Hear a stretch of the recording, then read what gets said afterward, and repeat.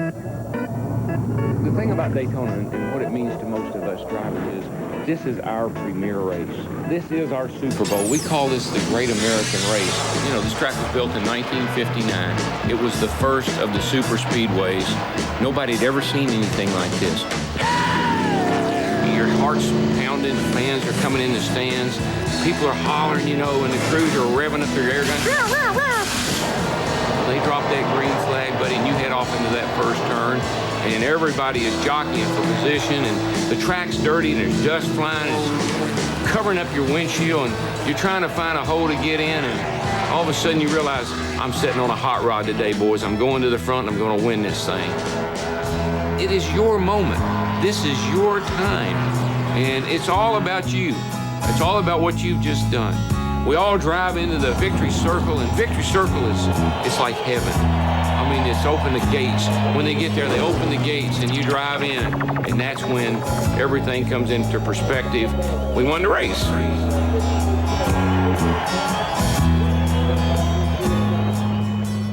The nation's outstanding race drivers will be after a rich $1,200 purse. In the middle of the last century, the legendary drivers of Daytona blazed a trail along this Florida beach. They raced for the love of a roaring engine and for the thrill of every sandy turn. But as these burly V8s raced on, the storied sand would soon be replaced by the grandest super speedway in the land. Here in the birthplace of speed, the moments have been many, and the images awesome. Oh, I won the Daytona 500! I won the Daytona 500! Hey, there's a fight between Dale Jarrett and Donnie Allison.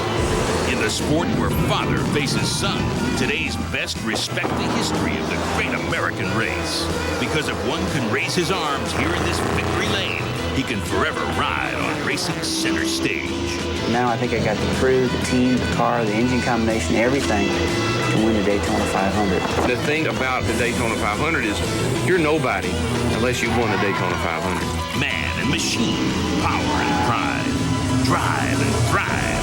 Jarrett, Gordon, Burton, and of course, the Intimidator. Fox and NASCAR fly together right into the future as the world's fastest sport has arrived right here on the one and only Fox Sports.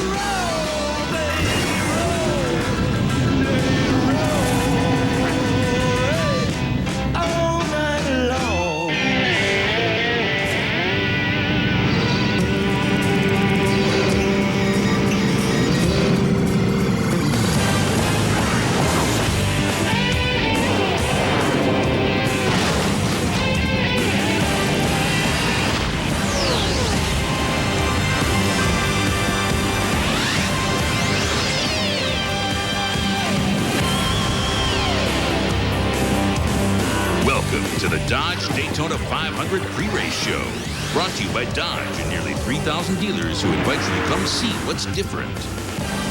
And welcome to Daytona, one of the truly special places in sports, and these are the faces of some of the men who will decide the Great American Race, almost turning into superheroes when they step into their cars. The drivers' meeting moments ago, going over the rules, race procedure for the running of the Great American Race. A look at Jeff Gordon, two-time winner of the Daytona 500, blew an engine on Saturday. Will he be able to bounce back? History, speed, excitement, it's all here for NASCAR's biggest race. We're expecting one of the biggest crowds ever. Nearly 250,000 people packing this legendary speedway. And the pressure building, the track electric. In the end, we'll have one champion, one driver who will make his way through 42 other cars and 500 miles of track to decide who will win the Daytona 500.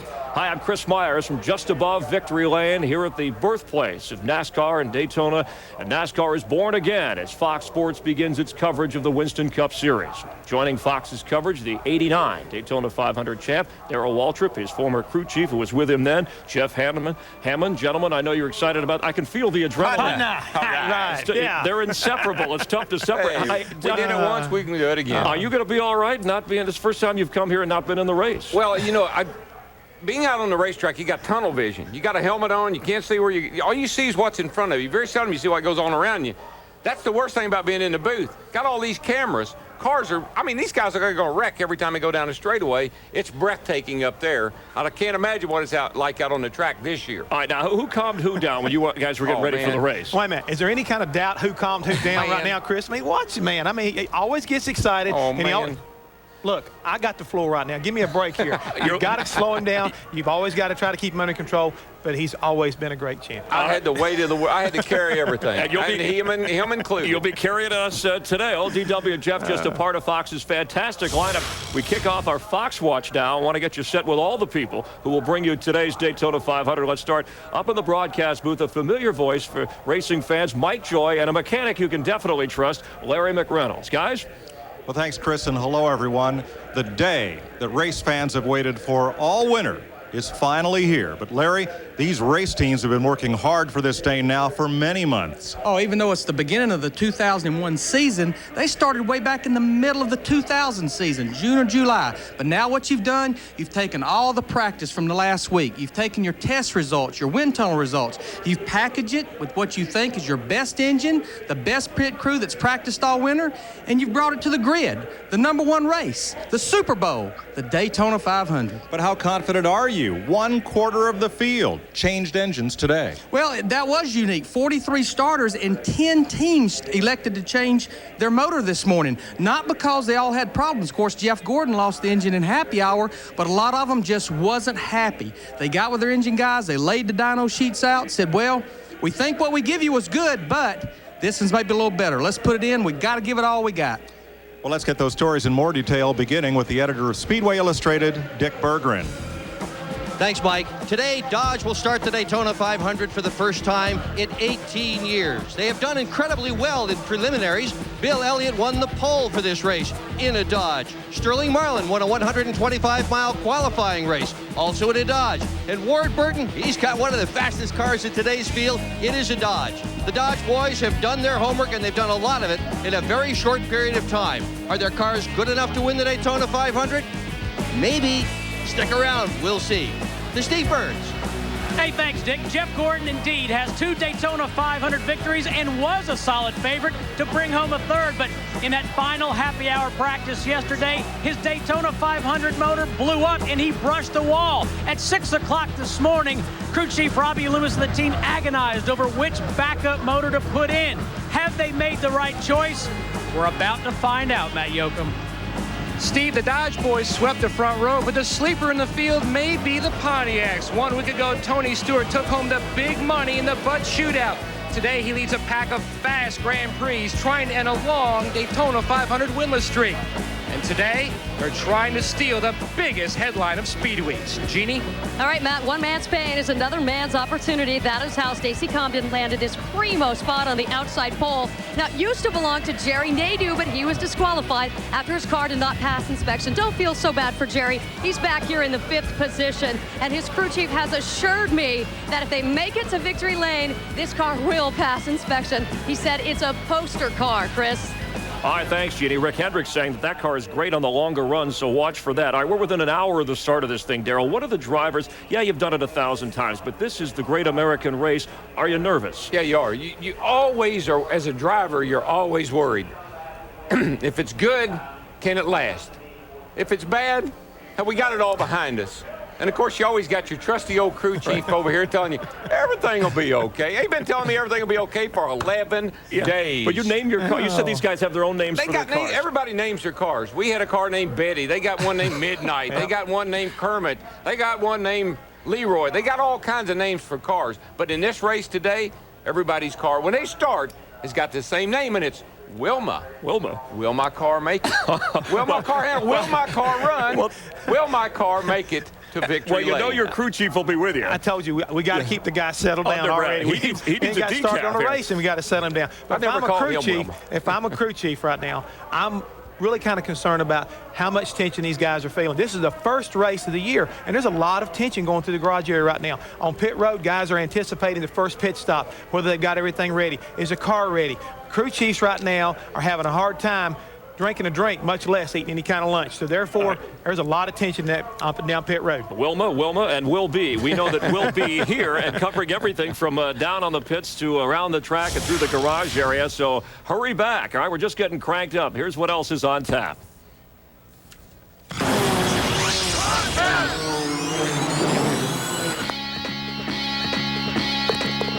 Hi, I'm Dale Jarrett. Coming up on the one and only NASCAR on Fox. Last year's 500 champ, Dale Jarrett, is looking for Daytona win number 4. But there's much more to Dale than just racing cars. Jeannie Zelasco raps with DJ about life on and off the track. And just like Fox, Joe Gibbs conquered football, then decided to give NASCAR a shot. Now he's got one of the most successful teams on the Winston Cup circuit with Tony Stewart and last year's champ, Bobby Labonte. Our Jeff Hammond talks with Joe. Then, ever wish you could take a ride around the track at Daytona? Well, so did Fox's Terry Bradshaw. He hooked up with none other than Dale Earnhardt. The 7-time Winston Cup champ takes our Super Bowl champ on the ride of his life. Hang on, because it's all coming up, coming at you on this one and only NASCAR on Fox pre-race show. The number 9 Dodge is sitting on the pole at Daytona today.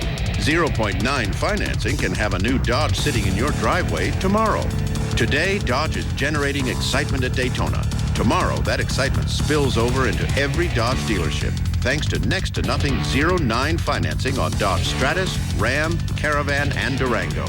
Dodge is back at Daytona, and your Dodge dealers are behind this thing all the way. I'll tell you what, on race day, you better get it right. You want a hands-on boss. Yeah. He Terry Labonte. Terry Labonte. Check the transmission and the drive shaft. He's involved in every detail. Right. Absolutely. Hey, if that makes me a perfectionist, 1 more pound. So what? There's a fingerprint on the windshield. Got it. Hey, I'm here to win. Blue. The nose needs to be bluer.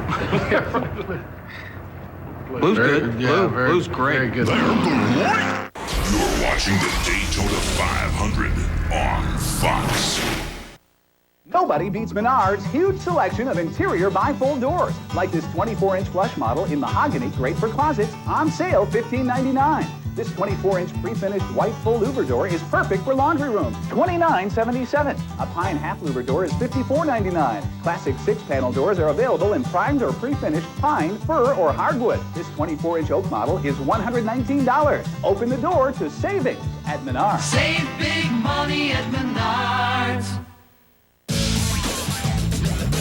While our engineers sharpen the capabilities of the Jimmy by giving it a full-length steel frame and a Vortec engine, our accountants sharpen their pencils. Visit your local GMC Chicagoland dealer and get as low as 0% APR financing on a 2001 Jimmy 4-door 4-wheel drive SLE. Hurry in during GMC Jimmy Days before the best selection gets erased.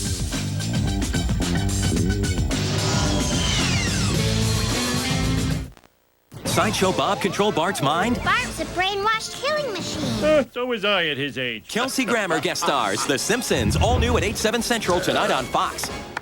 Weeknights, it's totally NASCAR, your exclusive all-access garage pass. A full 30 minutes of NASCAR news and highlights. Weeknights at 6 on Fox Sports Net. Come around at 2 laps to go and say, I'm out of fuel. I'm out of... The pressure gauge starts jumping up and down, up and down. I'm out of fuel. I'm out of fuel. No, wait. No, it's coming back. It's okay. All right, I'm okay. But I get to the 4th turn, and I can see the start-finish line, and I start crying like a big old baby. I'm going to win the Daytona 500. We won the race. It was incredible. I mean, it was so much drama. The whole week. And that was my 17th try. I'd never won it before. I'd come really close. But that whole week was just drama after drama. And then to win it that way, it was just so exciting. I won the Daytona 500. I won the Daytona 500. And we're back on Fox. Every time you see that, I never get tired of watching that. I never get tired. That's what you live for. That's what every driver here lives for. To drive into the victory circle here at the Daytona Speedway, it's one of the most emotional wins you'll ever have. You beat everybody when they're at their best. Right. And it's such relief It's such relief to win a race so big. I think Jeff he can allude to that. Plus, it only paid $175,000 then, and now it's over $1 million, right. $1.3 million. Basically, chump change today by the standards. But it's a memory that's worth a lot. Oh, it is priceless. You know, back in 1989, when Darrell won the Super Bowl of racing, Joe Gibbs was winning Super Bowls as well. Gibbs' Redskins won 3 championships under his watch. Following the '92 season, he decided on a new challenge, and that led him to NASCAR. His new chore, to create a team that would be the best at his new sport. Last year, that chore was completed as his racing team won the Winston Cup Championship. Now, a new task: can Joe Gibbs' racing team win back-to-back Winston Cup championships? We sent Jeff Hammond to North Carolina to find out. I think that championship was a true testimony to the 20 car, the 18 car working together, to everybody in this building working together. It took 9 years for us to win one championship. That's 9 long, hard, butt-busting years. You've come into racing and brought a totally different philosophy to racing, which is a concept of team. We look at it as one race team. It's got two colors, 2 cars, 2 sponsors, but the key is having people who really cooperate, knowing that, hey, 2's better than 1. What made you decide you needed a teammate? Well, I mean, it was a few years ago when we were finishing, I think, 7th in points, and we were the first single-car team, and everybody in front of us was a multi-car team. So, it wasn't too hard to figure out that we need to make a change to that. Why Tony Stewart? It goes back to he's kind of new, and he'll try a few things that we might not have wanted to try because I haven't been around that long, but I've been around long enough to know that I might not want to try something. And they would go try it, and if it worked, then we might go try it. We have no secrets. We tell each other everything. With the series being so secretive and all the teams kind of keeping their own notes away from each other, it was really a positive thing for me to step into a situation where we were actually working together like that. Somewhere in there's going to be a tendency for either the 2 crew chiefs not to get along, the 2 drivers aren't going to get along, the crew members aren't going to get along. They're going to start arguing over who got the best motor, why didn't we get... And I think the key there, again, is people. Joe's won Super Bowls and won a Winston Cup championship because of his leadership and because of the way he does things at the race shop. And, not sharing that information would destroy the race team the way it's set up right now. When you left football, one of the reasons you said you were going to make a change in your career was to be able to spend more time with your family. Now you've got your family not only working for you, but you also got one of your sons driving for you. Well, that part of it, I'd have to say, scares me. Last year we saw a huge wreck down there with Jeff and everything, and that kind of stuff scares me and Pat. I think there's one thing to see Bobby and Tony go around through there, and then you see your own sons drive race cars. I think it puts it back on a personal basis. Certainly you have a real, it brings it home.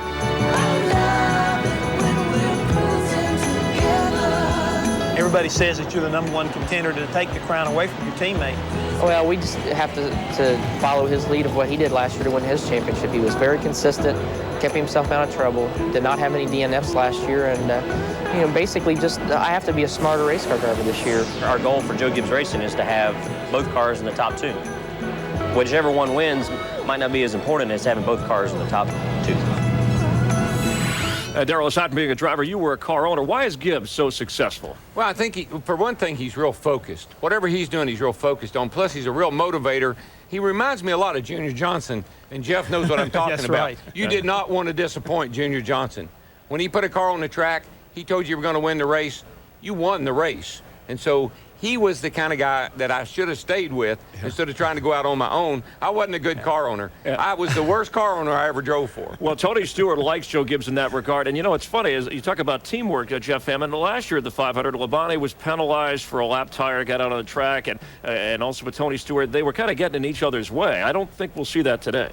Well, Chris, that was a year ago. Today, I think you see these 2 guys like a fine matched pair of horses pulling a wagon, and they're pulling a Gibbs wagon. They're working together, and I'm telling you right now, after interviewing Joe Gibbs, made me want to come out of the booth and go back to work on race cars. Why do you always get all those road? He's got horses. Yeah, he's got all this. He's a good man to work for, I can tell you that right now. All right, and we're going to thank, Darrell's got to go back up in the broadcast booth. Yeah, I don't want to miss the race. I'm stuck down here arguing with him. Wait a minute. Hey, look. come on back next time when you can't stay so long. Hey, Daryl, this is for you. Just good luck getting through the infield. Thank you, man. There you go. Thank you, man. All right, we look forward to his insight and his explaining. Lock and load, buddy. Lock and load. Or as he says, feel like air now. All right. One thing I found out, all kings, you ever play cards? All kings don't have mustaches. We'll figure it out. Coming up, NASCAR's version of Dick Clark. Ken Squire will join us. We'll have more from the pits. Dale Earnhardt getting ready to go. Less than an hour until the Daytona 500. They're lining up, the drama building, the tension thickening here. And a number of drivers saying this will be the best Daytona 500 ever. We'll find out in just a little bit. This is Brett. What are you doing? What are you doing? Just watching the market recap, drinking an import. That is correct. That is correct. What are you doing? What are you doing? Hey, Brett, who's that? Hey, Chad, pick up the cordless. Chad here. What are you doing? What are you doing? What are you doing?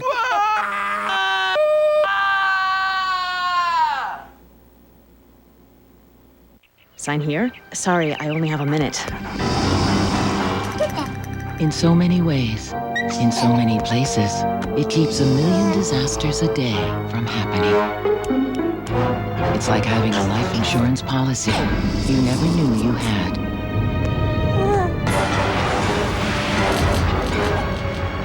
Gotta go. It's plastics. There's my good girl. Plastics make it possible.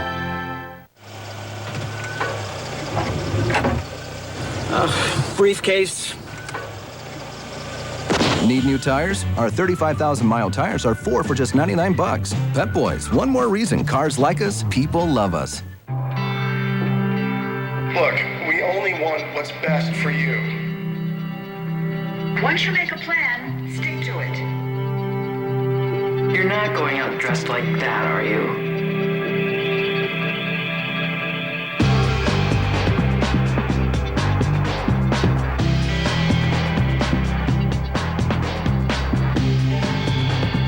Now get low 0.9 financing on the all-new Dodge Stratus. KFC's new spicy barbecue wingy. Little honey make my tummy singy. Then smoked jalapeno and a long, slow stingy. 20 for $6.99, 8 for $2.99. But not for long. Where's Max? Prepare yourself for a journey beyond imagination. Dark Angel, all new Fox Tuesday. The Dodge Daytona 500 pre-race show on Fox is brought to you by Dodge and nearly 3,000 dealers who invite you to come see what's different. By Kellogg's, the official breakfast food of NASCAR. By Pep Boys, cars like us, people love us. And by Budweiser, with the crisp, clean, refreshing taste you'll find in no other beer. This Bud's for you. We're back live in Daytona, closing in on the Daytona 500, and you see the cars. They're lined up on pit road, ready to go. Welcome back to our studio just above Victory Lane. We just met Bobby Labonte and last year's Winston Cup championship team. Today begins another journey. Who will start the season in first place? That question will be answered in just about 5 hours, but it's all said and done here. But right now, the man out in front, the pole sitter in a Dodge, Bill Elliott. He's with our Dick Bergman. Dick? Well, Bill Elliott has won the pole for the Daytona 500 for the 4th time in his career, but winning the pole for this race is a matter of one car on the racetrack at a time. When they drop the green flag, you're going to be in a big crowd. Is this Dodge good enough to run in traffic, get you another Daytona 500 win? Well, I'd certainly like to hope so. You know, Ray and all the guys have done an excellent job with this Dodge Intrepid, and we'll just see what happens. I mean, we got 42 guys chasing us in the mirror, and it's going to be one wild day for a lot of people to see. Well, a lot of the guys in the garage say he's got the car to beat. We'll see. To Steve Burns. And thanks, Dick. Jeff Gordon receiving good luck from Donald Trump. Jeff, can we talk to you real quick? Yeah, it was a very nice one. Thank you. Glad to have you here. Jeff, 6 o'clock this morning, your team was working on the car. Are you confident that everything is the way it should be? Oh, yeah, I feel great. I mean, you know, we've got the best engine shop there is, and, you know, we recognized the problem and, you know, fixed it. And we got a really strong backup motor in there, and there's no doubt in my mind this DuPont Chevrolet team can get that thing ready to go and get it out there in championship and winning form. Best of luck. Let's go to Matt Yoakum. 1 year ago, Steve, Dale Earnhardt less than confident with the current rules package to win his second Daytona 500, but he won the last plate race of 2000, and Dale looking very strong during Speed Weeks. Can you win your second 500 today? Well, we got a good shot at it, got a good race car. Wasn't really excited about the car yesterday afternoon, the last practice, but the car, it come around. I think it's going to be okay. We got a good engine in it, but a little wind today, a little exciting. I think it's going to be some exciting racing. Going to see something you probably hadn't never seen on Fox. The 7-time champ rolls off 7th today. Jeannie? Well, Matt, Adam Petty was the main reason Petty Enterprises switched to Dodge for the 2001 season. They were looking towards the future for the fourth-generation driver, a future that was tragically altered when he was killed May 12th of 2000 at the New Hampshire International Speedway. And so Dad, Kyle, has taken over the mission. And can you just share with us how important this is and how special this is to be in the Daytona 500 in the 45 car? Yeah, you know, this is like... for us, you know, when we went with Sprint and we started our program last year with Adam, then our whole goal was to bring that team, to bring Chris Huzzy and that whole group to Winston Cup with Adam. And it didn't pan out like we wanted to, obviously, but, you know, it's incredibly emotional to be here. It was incredibly emotional to roll through the gate down here with the 45 Sprint car without Adam here. And it's been pretty emotional all week long. A couple of autograph sessions, I've kind of broke down a little bit, I will have to admit, and it'll be emotional when the race starts. In church, it was a little emotional this morning, but, you know, I wish he was here, but it's just not. Thoughts and prayers with you, and keep in mind the good vibe that the last time you were at this track was in an ARCA race in '79. Last time you were in a Dodge, and you won. Chris? All right, thank you, Jeannie. And Kyle, we welcome in Ken Squire, the Dean of NASCAR. And regardless of what Kyle Petty does in today's race, Ken, I mean, this is already an accomplishment for him and his team. Oh, it is. And, of course, the name Petty is everything as far as the Daytona 500 is concerned. They set the bar for competition. They've won this race 9 times. But they've set the standard for fan appreciation. Over the years, that family name, Petty, has come to mean so much. Consider that there's 250,000 people that have gathered around this 2.5-mile track. And right now, in the hearts of the majority of those folks, that Petty that will start his 20th 500 from 28th position is a favorite. All right, and those people will see Dodge. There are 10 Dodge cars in this race, Jeff Hammond, and we know they're on the pole. We know they won a 125, but what about the long haul of the Daytona 500? Will that engine stand up? Well, Chris, I think so. What I have worried about all the time is whether or not the engines will last in these Dodges, but after 11 days, believe it or not, I haven't heard of one guy complain about having engine problems with the Dodge. So therefore, they may have their game face on. And, I mean, they have been kicking everybody all week long. So I don't think it's going to be a problem here. I think they're going to be a force to reckon with. You could have said booty, but game Can I say that on TV? Yeah, you can, Jeff. Okay. You're out of the... He's kicking booty. I'm telling you right now, them guys are going to be tough. Dodge is kicking booty. Game plate. He was thinking of restrictor plate. We can't get him away from the crew chief thing. By the way, weather conditions are perfect, too. The anticipation, the drama, the pressure building here as we get closer to NASCAR's greatest race, the Daytona 500, coming up here on Fox. We're going to go behind the scenes with one of NASCAR's greatest drivers, the defending champ of the Daytona 500, one of the real good guys in the good old boys Ford, Dale Jarrett. And then what happens when 2 good old boys get together for a drive? Terry Bradshaw, Dale Earnhardt give us plenty of laughs on their tour of this track at Daytona. If he were a football player and I were, say, a teammate, I would say, you know what, we're going to have a good game tomorrow. The number 9 Dodge is sitting on the pole at Daytona today. 0.9 financing can have a new Dodge sitting in your driveway tomorrow. Today, Dodge is generating excitement at Daytona. Tomorrow, that excitement spills over into every Dodge dealership, thanks to next to nothing 0.9 financing on Dodge Stratus, Ram, Caravan, and Durango. Dodge is back at Daytona, and your Dodge dealers are behind this thing all the way. Every business can use extra help now and then. The real challenge is finding workers you can trust to do the job. With Labor Ready, you get the kind of help you need when you need it, even an hour before. Today alone, Labor Ready placed thousands of workers in hundreds of industries, from construction to catering. You can find good help these days. Labor Ready. Dependable temporary labor.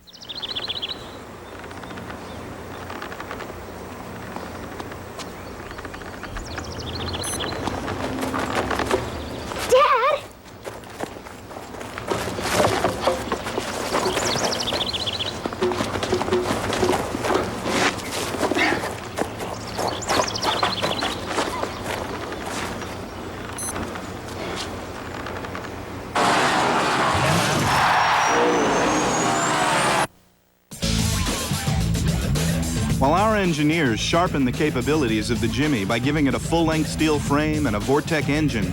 Our accountants sharpened their pencils. Visit your local GMC Chicagoland dealer and get as low as 0% APR financing on a 2001 Jimmy 4-door 4-wheel drive SLE. Hurry in during GMC Jimmy Days before the best selection gets erased.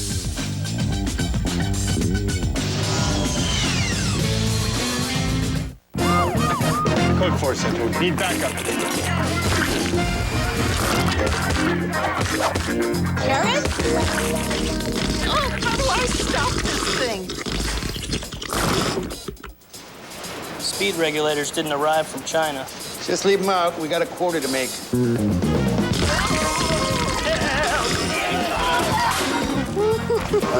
Need to get the right parts at the right time from around the world? This is a job for FedEx. Julia and Brad talk to Bill Zwecker. Monday morning at 7. The Petties have seen incredible triumphs and heart-wrenching tragedies. The Petties Beyond the Glory, tonight at 8 on Fox Sports Net. Welcome back live at Daytona, where Rusty Wallace and Tony Stewart are getting ready to run. Former Rookies of the Year. Rusty, his favorite driver all time, Bobby Allison, and Tony Stewart is a fan of the Colts and the Redskins, but their focus is on the Daytona 500 today.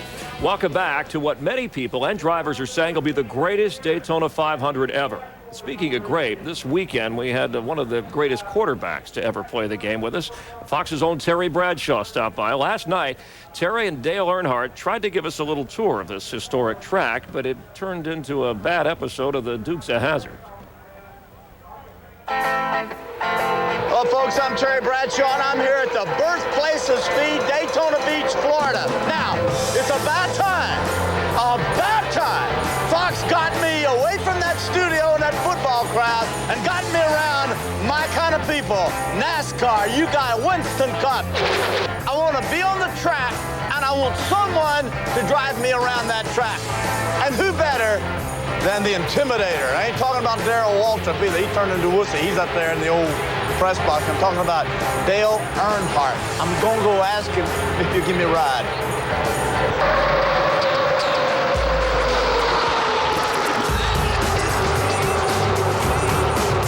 Hey, you know, got all this stuff. Sure hope Dale lets me drive. I don't think he will.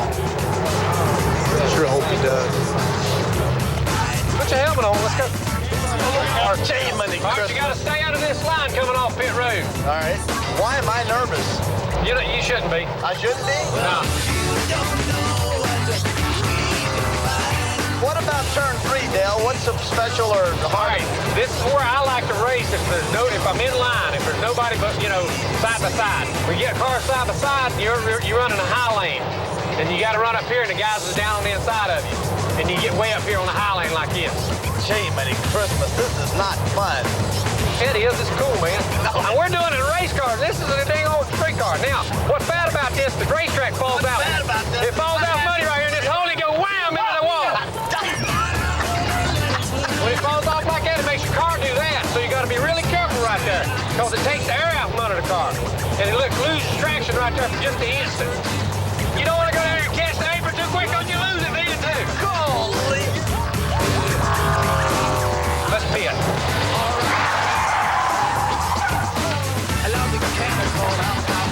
Let's jump out like you won. Jump out like you won. Hey, we won! Come on, get out! Get on the car, we won! Yay!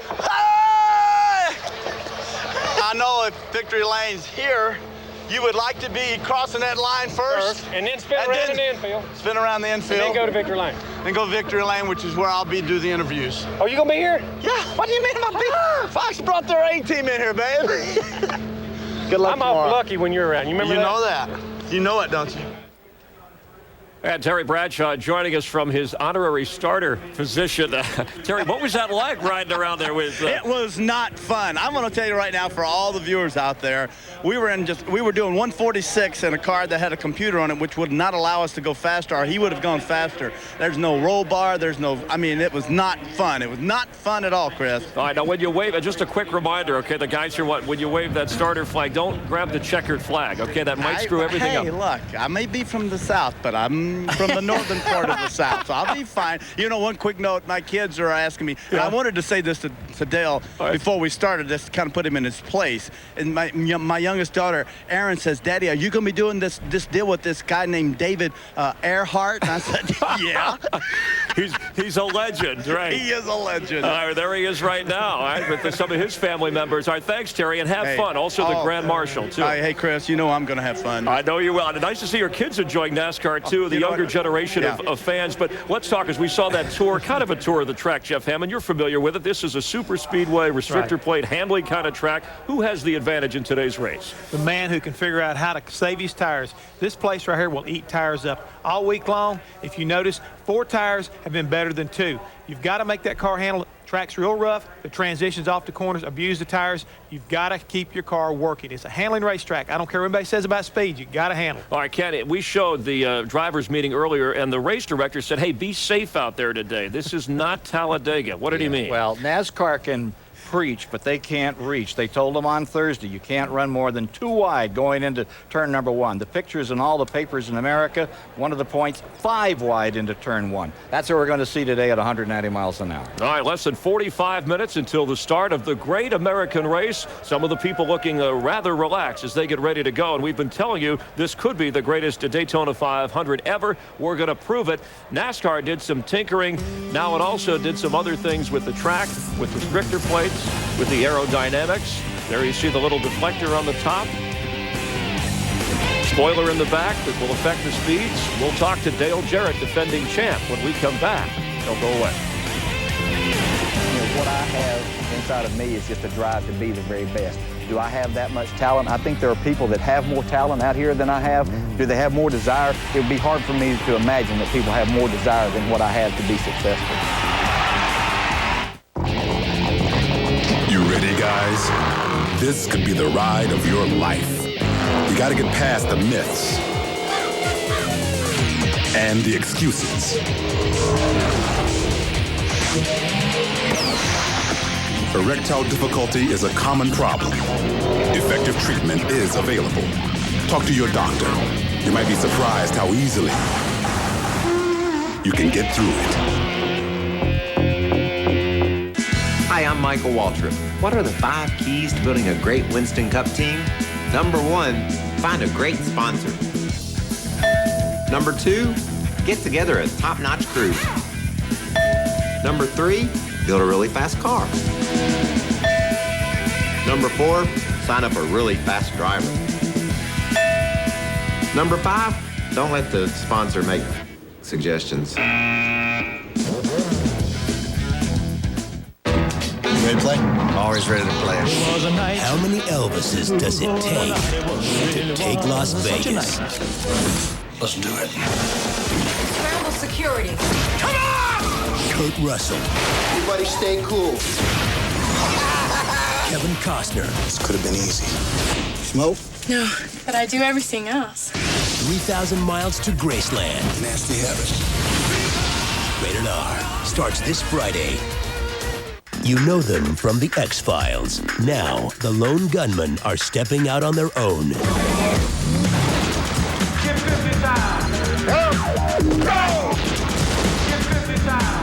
Full body cavity search. Their missions aren't impossible. Ow! Damn! They just make them look that way. I gotta say, so far this job sucks. The Lone Gunman, coming this March to Fox. The action, the heart, the soul of NASCAR, every day. Only at NASCAR.com. America Online keyword, NASCAR. Race day wraps up with NASCAR Victory Lane. A full recap of all the day's action. Tonight at 9, Fox Sports Net. Welcome back to the Dodge Daytona 500 pre-race show. Welcome back live to Daytona. You got to look at Dodge City across the street from the Speedway. Dodge back in a big way. After being out of racing for 17 years this year, Dodge has the pole sitter, Bill Elliott, who we've heard from, and the top 3 spots in today's Daytona 500. Elliott driving a Dodge Intrepid. The word Intrepid means fearless, and that's exactly the type of race we expect today.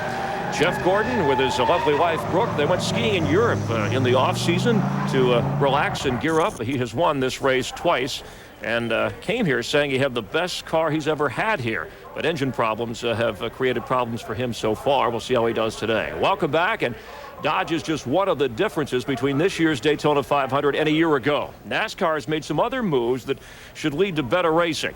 Let's take a look. In fact, this week, if it's any indication of what we've seen so far, we're going to have a great race today. Look at the numbers. The Budweiser Shootout saw 4 lead changes last year. This year, there were 19. That was won by Tony Stewart. The same trend continuing in the twin 125s. Last year, just 1. This year, 21. So why has all this happened? How has it happened? Earlier, we sent Jeff Hammond down to the garage to show you the difference between then and now. A year ago, the Daytona 500 was somewhat of a sleeper. Should be now and then. Let's see what races were basically very boring. This year, NASCAR came with some new changes to try to get the race back in racing. Some of those changes are, a year ago, 45-degree spoilers. This year, 70-degree, 1-inch gurney lips. What are they trying to do? They're trying to put some drag back in these cars so they can turn around and open the plates back up so the drivers can have more throttle response, more horsepower to the engine. By doing so, they also had to add this year's deflector strip across the front of the roof. A year ago, that deflector strip wasn't here. They also came with bigger restrictor plates. Bigger restrictor plate, more horsepower for the driver, better throttle response. Cars can pull up and pass. Last but not least, the front air dam raised up 1/2 inch a year ago. Again, try to add some drag so they can also open the restrictor plates up and put horsepower back in the engines. Today, the Daytona 500 is probably going to be one of the most exciting races we've seen in years. Cars can now pull up and pass at will, sometimes 2 and 3 times before they get back to the start-finish line. Today on Fox, you're going to see one whale of a race. All right, Jeff is back up with us. I think we're going to have more passes today than at a singles bar. But what kind of line is that? I don't know. That's real tacky. Does that favor any one driver in particular? Who are the great passers in this race? Well, obviously, first and foremost is Earnhardt. I mean, the man comes down here, he looks like he can see air no matter where he goes. He gets the job done. But also, let's don't forget Bill Elliott. And there's some young guys, Stewart, and even Little Lee, Dale Earnhardt Jr. back there, who's been learning a good lesson from his daddy. He's going to be tough also. And, Ken, this is what NASCAR wanted. They wanted this kind of wide-open race. Well, and that's the kind of racing you always get with NASCAR. Remember, these guys have all grown up on the bullpens and the half-mile tracks. And on those bull yards, they've learned to drive in traffic. Doesn't matter if it's a rookie like the midget champion Jason Leffler or Dale Earnhardt. Sooner or later, they're going to get caught here under a pit stop, go to the back of the field, and then they're going to come out wide open and half turned over. All right, we got to take a break. Ford finished 1 through 5 last year. Dale Jarrett part of that. Coming up, we're going to meet the man who has won this race more than any other current driver. His name is Dale Jarrett. With just about 30 minutes from the green flag here, he's looking to become just the 3rd driver to win 4 Daytona 500s. Back with his story right after this. You're watching Fox. I'll tell you what, on race day, you better get it right. You want a hands-on boss. Yeah. He Terry Labonte. Terry Labonte. Check the transmission and the drive shaft. He's involved in every detail. Right. Absolutely. Hey, if that makes me a perfectionist, 1 more pound. So what? There's a fingerprint on the windshield. Got it. Hey, I'm here to win. Blue. The nose needs to be bluer. Blue's good. Yeah, Blue's great. Very good. Check this out. Bob here needs a car. Whoa. How about a pickup? A black one. With a place for my bike. Autotrader.com. Over 1.5 million used cars, make it the biggest, best used car site on the planet. Need a loan? Oh, yeah. Autotrader.com. Your car is waiting.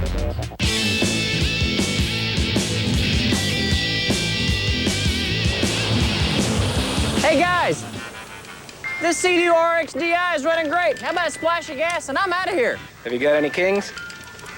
Go fish. Hey, are you still mad because we didn't let you drive? Come on, Jimmy, it's my turn to drive. I see you drive. Right on the back, right on the back. It's my turn to drive. That's where you belong, on the back. I want to drive the boat. Play the Pep Boys 80th anniversary instant win game and win $80? No, $800. No, what the heck? $80,000. One of over 50,000 instant prizes at Pep Boys. Pick up your game piece today. Who is the father of Scully's baby? I wouldn't want this to come between us. Is it a miracle or a terrifying mystery? There's something I haven't told you. I don't believe this. The X-Files. David Duchovny returns in an all-new episode tonight.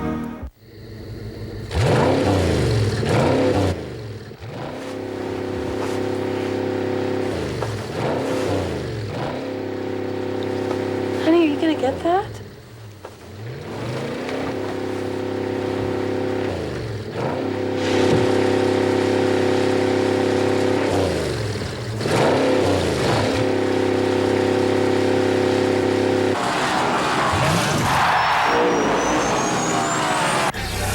Petties have seen incredible triumphs and heart-wrenching tragedies. The Petties Beyond the Glory, tonight at 8 on Fox Sports Net. We're back live in Daytona. That's Bobby Labonte, Winston Cup champion from last year, who will start 37th today with his son by his side. Bobby, a big Jimmy Buffett fan. That would make him a parrot head, not a Todd parrot head, just a parrot head. We'll keep an eye on him today. Welcome back to Fox's pre-race coverage of the Daytona 500. Dale Jarrett, along with Bobby Allison, Cale Yarborough, and Richard Petty are the only drivers to win 3 Daytona 500s. A win today would put Jarrett with Petty and Yarborough as the only men to win it 4 times. But there's a lot more to Dale Jarrett than just racing. Jeannie Zelasco joins us now with his story. Jeannie? Well, Chris, and as drivers go, Dale Jarrett is actually a late bloomer. He didn't get his first Winston Cup ride till he was 27 years old. Boy, has he made up for some lost time. Not too bad for a former high school football star, basketball star, baseball star, and oh yeah, scratch golfer, who decided to give this racing thing a go.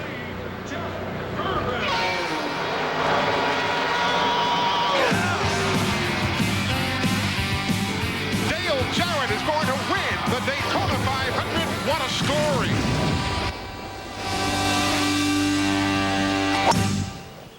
You know, I don't know, is it just me or is this completely different from what you do with your normal day job? I think that's why I like it. It gets away totally from what I do in one respect, because it is quiet. I can get away from everything. But then again, it still fuels that.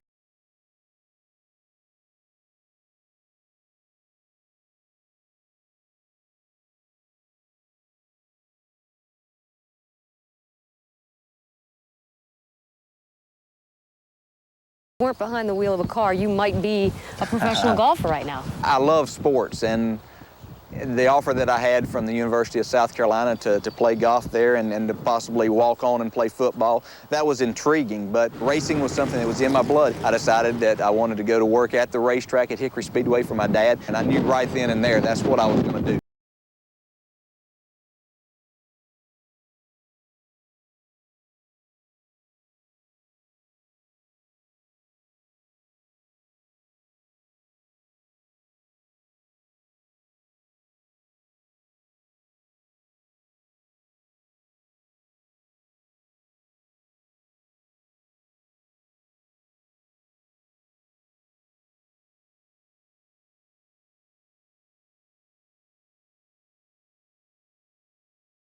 Hard as it was to come by, it was easier than that putt. You know who I'm pulling for is Dale Jarrett. Bring her to the inside, Dale. Don't let him get down there.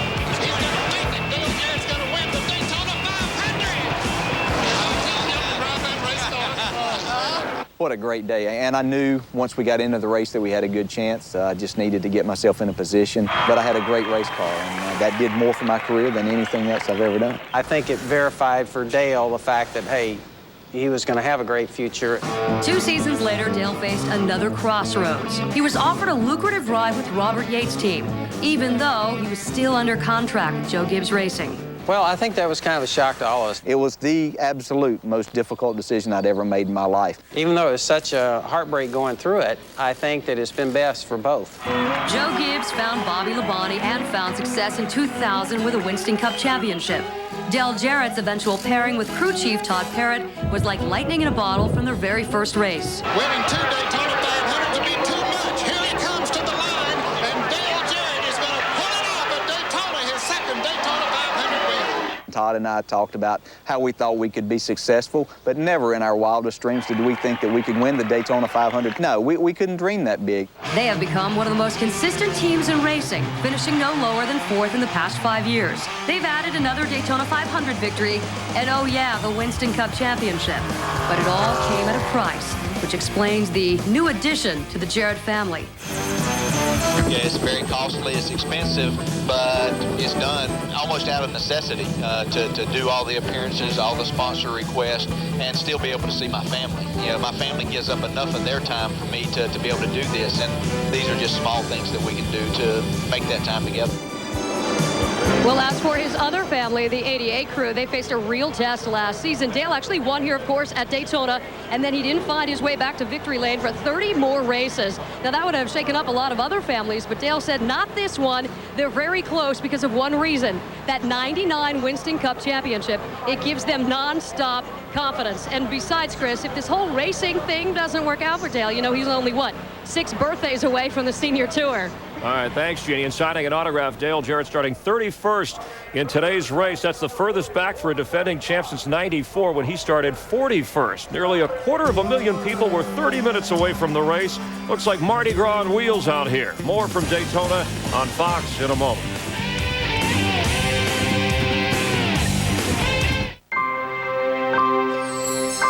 People tell us how they treasure the safety it offers, how they value its versatility, even how they enjoy it as a destination in itself. They tell us, in short, it's the best minivan ever, the all-new Dodge Grand Caravan, from the people who invented the minivan. Now get low 0.9 financing on an all-new Dodge Caravan. Kevin, I'm going out. Remember, when the guy comes to fix the dryer, tell him it doesn't dry. If your mother calls, find out what flight she's on, otherwise we won't know where to meet her.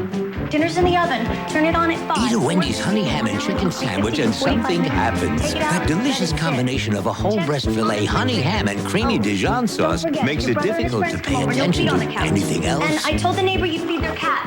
If you have a minute, honey, the back door's stuck open. Come in. Wendy's honey ham and chicken. Lunch, anyone?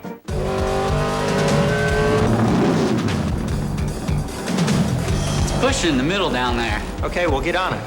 John Andretti appreciates the surgical precision of the technicians who keep his car running on the track and on the street. And he knows that the pros who work on family cars demand quality auto parts from CarQuest. How is everything, John? Car's great, but my back hurts.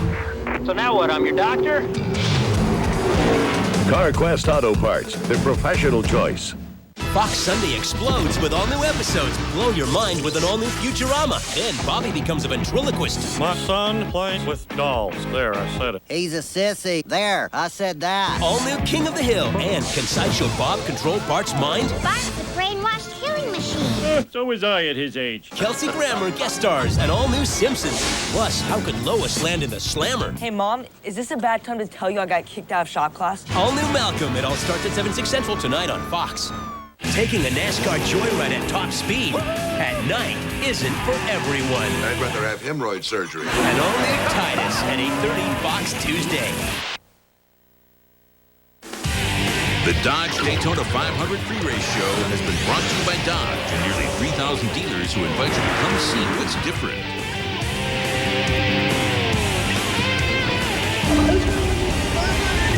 One button, that's right. Woo!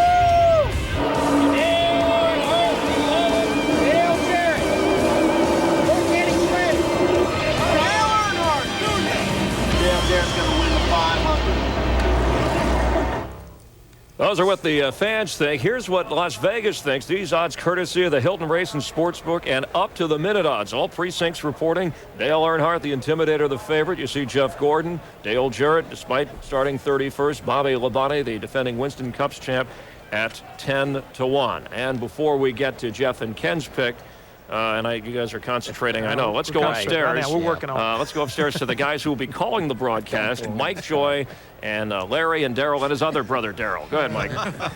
Well, last Sunday, Tony Stewart could move his car anywhere he wanted it.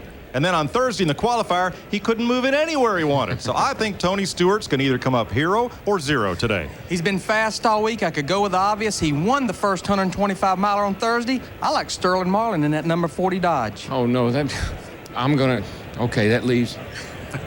I'll take Dale. Dale. Oh, great. There's 3 of them in the race. Dick Berggren?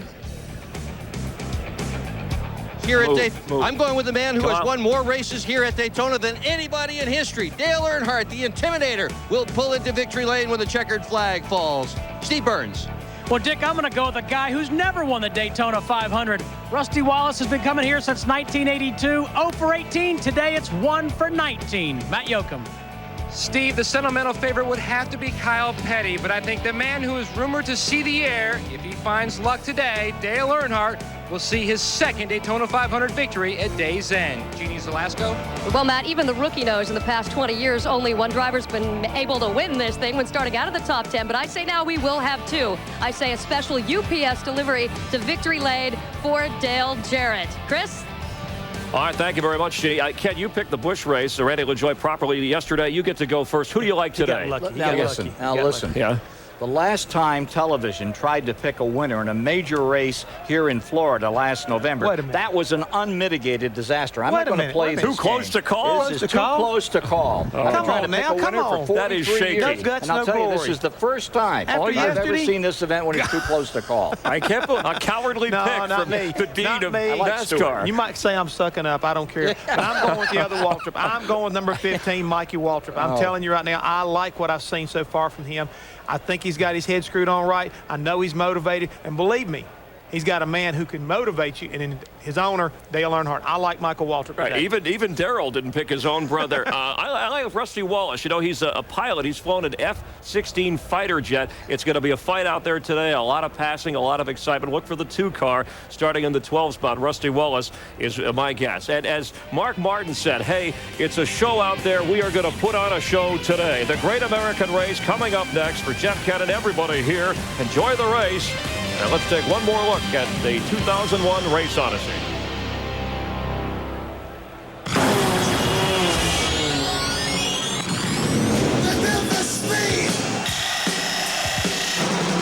Down here in Florida, baby, we're set for another very close race. I hereby declare. Please, not that again. Anyway, it's deja vu all over again with another Florida race to the finish. And this time, no one will be disenfranchised. Can the Intimidator Dale Earnhardt bump his way toward another Winston Cup championship?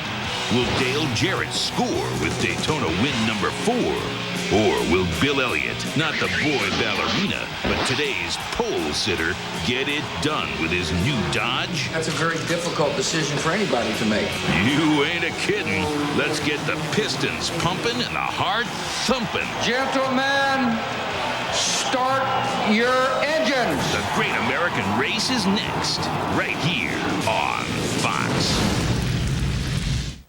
16 ordinary people will come face-to-face with 4 real-life drill instructors. Get off my foot! In an outrageous competition that only one will survive.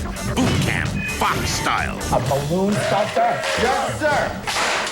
Get out of my face! They said they'd do anything to win a huge cash prize, but they had no idea what they signed up for. Save the drama for your mama and push. Boot camp, a new series coming in March to Fox. Viewer discretion advised. Nobody said smile.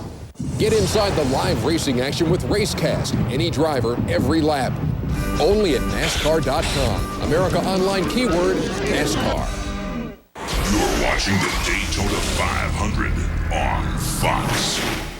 Store away big savings on Rubbermaid storage containers at Menards. Save on a great selection like these 18-gallon rough totes on sale just $3.49. 28-gallon totes with a hinged lid are only $7.99. Stock up on Sylvania Decor light bulbs. Choose from clear or frosted in assorted styles and wattages.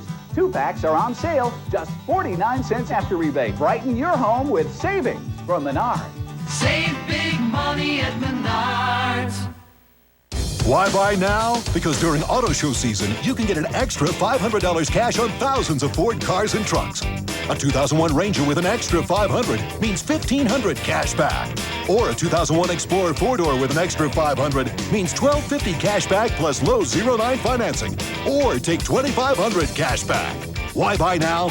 Because you can get 0.9 financing or $1,500 to $2,500 cash back. Only until February 28th and only at your local Ford store.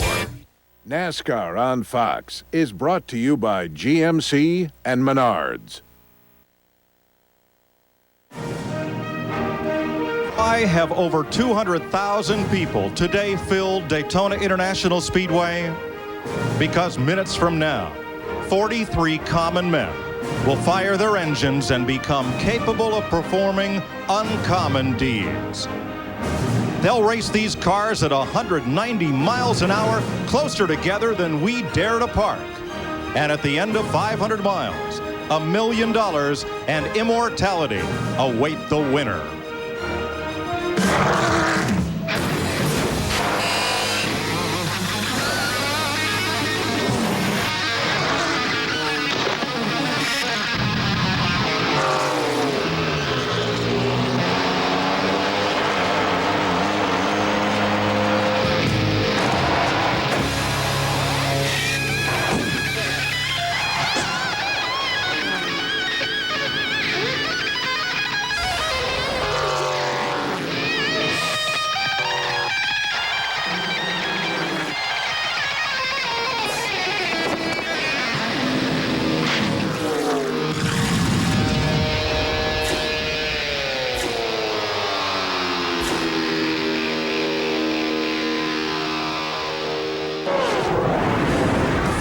Sports, your new home for NASCAR, presents the 43rd annual Daytona 500.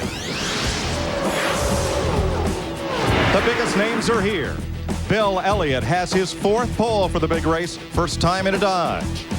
Dale Earnhardt's won everything to win in Speed Weeks, only once the 500. Jeff Gordon, 2-time winner of the Daytona 500. And Dale Jarrett, the 3-time and defending champion of the great race. But the biggest name in Daytona remains Petty.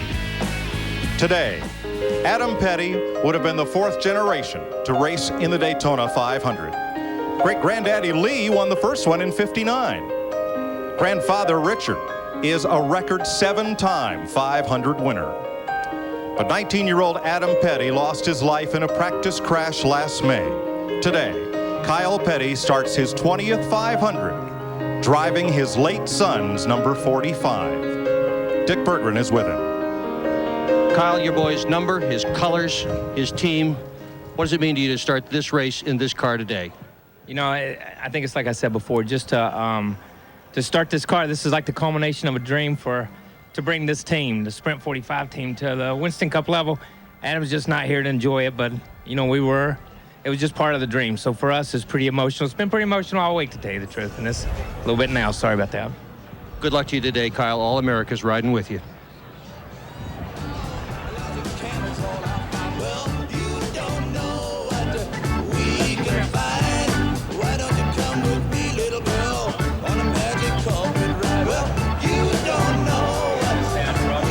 Let's go trackside for the opening ceremonies, beginning with the invocation.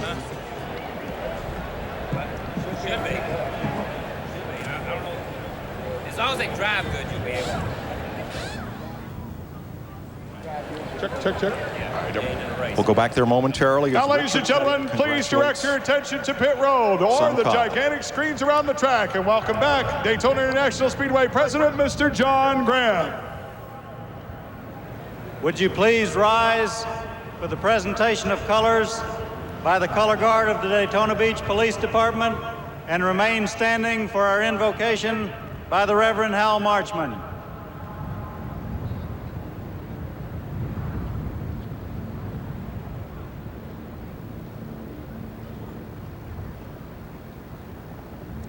Almighty God, we pause today with all of this excitement in this beautiful setting with all of the champions and with all of your people gathered here but we wanted to pause to give thanks that you are our God and we are your people, and may your blessings abide with us all this day. Shalom and amen.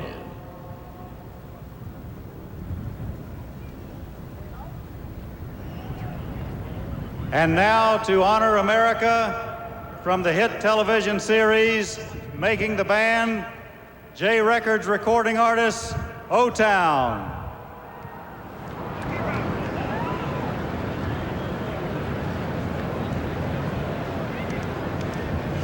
Oh, say, can you see by the dawn's early light what so proudly we hailed at the twilight's last gleaming, whose broad stripes and bright stars through the perilous fight o'er the ramparts we watched were so gallantly streaming, and the rockets' red glare, the bombs bursting in air, gave proof through the night that our flag was still there. Oh, say does that star-spangled banner yet wave o'er the land of the free and the home of the brave, brave, brave.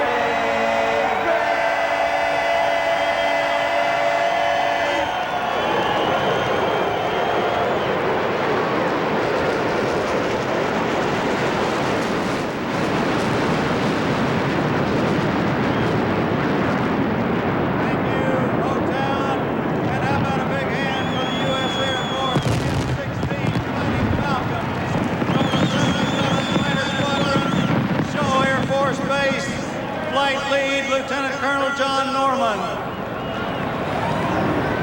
And now for the most famous words in motorsports, the Grand Marshal of the 43rd Daytona 500, Chairman and Chief Executive Officer of United Parcel Service, Jim Kelly. On behalf of the 350,000 UPS employees around the world, gentlemen, start your engines!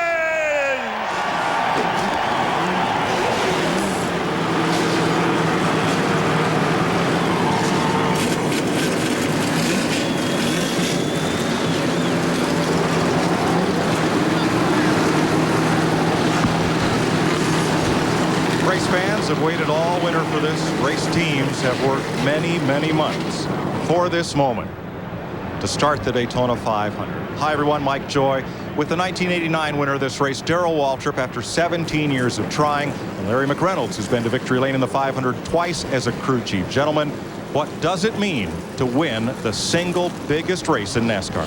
Well, as a little boy, I heard about Daytona. And as a young race driver, I dreamed about racing at Daytona. And then I dreamed about winning at Daytona. It took a long time. Some dreams turn into nightmares, like some of these guys have had happen to them. But there's no greater feeling, no greater accomplishment than driving your car through those pearly gates into that holy ground. In 20 years, I was a part of winning 23 Winston Cup races, but none can even come close to going to victory lane here with Davey Allison in 1992 and Dale Earnhardt in 1998.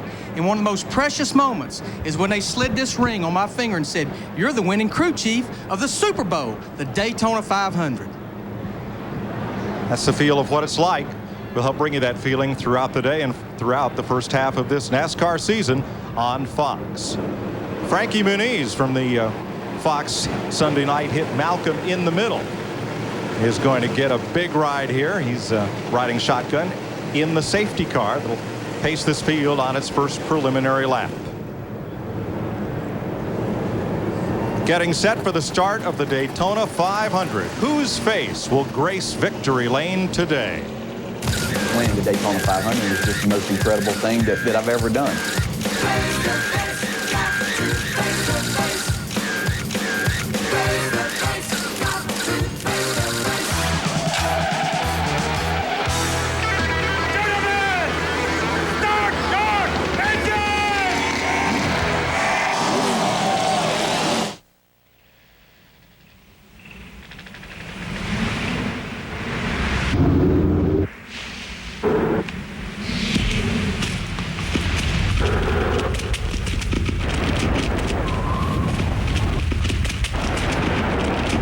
The new crop of vehicles from Dodge includes one really bad apple. Dodge, coming soon to a racetrack near you. Okay, sweetie, on your toes. Swing through the ball, through it. Eye on the ball, hon. We're working on the forehand. Okay, let's try backhand. We'll work backhand. Okay, you just need to connect with the ball. Let's stay in the game, sweetheart.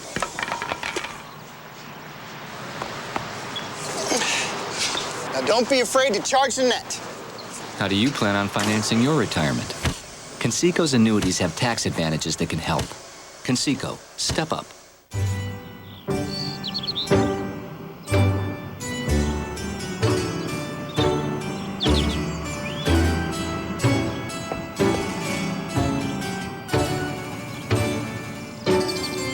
Hey, Dale, what's the four-letter word for farm wagon? Need a ride? Pick up specially marked Coke and you can win a ride with one of the Coke Racing family drivers. Plus, race tickets and passes to the Coca-Cola Racing Family Reunion. This is a bucket of water. And this is Goodyear's new and improved AquaTread 3. At highway speeds in a downpour, a set of AquaTread 3 tires pumps away over 6 gallons of water per second. That's over 360 gallons per mile. With its 80,000-mile tread life limited warranty. That's a lot of water. Think about it next time it's pouring buckets. New AquaTread 3. Only from Goodyear. Goodyear, Goodyear. Get inside the non-stop action on race weekend. Get inside the news and highlights. Get inside the teams, fans, and games.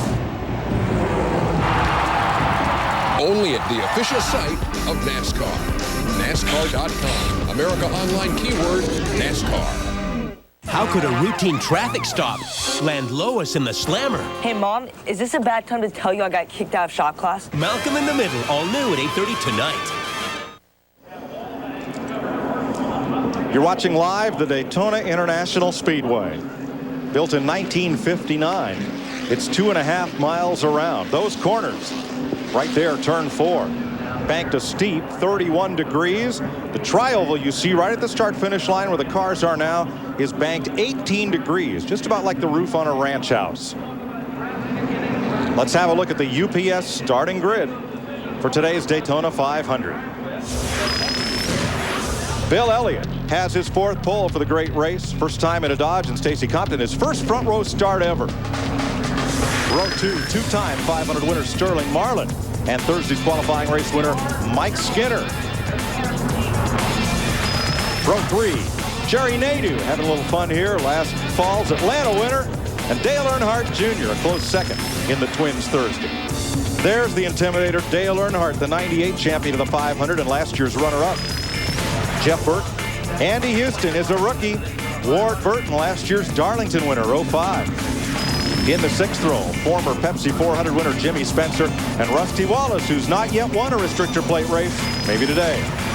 Row 7, Jeff Gordon, the 97 and 99 500 champ, and Ken Schrader, who has 7 top 10 finishes in this race. Jason Leffler makes his Winston Cup debut. He's out of USAC Midget Racing, and last year's Rookie of the Year, Matt Kenseth. Jeff Purvis in the big dance for the first time in 5 years, and Ricky Craven, who finished 3rd here in 97. Michael Waltrip, 5th in 1999, and Dave Blaney in his 2nd 500. Youngest driver in the field, Casey Atwood, age 20. And Mark Martin, third in 1995, his best finish. Kenny Wallace just picked up a sponsor this morning for that car. 6th start for the veteran. And Tony Stewart, who won 6 races last year.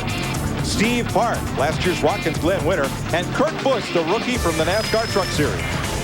Mike Wallace, the middle of the 3 racing brothers from St. Louis. And there's Kyle Petty carrying Son Adams colors. Row 15, Buckshot Jones racing for the Pettys. And Ricky Rudd finished 3rd way back in 81. Dale Jarrett is the defending champion of the 500. Joe Nemechek makes his 7th start in this race. Johnny Benson, who led last year until 5 laps to go. There he's still saying, what happened? Terry Labonte, the Iceman, 2-time Winston Cup champ. Bobby Hamilton, 11th Daytona 500 start. And John Andretti won here in July 97. There's the Winston Cup champ, Bobby Labonte, 2nd in 1998. Jeremy Mayfield ran 3rd in that year's race. Robert Presley makes his 8th 500 start. And from Virginia, Elliott Sadler, his 3rd 500. Robbie Gordon made his Winston Cup debut here in 1991. The open wheeler joins truck champ Ron Hornaday. Finally, Brett Bodine gets the last provisional start, the 13-year veteran from New York State. Today, 43 cars will try to complete the 200-lap, 500-mile distance. Posted awards, $11 million. They can go 45 to 55 laps on a tank of fuel. And let's go trackside to Steve Burns. Mike, Jeff Gordon blew his Daytona 500 motor in the final practice yesterday. This morning at 6 a.m., the team had to decide between one of 3 motors. They agonized over the decision. We're about to find out if they've made the right one. Let's go to Matt Yoakum. Steve, Dale Earnhardt is the most prolific restrictor plate driver in NASCAR history. 11 wins and only 52 plate starts. He's chasing his 2nd 500 victory, looking to bookend what's been a legendary Daytona career. He was 2nd in the Bud Shootout, 3rd in his 125. Today, chasing his 35th total victory here in Daytona. Jeannie Zelasco. Well, Matt, 31st may be the farthest back a defending champ has ever started, but for Dale Jarrett, that's just fine. For him, this is not the Daytona 500. This is the Daytona 100. He plans on making his move in those last 100 laps. He just told me he expects trouble out in front. He has no problem hanging back and waiting to make that move. Keeping a close watch on how the rookies progress. It's the coolest day of Speed Weeks, Larry. 68 degrees. Track temperature, though, 97 on the asphalt. That's definitely a key number right there because the sun's out, and the more the sun stays out, the hotter the track gets slicker and greasier, and these cars won't stick. Yeah, I noticed as I'm driving around here that my car's slipping around already. I got stickers on. I'm starting back here in the back, and I had to buff them up a little bit, but car feels pretty good. I got all my switches up, gauges look good. Water's up to 180 right now. Got about 80 pound of oil pressure. Getting ready to come to the line, guys. Let's all have a good day. What do you say? All right, Ron Hornaday has our Conseco cam. Dale Jarrett, the UPS cam, starting 31st. Ricky Rudd, our Texaco Haviland on board, starting 30th. Tony Stewart, the Home Depot cam, sits 24th on the grid. Mark Martin, our Viagra Pfizer cam from 22nd starting spot. Our Napa onboard camera rides with Michael Waltrip, going from 19th position. Our GM Goodrich cam from 7th place with Dale Earnhardt. And the Bud cam on board his son's car, Dale Earnhardt Jr., starts 6th. The Lowe's camera rides with Mike Skinner from 4th position and will ride with the pole sitter Bill Elliott in our Dodge onboard camera. Oh, man. Pace vehicle is in. The 43rd annual Daytona 500 is set to get underway.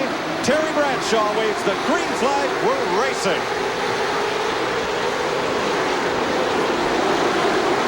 Boy, those 2 Dodges up front, Bill Elliott and Stacy Compton, got a well of a start, and these guys have not been comfortable with their cars, so I'm anxious to see if they can stay up there. Yeah, and they haven't been on the racetrack together either, so that's, that's something set up prior to the start of the day's race. What happened to that second row? It looked like Sterling Marlin did not come up through the gears quickly. Boy, when somebody in front of you doesn't go, it really backs the field up right on a start like that.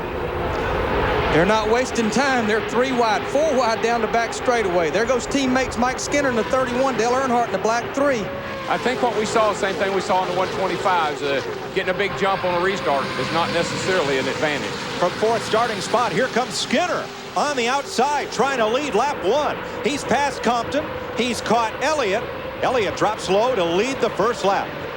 Sterling Marlin's right there, too, looking on the outside, and he's got Dale Jr. pushing him. I know Bill's intentions are to try to stay up front if he can. That's what his plan was. I talked to him earlier, and he said, if I can hold this thing out front, that's what I want to do. Boy, Earnhardt's back in the sucker hole early. Sterling Marlin on the outside for the lead.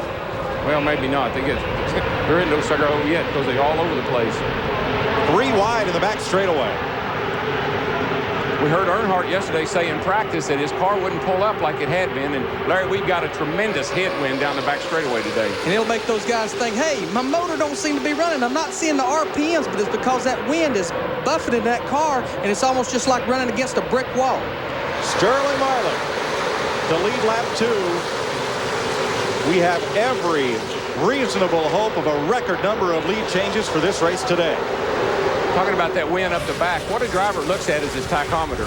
When he looks down at his tach and he says, I've been turning 7,000 all weekend long. What have y'all done to me? I'm 6,800. This thing won't run. And, of course, what's the crew chief saying, Larry? I'm telling you, you got a headwind down that backstretch, but this is, wind-wise, it's similar to conditions to what these guys had in happy hour, so that's one thing that's not a curve thrown at them today. Earnhardt backing up. The battle's on point. Marlin has company, 99, Jeff Burton, and 8, Earnhardt Jr. Talking to some of the drivers, some of these cars are pretty free, pretty loose on new tires on the start, and that'll make them fast. Some of the other cars are a little tighter, and that'll make them slow. What they'll do, they'll start these cars low on air pressure because as they run and the heat builds in the tires, the air pressure builds up. Yeah, it will. The rear end will want to come around when the air pressure's down. It's like driving on a low tire on your passenger car. You can feel the low tire wobbling around. They won't be that way long, I can tell you that. Sterling Marlin in his 20th 500 appearance. He's won twice, and he's now led in 12 of those 20 starts. It don't matter who's leading. We still got a 43-car lead draft. Jeff Gordon has fallen from 13th to 24th. Earnhardt from 7th back to 13th. Challenge up front. New leader, Dale Earnhardt Jr. Bill Sr.'s down on the inside making a move on Bill Elliott as they head down toward turn 1. This is where the cars have really been aggressive. The guys have really been using that bottom apron down there to get a position on guys going into turn 1. It's been kind of breathtaking. Even up here. Well, if I'd have been up here 2 or 3 years ago watching these guys, I'd have retired then. Drivers have tunnel vision. You basically see what's going on right in front of you, and it's up to the spotters and everybody else to tell you what's going on around and behind you, and they ain't been telling me the truth. 3 abreast. Elliott caught in the middle now. Marlin fights his way back to the front. Earnhardt is leading that high line around. Mike Skinner right behind him. And then rookie Andy Houston. And Sterling Marlin's back out front again, guys. That car, that proves one thing. That 125 win was no fluke. It wasn't all about just being in the right place at the right time. He's got a pretty fast hot rod there. Tony Stewart trying to climb the ladder. He's 19th right now. Pulls alongside Jason Leffler. That's Mark Martin just in front of him. Tony Stewart has patience written on his dashboard. They made it bigger for the race today.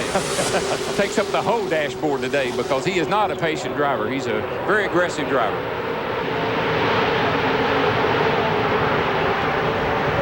Marlin just leads Rusty Wallace now on the inside. Wallace has fought his way up into the top 3 in car 2.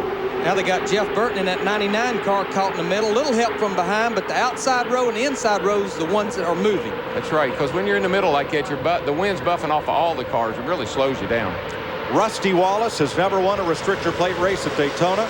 He has come from 12th on the grid to 2nd and brought Earnhardt back up front with him. When you're in the middle, as a driver, you're saying, give me a hoe, get me a hoe. I got to get in somewhere. And they're saying there is no hoe. You're going to be 43rd when you finally get in line again. And the thing about it is, Mike, that's it. The driver panics. He's in there. He knows he's losing spots, and he knows it's going to take him forever to work his way back up there. So it takes the crew chief to calm him down.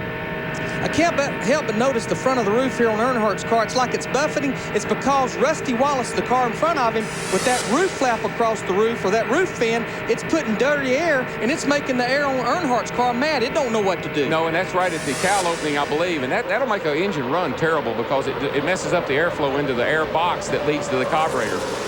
Now it's Jerry Nadeau pulling the outside train. Out there in lane 2, Jeff Gordon right behind him, and Ricky Craven. Nobody can do anything with Marlin. He's just sitting there kind of pulling these cats around, and you know, Dale's figured out he doesn't want to be on the outside. He wants to be on the bottom today because he went way back, about 8th or 9th, but he's worked his way back up there in the top 4 or 5. Pole sitter Bill Elliott has drifted back to 21st. Dick Berger? 10 different teams changed engines for this race. One of them is Rusty Wallace in the number 2 car. He is coming into this race with an engine that is just barely going to make 500 miles. They did not want to start with an engine that had any miles on it at all. That's how hard they're pressuring to win this event. These restrictor plate engines, they build them with light parts, light rods, light pistons, small bearings. Friction is a big enemy of a restrictor plate engine. So they try to keep everything as free as they can in the motors, but 500 miles is a real stretch for the parts they've got in these engines.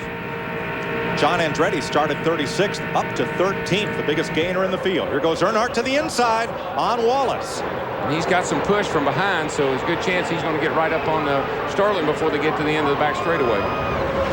Nadeau leads briefly in the 25.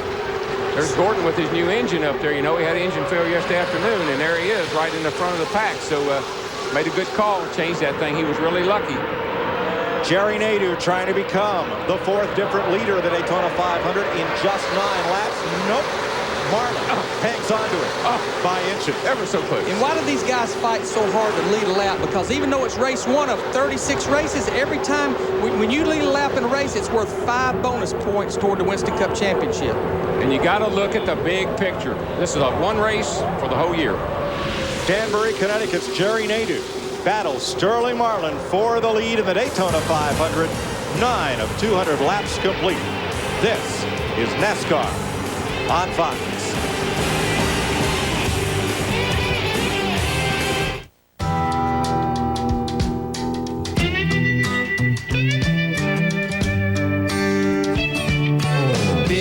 Combine, hedgy at the wheel, under a big sky, working in the field, harvesting hops in the early autumn sun, going round the clock until they get it done. This is from the people working hard every day, talking about the folks who get this bud my way. This bud's for you,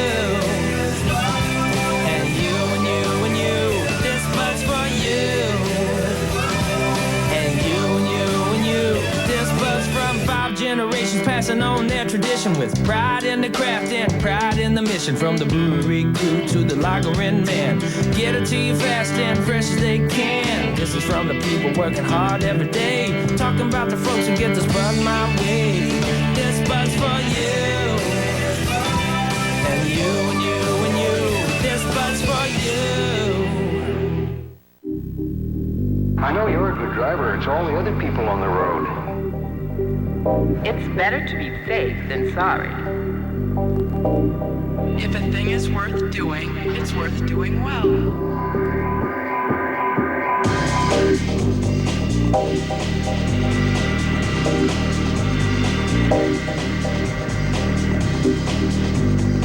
Now get low 0.9 financing on the all-new Dodge Stratus.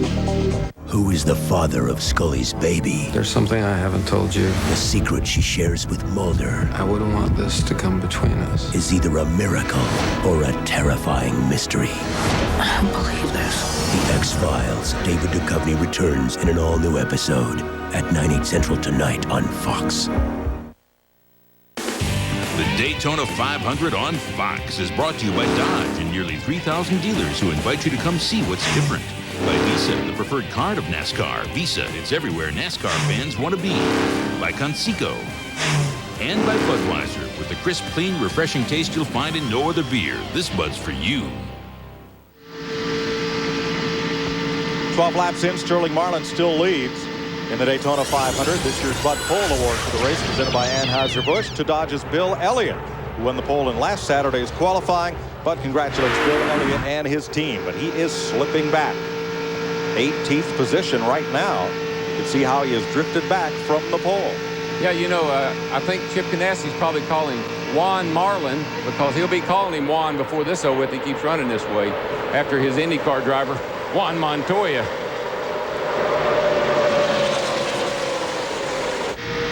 Boy, Ron Hornaday started 42nd and the two-time Truck Series champion has climbed to 5th place. Just goes to show you get in the right line, you'll go to the front. Oh, yeah. And coming from the back is sometimes a little easier than starting out front. And we look at a lot of things here, of course, miles per hour, RPMs, but look at the throttle right here. You see, the key to getting around here is going wide open. But see, as he went off in the corner, he backed off just a little bit. And as the tires deteriorate, the handling goes away, more and more in the corner, they'll have to back off the throttle to get the car to go through the tunnel, through the corners till they get fresh tires put on that thing. You see, it doesn't lose many RPMs, up to 7,000 through the tri-oval right there. And up to 3rd place. And I'm telling the crew chief, he's saying, are you holding that thing wide open? Oh, yes, sir. I'm not lifted in it. I've had her on the mat ever since we started. Sometimes you lift and you don't even know it. Sometimes the thing is you lift up a little and don't know it. We got a lead change. All right. Ward Burton drops down the hill in turn 2 to try to take the lead from Marlin. A lot of it depends on how much drafting help he's got going into turn 3. Well, that 14 has given Marlin the best push. And here comes Skinner down there behind that 22 car. So boy, that was the right move right there for Hornaday to drop down in front of 22. Now outside pole sitter Stacy Compton has dropped back to 13th. Matt? Mike, coming into today's race, NASCAR has a rule here in Daytona. The top 2 qualifiers, their tires are impounded. Those 2 cars have to start on their tires. Stacy Compton's tires before qualifying had 20 laps of practice on them. So now he has 22 laps starting on his tires, where tire wear has been a main concern all week, pulling a number of crew chiefs. So Stacy Compton right now is patiently just riding, waiting to the first pit stop, which should be around lap 50. Steve?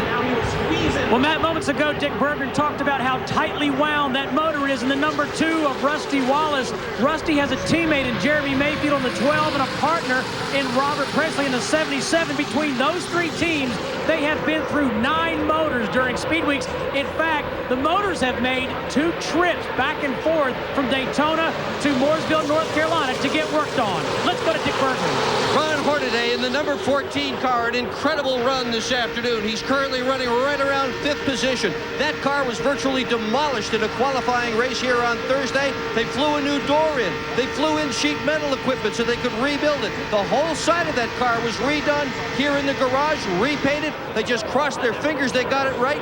Looks like they did, Mike. Hornaday looks pretty good, but he is about to become the meat in the sandwich. He got in the wrong line. He made all the right moves to get to the front, but it's hard to stay there, buddy. You go the wrong way. And he's an aggressive driver, and he didn't want to follow, and he made a move there that got passed. And now he's going to slide right on back to where he started. And I know for a crew chief, and it's got to be for a driver, people don't realize you have a millisecond to make that decision which line you want to get in. Sometimes it's right, sometimes it's wrong. It's like running into somebody in a hallway. You know they're going one way, you're going the other, but you're doing 190 mile an hour and you don't know which way you want to go. That's what causes the cars to move around the way they do. You run up on the guy, you go left, go right. No, I can't go anywhere.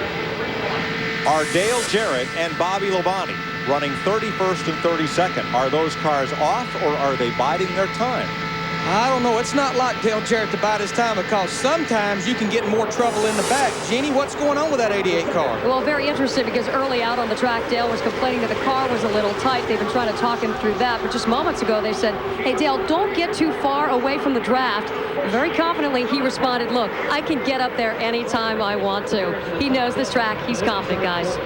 Last year, he won the 500. The year before, he was in the middle of the pack, and before halfway, got turned over. I talked to Bobby Labonte this morning. He said his car wasn't handling very good in the 125s. He said, but I couldn't even let off enough to stay out of the draft. It's just sucking him along so fast. Let's explain the word tight. What that means is through the corner, he's turning the wheel, but the front wheels aren't biting like they should. And a lot of times when you're behind the car, Darrell, it takes the front downforce off the nose, and the front end won't lift from an aero standpoint, so you can create 2 problems there. Yeah, pushing is better than loose. If the car is pushing, that means you got the wheels turned left, and that's the direction you want to be going in. And you can control that a little better with the throttle. But if you got somebody right up on your back bumper all the time and you lift out that throttle, guess what's going to happen to you? They're going to boot you in the rear end and turn you around. Dodges have led 18 of the 19 laps, including the first one from Bill Elliott. Last Dodge to lead the first lap of the 500, Buddy Baker, the pole winner in 1973.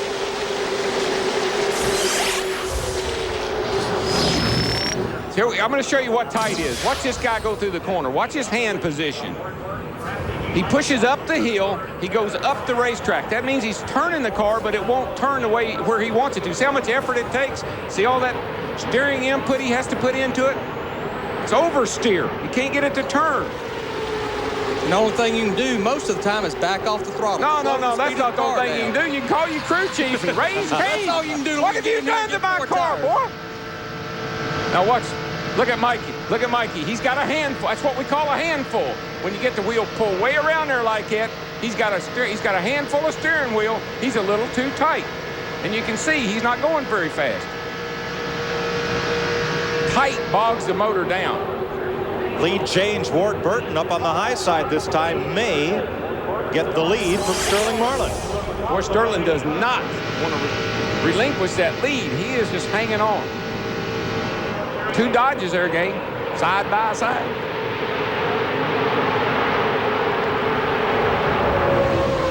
And old Jerry Nadeau just kind of slipping along. And we've had several drivers lead through turns 1 and 2. But official lead changes are only counted at the start-finish line, and each time, Martin has held off the charge and beaten them back to the line. Not this time. He's got the push. 22's got the push this time. Come on, baby. Oh? Yes. Yes. Ward Burton leads that lap. And first time he's ever led the 500. 4. That's 4 lead changes. Isn't that about as many as we had in the whole race last year? What's changed, folks, is NASCAR has allowed the engines to run a little less restricted, and a new aerodynamics package that we'll explain when we come back. 21 laps complete in the Daytona 500. Sterling Marlin out in front.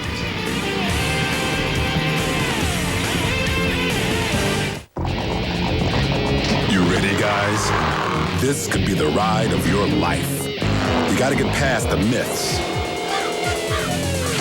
and the excuses. Erectile difficulty is a common problem. Effective treatment is available. Talk to your doctor. You might be surprised how easily you can get through it. We need a car? A minivan. No. An SUV. With leather. Blue. Green. Bluish green. Welcome to Autotrader.com. With 1.5 million used cars updated daily, it's the biggest, best used car site on the planet. Now we need insurance.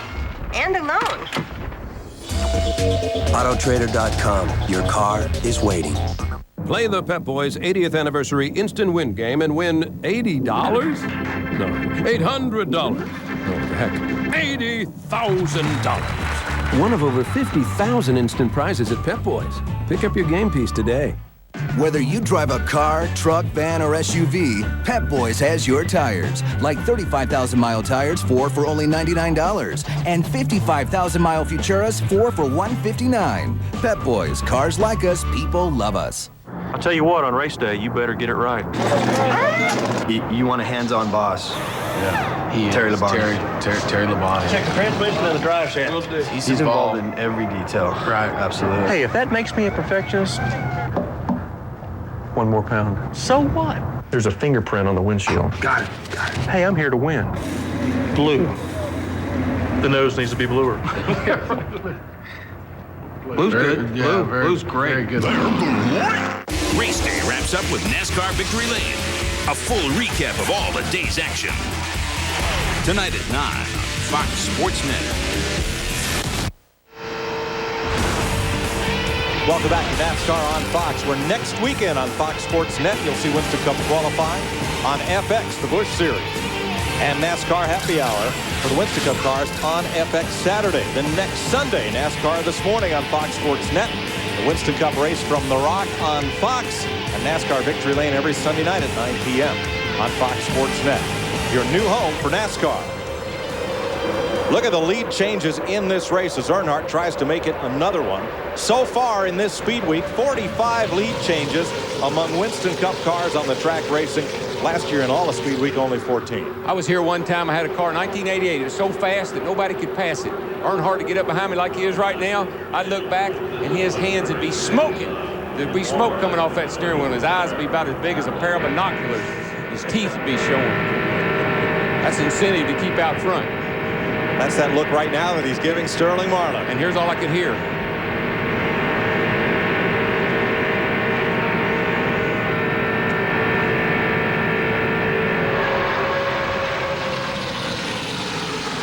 Show you move Earnhardt. Put on Mike Skinner. Inside. Inside.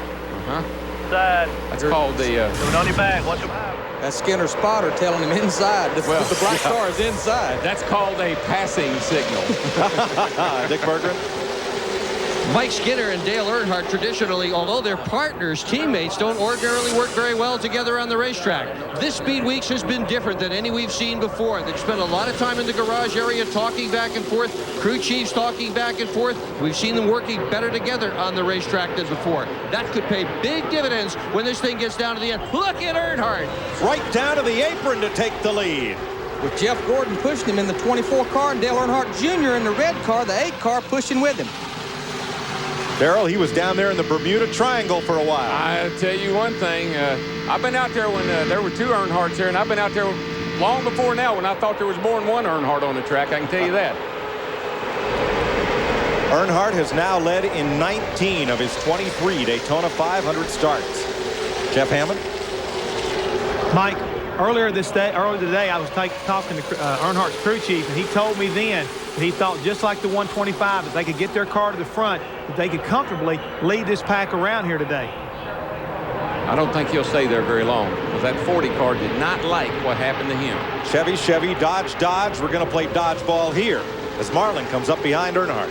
And he did it by himself without no help. Yeah, that 40 car, Sterling Marlin. Trouble up here in turn 3 and 4. 2 cars slide up against the wall and then get free. Something happened to that. It's Rusty Wallace in the 2 car, Terry LeBron in the 5. I think he's got a right front down. He's trying to get to pit road. And he will without incident. We will stay green. Locking up the right front. First pit stop of the day, unscheduled for Rusty Wallace. Right front tire, flat. Steve Burns. And Rusty Wallace off pit road. Smoke coming from the right front of that number 2 car. We understand he may have come down pit road too fast. Over 18 coming into the Daytona 500. 15-second penalty for Rusty Wallace. He's going to go a lap down with that. 15 seconds here. That's from here to eternity. Especially while they're out there under green. They're coming off 4 now, so he's definitely going to go 1 lap down, but you can't run faster than 55 miles an hour. And here they go by him right there, so he is 1 lap down, just 29 laps into this Daytona 500. But Larry, the good news is if he can get up to speed, he can catch on to the back of this car, this big draft right here. And if things work out for him, it's an early pit stop, but he can stay out longer than anybody else now. I'm glad as my driver, you feeling that way. We can make this lap back up. It's the Daytona 500. Don't let me down now, baby. Keep me pumped up. But that's a tall order because with the tall gear these cars run, it takes them more than a full lap to get up to full speed. Well, you saw he came out right there with them, and they're just, kind of blowing by him there. But he's got some cars to draft off of. I don't know if he got into the fence or not, or if he got in that car beside him. They made some contact look like. And there's the damage to the tire, the inside of the right front on Rusty Wallace's car. Jeff? Mike, right now this is where Robin Pemberton is trying to get control of his driver once again and let him know that, hey, it's a long, long way before the end of this thing. Get caught back up. Everybody's got to make a pit stop and start cycling through. He still is not out of this race technically yet. He's probably trying to remotivate him. Steve? And interesting, several members of other teams, Dale Jarrett's team, Mike Skinner's team, the 28 crew members down here, they're all looking at the tire. They want to know if there is a problem here on this tire. 5 different teams down here looking. Listen, Rusty Wallace is notorious for this. Low air pressure and too much camber. Too much camber with the radial tire. That inside edge will dig like a knife. So what you try to do is you run that thing as much camber on the inside that you can, but it destroys the sidewall of the tire. Low air pressure, too much camber. Here's what I'm talking about. This is an adjustment that they should have made. Larry, you explain the camber. Well, camber is how much the front tire is leaned in at the top. And the problem is right in here, that's on the inside edge all the way down the straightaway. It's what we call the footprint. It's running on the inside edge. But what you want to try to get is that full footprint in the corner on the ground, and that makes that car go through the corner because the whole tire is gripping the racetrack. Now, how do we fix that? Just a simple little adjustment. Put that spacer in there and lean that tire in there. But again, with these long straightaways, you can run on it inside too much, and that's what eats it up. And as we said, there's the tire. It says it's cut, and it is, but it's cut over in the side there where we got it covered up. Dale Earnhardt, Ward Burton, Mike Skinner, and Ron Hornaday has fought his way back to the front four, driving for A.J. Foyt. 32 of 200 laps complete, and Earnhardt is out in front. You're watching NASCAR on Fox.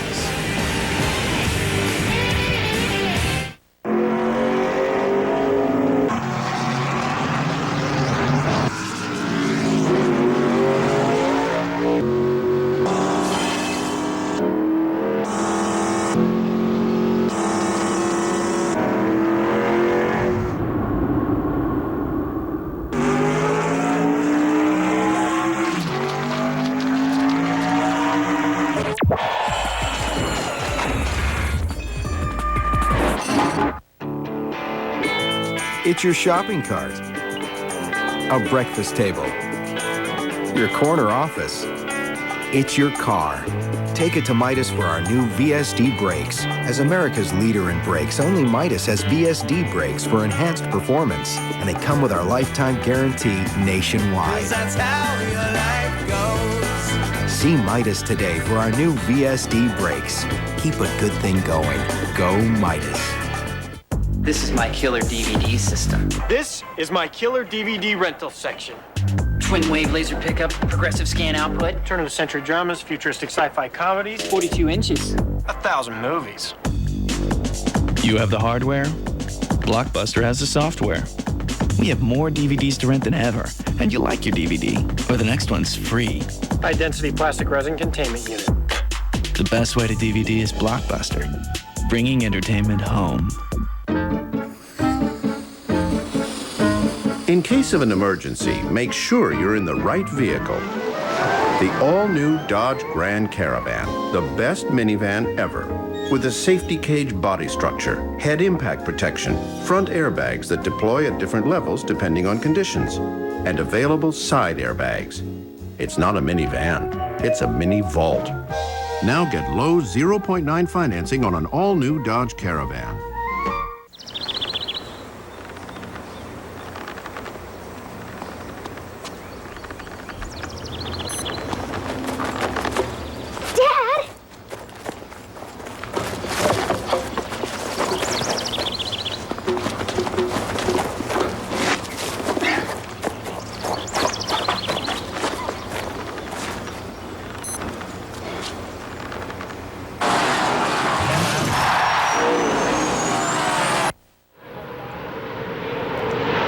Dale Earnhardt leading after 35 laps of the Daytona 500. 1,000 feet above Daytona International Speedway, the Budweiser.com airship.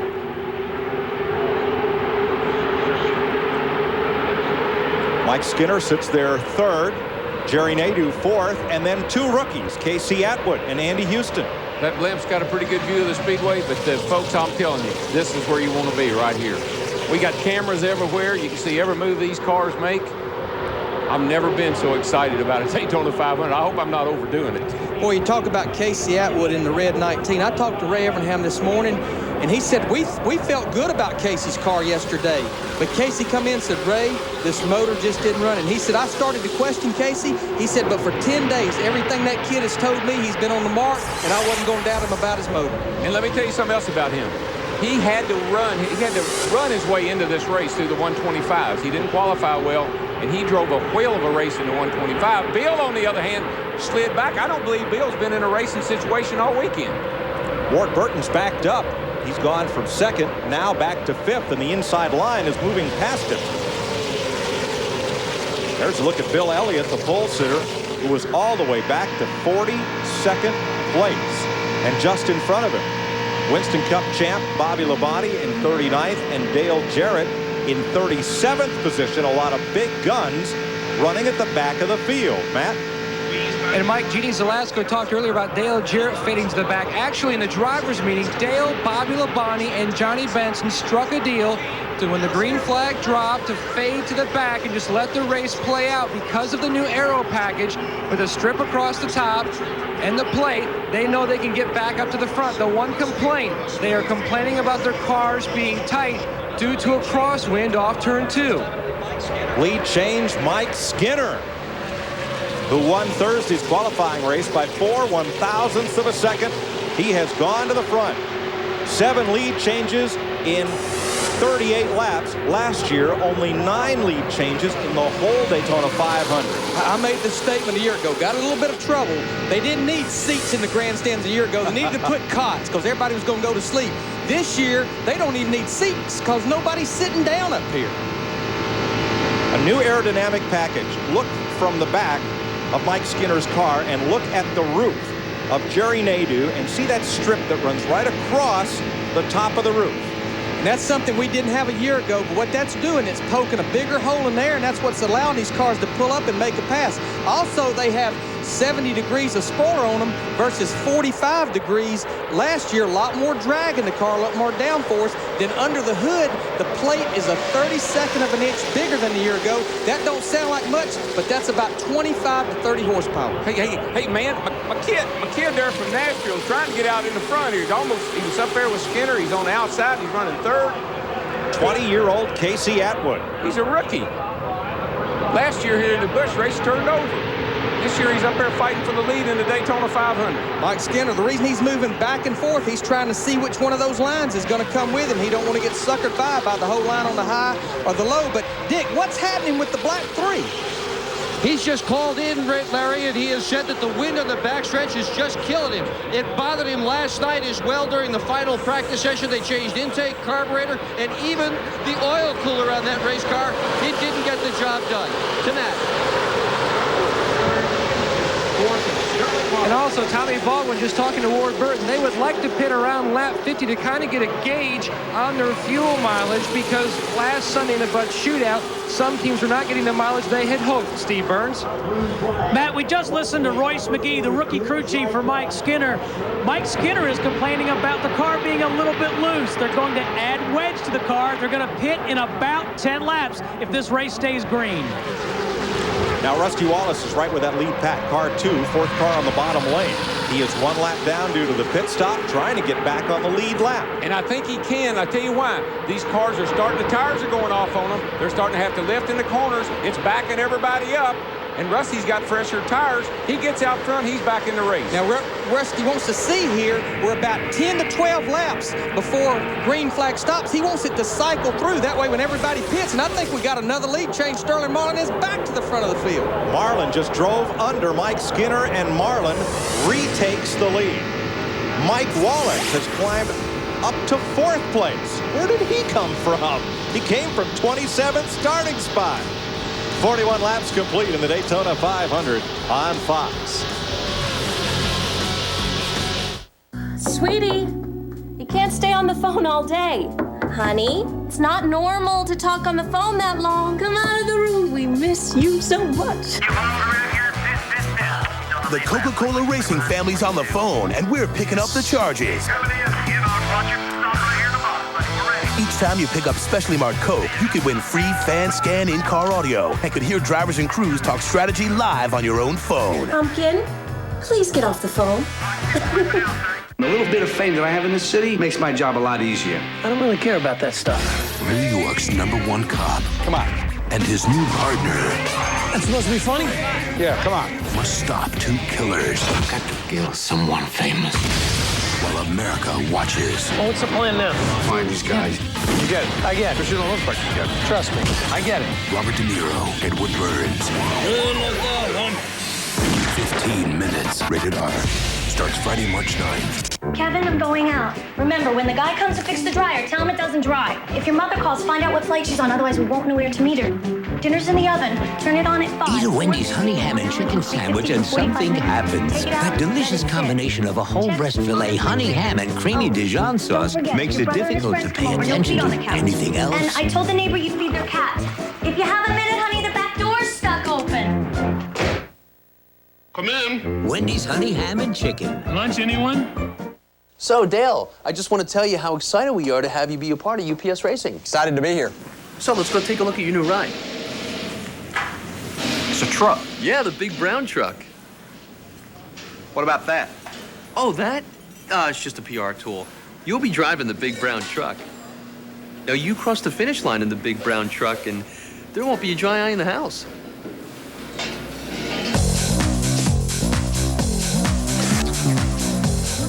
Can Sideshow Bob control Bart's mind? Bart's a brainwashed killing machine. So was I at his age. Kelsey Grammer guest stars The Simpsons, all new at 8/7 Central tonight on Fox. The Daytona 500 on Fox is brought to you by UPS, the official delivery company of NASCAR. We want to race the truck. People love the truck.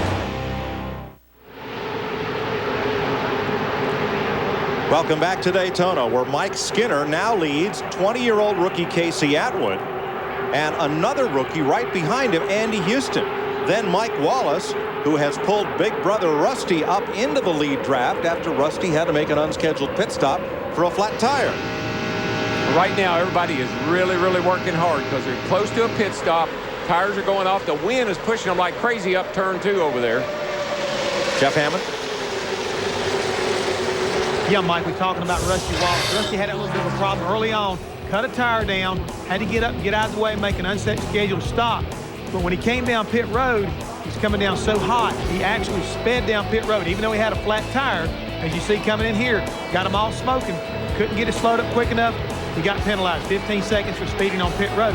So therefore, Robin Pemberton, his crew chief, had to get back on the radio and let him know, look, cut a tire down, everything's okay. It's a long way to the end of this race. Just keep digging, baby. We'll get back in this race. And now you see Rusty's up with the lead pack. And if everything cycles through, he's going to get back on the lead pack, on the lead lap.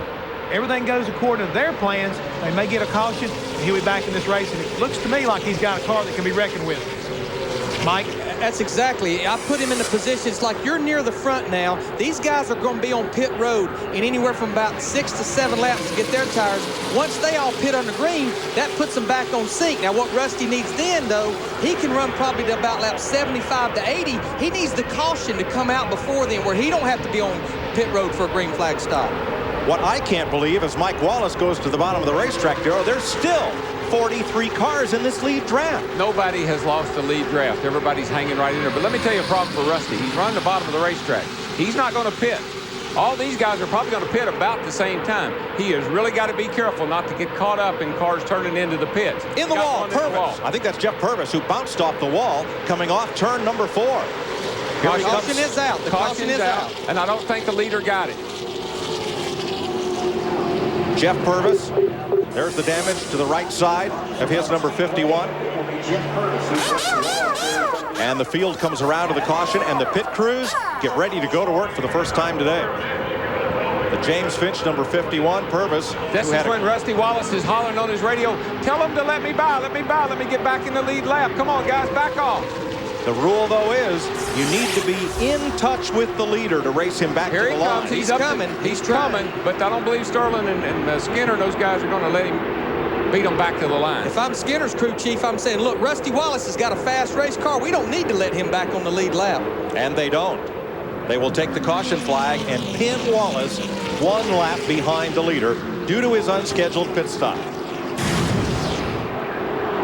Watch the white car right side of your screen. Here he comes. Here he is up here. It looks like he has a tire go down to me. It just looked like the car took off on him and bounced it into the fence.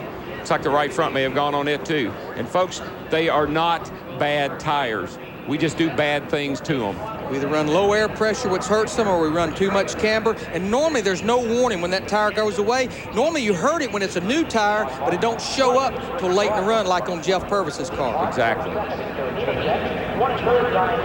Well, this changes the complexion of things. And Jeff Purvis will be towed back to the garage. Dick Bergman. Earnhardt is going to take 4 tires when he comes in, all during speed weeks. That has been the fast way to do things. His crew here ready to go. Steve Burns.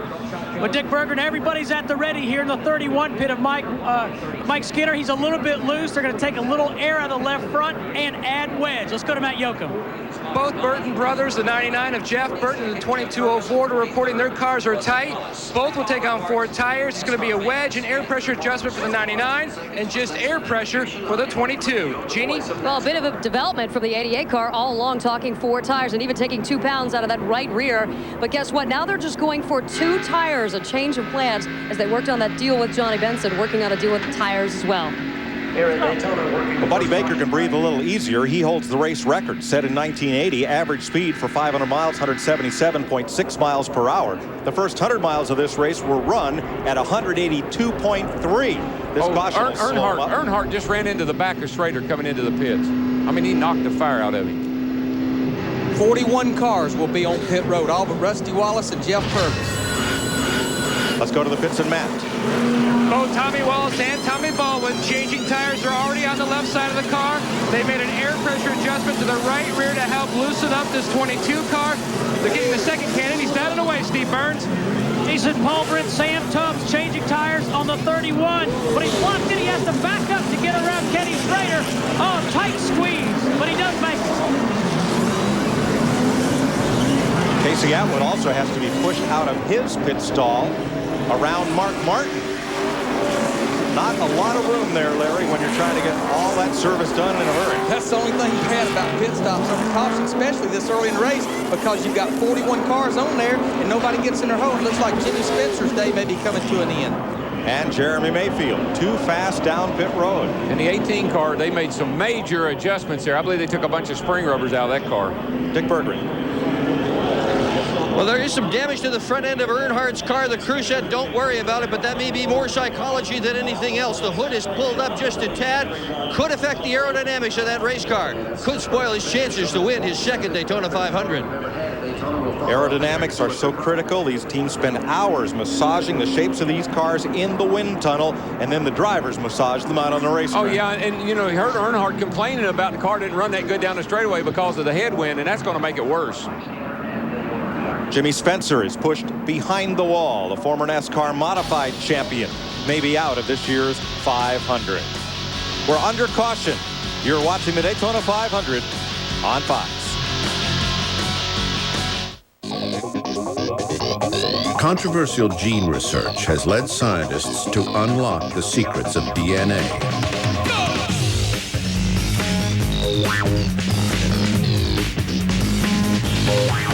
What they discovered is something many of us have suspected all along. This is the mother of all trucks. Now get low 0.9 financing on Dodge Ram. Hey, Dad, what's that? That's a pink flamingo. What's that?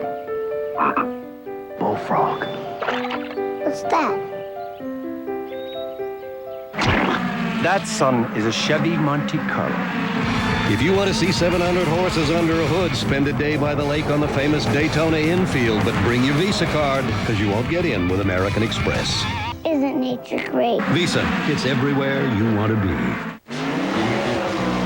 From the quarter mile at St. Louis to the third turn at Talladega to the pits of Laguna Seca. Wherever innovation is the margin between win and lose, the pros reach for the same tools you do. Craftsman, the official tools of CART, NHRA, and NASCAR. KFC's new spicy barbecue wingy. Little honey make my tummy singy. Then smoked jalapeno and a long, slow stingy. 20 for $6.99, 8 for $2.99. But not for long. It's your breakfast table. It's your car. Take it to Midas for our new VSD brakes for enhanced performance and our lifetime guarantee. See Midas today for our new VSD brakes. Go Midas. Taking a NASCAR joyride at top speed at night isn't for everyone. I'd rather have hemorrhoid surgery. And only Titus at 8:30 Fox Tuesday. Kellogg's pit crew has a new paint job and some added orange. That's all duct tape on the front of that.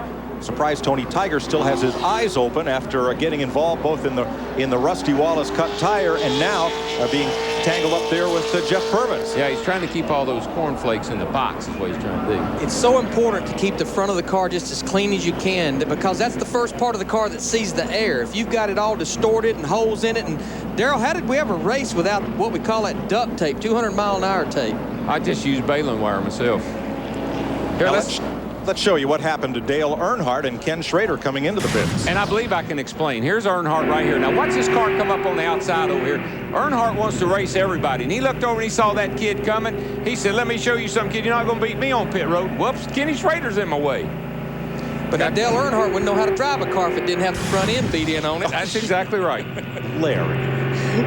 Steve Burns. Well, Sterling Marlin's got a bit of a problem, guys. You talked about how important aerodynamics are. They've knocked a hole in the grill, and right now they're fabricating a 4x8-inch piece of sheet metal that they're going to place on with duct tape on the next pit stop. But that's a long time from now if this thing stays green. Well, we're coming around to get to green, and there's Rusty sitting up there. He's got a chance. Now he lines up on the inside. All the cars on the lead lap line up in the outside lane. And the cars a lap or more down line up on the inside. Today's Pep Boys Trivia. Which drivers have won the Daytona 500 from the pole more than once? Give you the answer in a minute, as we're about set to go back to green. I know. But I saw the car. Andy Houston trailing Ward Burton. Mike Skinner is third. Dale Earnhardt is fourth. Jeff Gordon is fifth. Jeff Burton is sixth. Mike Wallace seventh. Sterling Marlin, rookie Kurt Busch, and Ken Schrader are the top 10 as we get set to go back to green. If Wallace can pass leader Ward Burton and stay in front of him and the caution come out, he gets a free pass around and he's back on the lead lap. Here we go.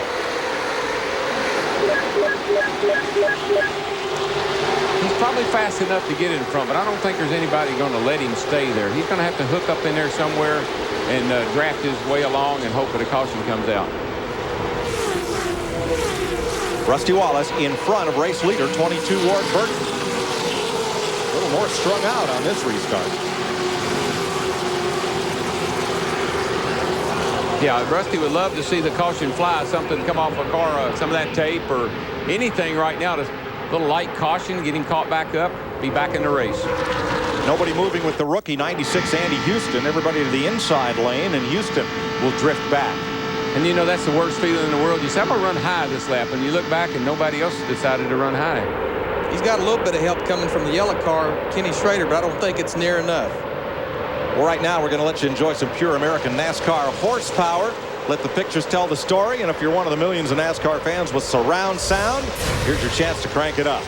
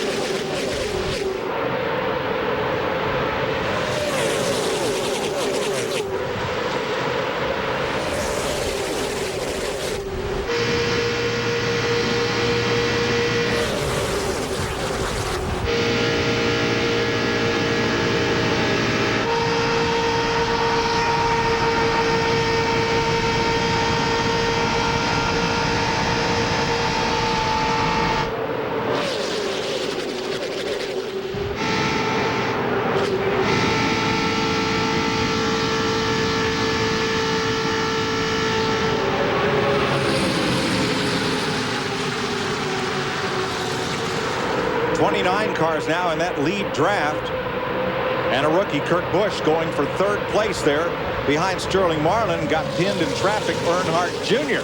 moves up to third behind Burton and Marlin wants the lead. And that Dodge is potent. When he wants to get that thing out front, he just goes up on the outside. He goes down on the inside. He just takes her to the front. Saw some sparks fly out of the 22 car. Now, that's a product of low air pressure from this coming out of the pits. That'll go away in just a few laps. Ride height of the car is a little low with low air pressure and exhaust pipes. Big bump over there in turn 2 will bottom out until the pressure builds up. Now, we lost a few cars on that restart, and I can explain why. They were all single file. When there's a single file restart and you're not doubled up, it's easy to lose the draft because of anticipating the start. If you don't nail it just right, that lead pack will get away from you, and the first thing you know, you're out of the draft. Two of the cars that lost out, Bobby Labonte, the defending Winston Cup champ, and the defending race champion, Dale Jarrett. Jimmy Spencer is in the garage area. They're changing the rear end on his Travis Carter number 26. Boy, if you're Robin Pemberton, Rusty Wallace, and crew chief, you're just sitting there begging, please, can't there be a caution? We don't want nobody to have a problem, but can't there be a piece of debris on the racetrack or something? We need a caution flag. And you know who's calling in the most? Rusty Wallace. I see something in turn 3. There's a piece of something in 3. Wallace, number 2, just ahead of the race leader, Ward Burton, in 22. And, of course, Gary Nelson's over there saying, I can't hear you. That's the NASCAR Winston Cup director, Dick Berggren. Ricky Rudd, who was one of the pre-race favorites, has just called his crew and said he has a vibration in his car. Vibrations do not go away. They are often the result of a loose wheel or some sort of a fairly significant problem. So far, he is hung out there on the racetrack. And it's a terrible place to be as a driver. You don't want to make a pit stop and find out there was nothing wrong. Maybe it's a tire that's just a little out of balance, or maybe it's just something is happening to the car, but it has no big effect on the car. So if you pit, you're out of the Daytona 500, and you can't afford to do that. Darrell, I've been watching the 88 car since the restart. They had dropped almost 2.5 seconds behind, but in 2 laps, they've closed it back down a full second, so they're coming. Yeah, that group back there, we know that the 18, the 88, those cars in the back there, the 12s back there, they're fast race cars. And I think if we saw Dale Jarrett, if you think about practice, he did a lot of running all by himself for this very reason. Meanwhile, Dale Earnhardt, who restarted 4th, has fallen to 20th. So Ward Burton, the leader. Mike Wallace, presently in 2nd. Mark Martin has fought his way up to 3rd. Dale Earnhardt Jr. is 4th. And Ron Hornaday, the rookie in that green number 14, up for 5th.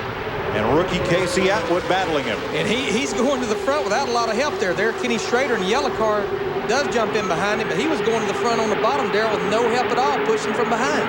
Dodges, when they get them right, looks like they can really run. This new aerodynamics package that NASCAR has instituted has created such parity that right now, half of the drivers in the top 10 positions have never won a Winston Cup race. They'll turn the screws a little tighter as the Daytona 500 rolls on Fox.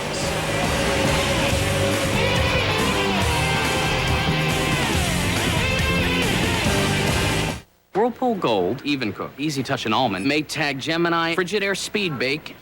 That's all 250 of them. What was that 12th one again?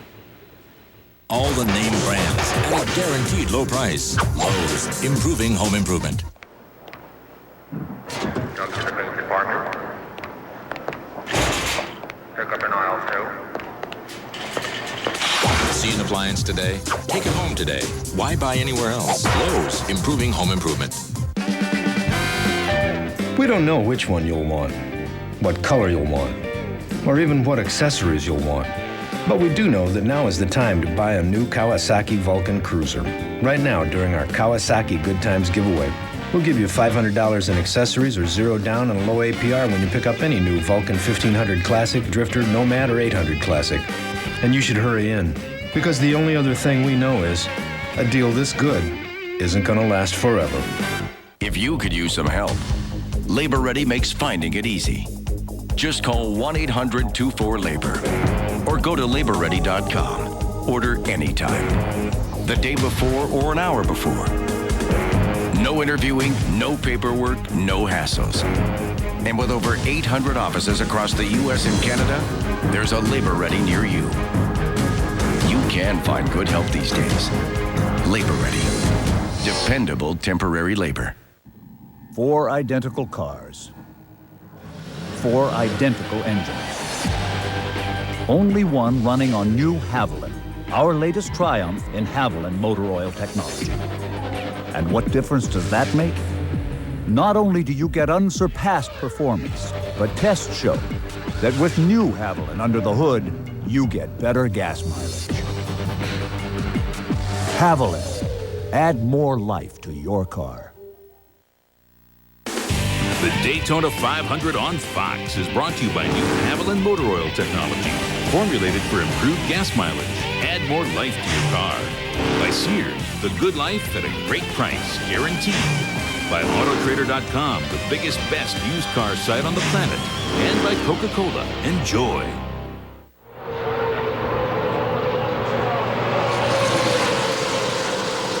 Welcome back to Daytona, where Ward Burton continues to lead, Dale Earnhardt Jr. and now Dave Blaney. So, who are the drivers who've won the Daytona 500 from the pole more than once? Bill Elliott. That's my pick, too. And Cale Yarborough. Cale Yarborough, yeah. Our Pep Boys trivia. You're riding with Bill Elliott, pole sitter for the 500. Right now runs back in 37th. Now at Fox, we'd like to bring a lot of innovations to NASCAR, including a way to help you at home identify the cars more easily than before. It's not quite ready, but we'll give you a small taste of what we're doing. There you see that pointer aiming at Ward Burton, help you find him if we're talking about where he is in relation to rookie Casey Atwood. Fox Tracks will point out their speed as of the moment. It's an innovation that we'll hope to get all the bugs ironed out and roll it out for real in a couple of weeks. But just another way those of us at Fox are trying to help those of you at home enjoy NASCAR racing. I saw why Ward Burton's better than that race car the other one that was highlighted. He's running faster miles per hour through the corner. About the same on the straightaway, but faster through the corner, Darrell. I was surprised nobody picked Ward to win the Daytona 500. I know he is capable. I know that car's fast enough. It's just a matter if the strategy will work out for him or not.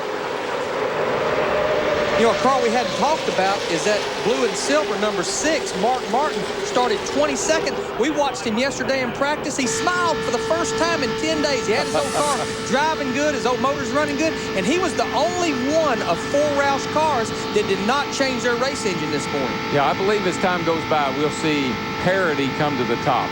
I think what you'll find is all these makes are pretty equal in the race. Dodge racing at Daytona for the first time since 1983, and they've spent a lot of time up front today. Sterling Marlin thus far has led 24 laps. Ward Burton will lead his 15th lap of the day, also in the Dodge right now. And that's his teammate, the 93 car, Dave Blaney, there behind Dale Earnhardt Jr., both driving for Bill Davis Racing. One thing I've noticed about the Dodge, Sterling's and the 22 car both, is when they want to get in front, they seem to have the stuff to get it done. Everybody else struggles a little bit. They seem to be able to pull out and go to the front. Last Dodge to lead a lap in Winston Cup racing, Buddy Arrington, Atlanta, March 1983, until today. I was there. I was at that race. I think I won it. Jimmy Spencer returns to the race after changing the rear end in his Travis Carter 26. You know, there's a time in every race when you just kind of get in this mode we're in right now as a driver and as a crew. All right, let's get some laps on the board. Let's ride along here a little bit, and let's see what's going to happen to these cars. We didn't make it quite to the green flag stop a while ago, so let's run these laps here and see what's going to happen. Those 2 rookies, Casey Atwood in 19 and Andy Houston in the yellow and red 96, they've worked together a lot today. And Andy Houston, his car was another one. Put a new race motor in this morning. Got that Robert Yates power there. Yeah, and Leffler's right in there, too, in the 01 car. He's just kind of hanging in there. Hadn't made a lot of noise, but he's right up in the middle of them. Darrell, a lot of the veteran drivers may not trust the rookies. Are they then left to work with each other? Well, you got to earn trust. That's really what it's all about. And those guys know that. These rookies do. These are smart kids that are coming in our sport today, and they don't make a lot of mistakes, and the veterans pay attention to that. You do have to earn that trust. Mike Skinner, when I went to work for him, he said, Larry, I don't understand it. Nobody will run with me. I said, Darrell, drivers aren't too smart. When they go off in the corner and the caution lights are on and you're in the fence, that means they can't run with you. That's right. Well, they're not predictable. They don't have the experience, so you don't really know what their G2 is. You don't know what to expect out of them. And so you watch them. The best thing can happen to a rookie in this race, when it's over with, you never knew he was in the field. Ron Hornaday, one of those rookies, number 14, in 8th place. Kurt Busch, Ian Hornaday out of the Truck Series. Jason Leffler spent last year in the Busch Series, and before that ran USAC Midgets. Casey Atwood last year in the Busch Series. Before that, he ran late models at Nashville. Well, the Truck Series is producing some pretty good racers. Andy Houston and Hornaday's in there. Greg Biffle was in the Busch car yesterday. So these guys are producing some, the trucks are producing some good drivers.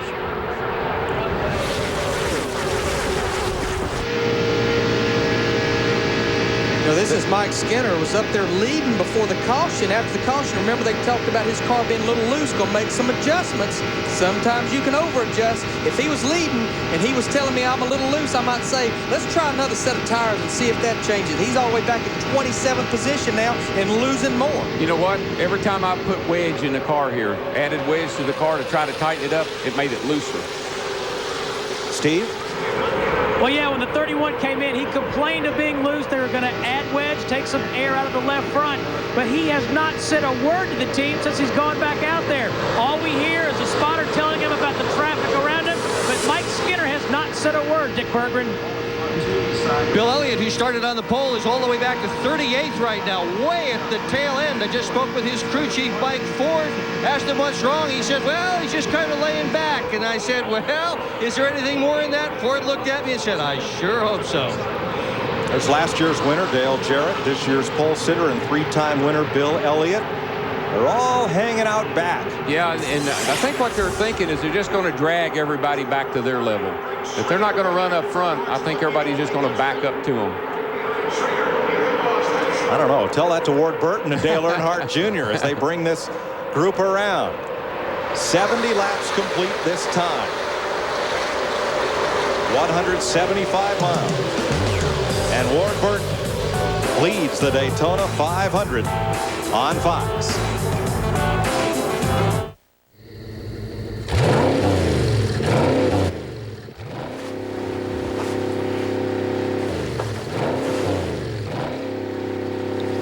Honey, are you gonna get that?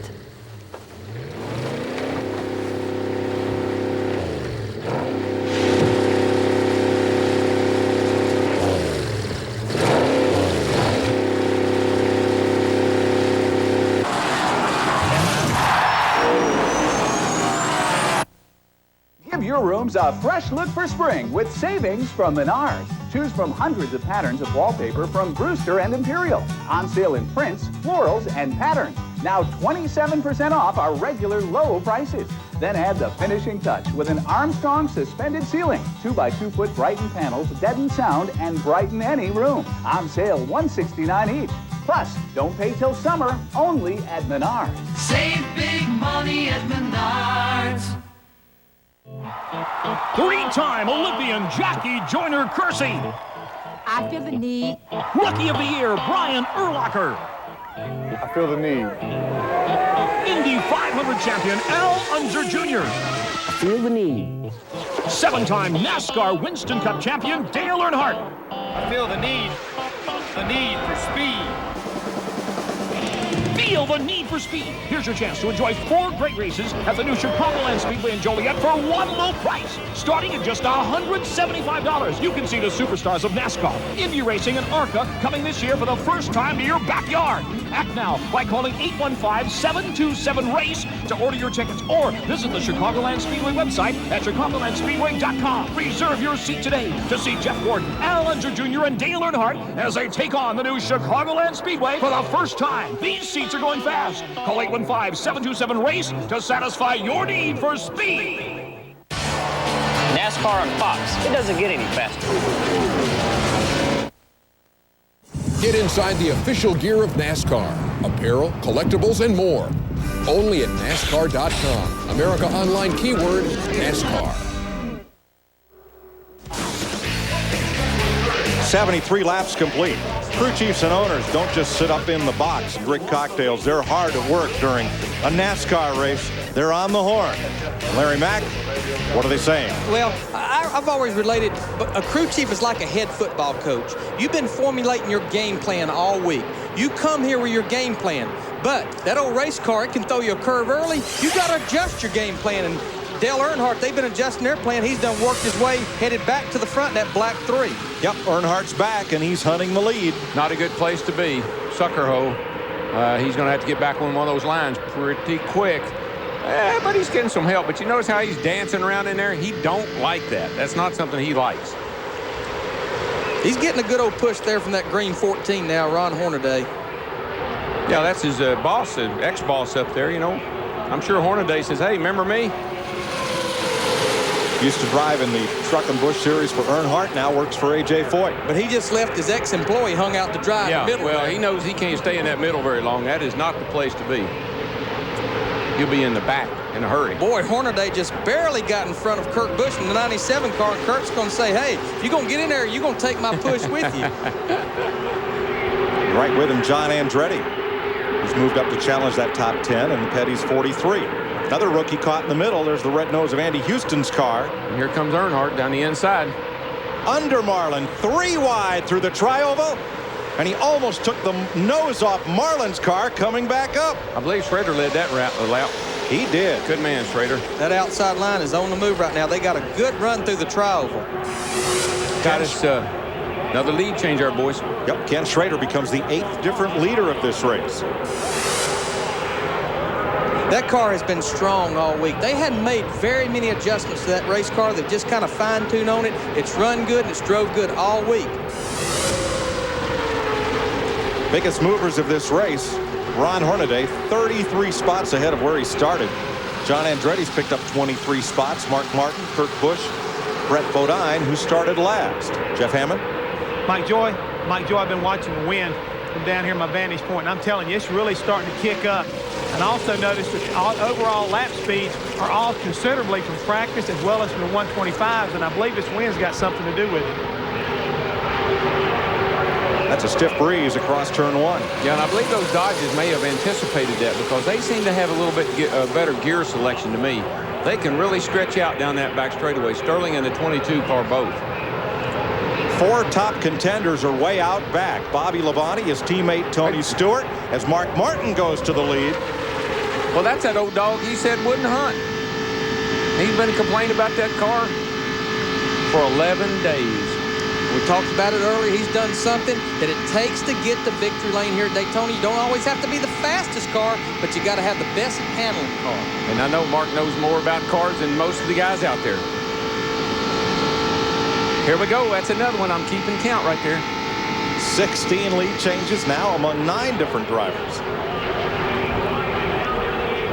It's funny how they ride along. Nobody wants to lead, and they just kind of, somebody stays there, and all of a sudden here they come and start racing. Darrell, that's the first green flag lap that a Ford has led today. Last year they dominated this race.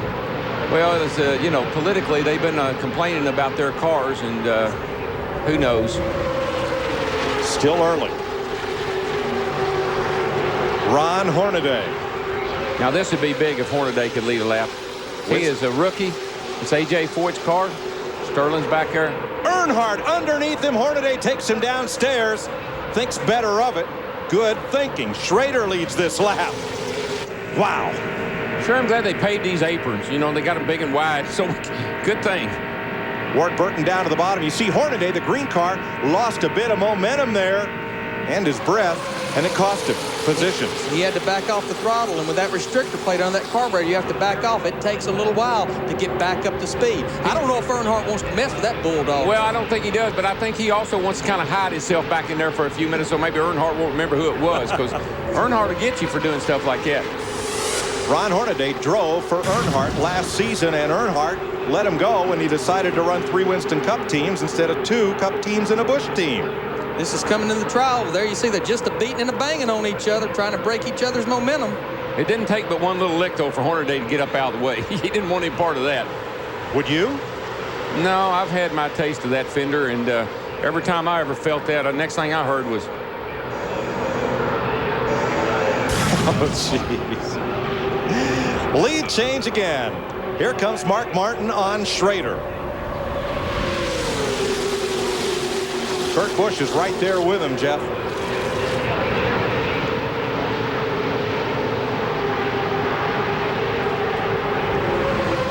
Mike, I'd like to add the young man you watching back in that 97 car, Kurt Busch, driving for Jack Roush.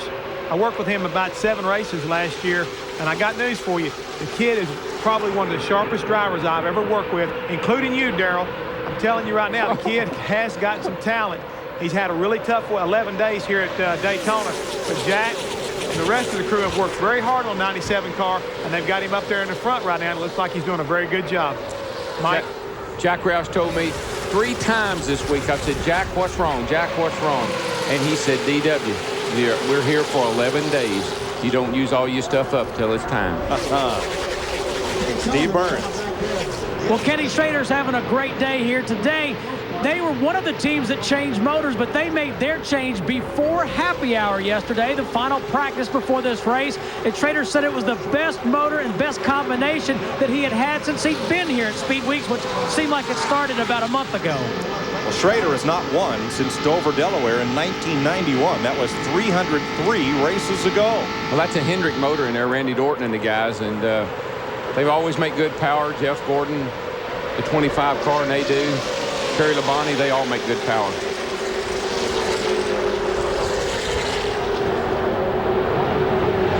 First 500 that Ken Schrader has led since 1996. 9 different leaders.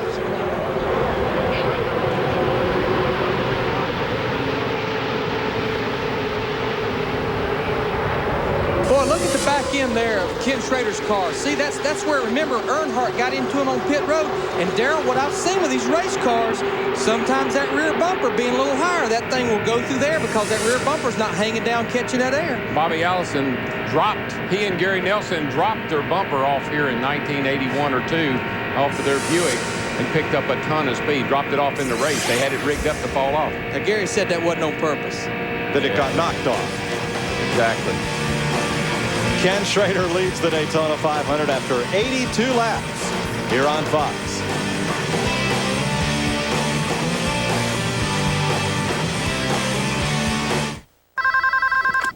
This is Brett. What are you doing? What are you doing? Just watching the market recap, drinking an import. That is correct. That is correct. What are you doing? What are you doing? Hey, Brett, who's that? Hey, Chad, pick up the cordless.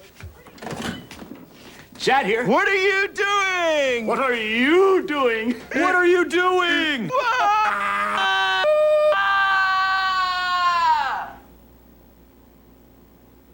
Do you love stock car racing? Then play Dr. Pepper's Taste for the Race on specially marked packages. You're up, Billy. Grand prize includes a trip for 2 to a major stock car race, transportation by helicopter, and $10,000 cash. Who's your daddy? There are also thousands of other prizes to go for.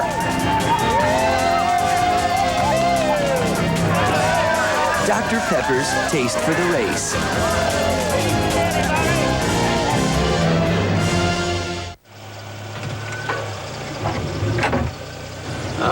Briefcase. Need new tires? Our 35,000-mile tires are 4 for just 99 bucks. Pep Boys, one more reason cars like us, people love us. A year ago, I'm bumming. I'm seeing hair here and hair there, so I started using Rogaine. Rogaine is clinically proven to help stop hair loss. Look, nothing here, nothing here. It's all here. Rogaine, stronger than heredity. Speed, reliability, performance. The qualities that won Lance Armstrong the Tour de France. Now, they're available in international delivery. Introducing Global Express Guaranteed from the U.S. Postal Service and DHL. Delivery to over 200 countries in as little as 2 days guaranteed. Now, you'll know which team to ride with. Fly like an eagle. The Petties have seen incredible triumphs and heart-wrenching tragedies. The Petties Beyond the Glory, tonight at 8 on Fox Sports Net. Ward Burton leads the Daytona 500, and you can get your daily NASCAR fix, NASCAR Victory Lane, tonight at 9 p.m. Get you updated on all the action of the Daytona 500 on Fox Sports Net, and then Totally NASCAR every weeknight at 6 p.m. All on Fox Sports Net. Fox, your new home for NASCAR. I tell you, somebody ought to be standing up in the pit, jumping up and down, if he could, is A.J. Foyt. I mean, he put Ron Hornaday in that car for this year. Ron's 42 years old. He's a rookie. A lot of people question that call, but I want you to look where that cat is and how he got Whoa! there. Did you see Earnhardt bounce off Kurt Busch Boy, there he off turn did. 4? Yeah, and Earnhardt stuck his hand out the window, too, as they come off turn 4. Oh, boy, that's the lamb and the lion going at it right there. Earnhardt, just think how well he can drive with one hand. If he'd put them both on the steering wheel, he'd really be tough. He shakes his fist. He gives more direction than anybody out there. Mike Skinner in the blue 31, it wasn't but about 10 or 12 laps ago. They said he wasn't saying nothing. He was in 27th. He's done worked his way up to about 7th. I've got to see this again. Well, Earnhardt's trying to make it 3 wide. Boom. Right here, you'll see his hand up. Replay cut it off there. Wait a minute, you might see it this time. Watch this. Bam. That's just a little light tap. There's that hand waving. There it is. There it is. Kurt, you're number 1. You are. Teach them rookies something. Terry Labonte is on pit road. This is an unexpected stop. We've only gone about 35 green flag laps, and Labonte is in, the 2-time Winston Cup champion. I thought he may be having some problem with his the tape and stuff on the front of the car, but it looks to be routine. For more on Kurt Busch, here's Jeannie. Well, just a little love tap for the rookie, and interestingly enough, the radios were silent. This rookie is calm, cool, and collected, and even his crew chief, Matt Chambers, is surprised at this kid's age and his incredible approach to just planning the race. They talked about the first 150 laps. They were told to make friends, so I don't know if the 3 car is his friend now or not. Matt? A great drive today by Ron Hornaday Jr. in the 14 car. Started almost shotgun on the field. He's now up to 2nd. His crew chief, Felipe Lopez, has worked with rookies in the past, telling Ron, look, we have over 115 laps to go. Just calm down. Do not get too excited. Just follow the 22 car and learn and just keep that car out of trouble. Every one of the 4 makes in this race has led today. Ward Burton has now led the most laps at 27. Hornaday looking inside. No. Time to get back in line. Man, he better not move around very much, because that 40 car will be under him and gone. Now what's going on? I'm sorry, go ahead. What's going on in pits right now? We're getting back down to possibility of green flag stops about 12 laps away. I'm sure deal making. You'll hear us talk a lot about deal making, because what you don't want to be on pit road by yourself. You want a partner. But Darrell, I always like to come in where I didn't have too many partners and pit road wasn't so jammed up. That's the biggest problem you got, is getting on the pit road. When everybody comes off turn 4 and they all decide to go in the pit at the same time, sometimes you can do like what happened to Earnhardt and Schrader. You run over each other. But look at the outside lane now. Earnhardt and Skinner, his Richard Childress Racing teammate, have hooked up. The Dodge is out there. He's going to have a hard time hooking up and going by. Plus Hornaday's Pontiac.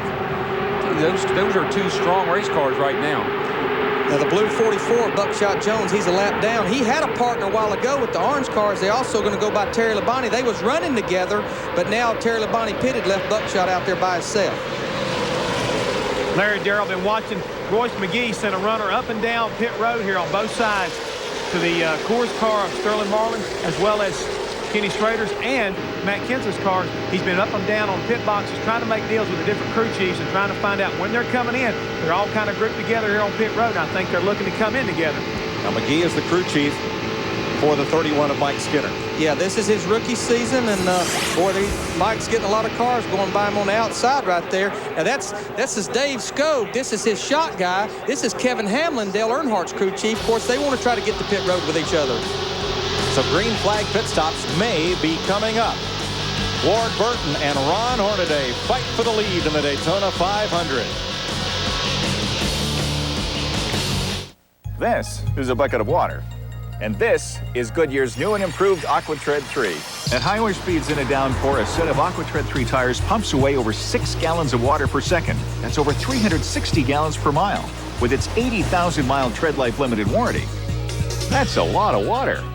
Think about it next time it's pouring buckets. New AquaTread 3. Only from Goodyear. Goodyear, Goodyear. Relax. Nothing's wrong with your TV. It's just fine. But something's coming that will change the way you look at TV forever. That will let you see the future, shift time, be in two places at once. Better hold on to your bean dip.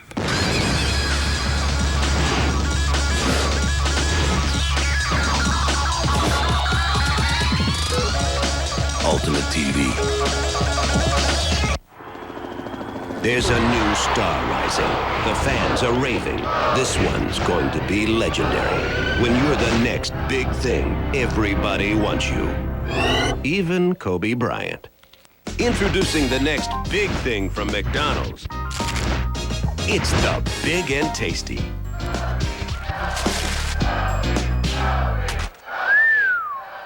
Nice shot. We love to see you smile.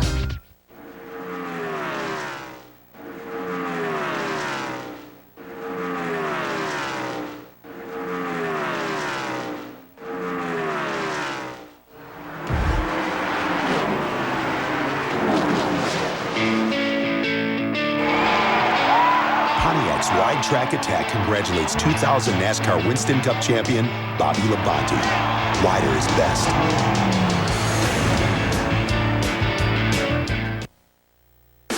The Daytona 500 on Fox is brought to you by the Wide Track Grand Prix by Pontiac. Wider is better.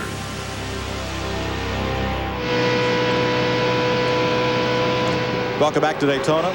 Tony Stewart back there at 35th place with his teammate Bobby Labonte and Dale Jarrett. Johnny Benson just hanging out back. Well, moments ago through the tri-oval, Kurt Busch and Dale Earnhardt exchanged greetings. See that? As his crew looked on. They've been looking at that for years. Oh, yeah, they think the old man's cool. They think that's cool stuff to do. Got to kick out Earnhardt's turn signal there. Dale has drifted back to about 5th place right now on the bottom through turn 2. As crews continue to confer amongst each other, if you pit by yourself, you come out without a drafting partner. So these deals are being made all up and down pit road in case we have green flag pit stops coming up in 10 laps or so. And we're getting pretty close. The last time we were getting close, Rusty had a tire problem. So, I'd like to see them make some green flag stops. The problem's going to be with that, it'll shake the field up. They'll break the field apart when they make the green flag pit stops. And I don't think there's any question. They'll be halfway here in about 6 laps. And if they pit right around lap 100, if it should stay green, that will let every team do it on one more stop. You want to go down there, you want to confirm, hey, what lap you coming in on? And are you going to change 4 tires? You aren't going to snook me, are you? You're going to change 4 tires, aren't you? And that's why you go down there, because you got to look him in the eyes. You got to look at his face and be sure he's not snookering you, giving you one of those winks. Because these guys will set you up, man. I know. I've been down there. Pit stops will begin, we're told, in about 5 laps. Let's have a look at our Visa race summary. At 95 laps, 9 different leaders, 20 lead changes. Average speed under green, 184.4 miles per hour, and 38 of the 43 starters are still on the lead lap. Only 1 caution when Jeff Purvis popped the wall in turn 4 at lap 48. Ken Squire. Kyle Petty is on the move. He's picked up 7 positions in the last 10 laps.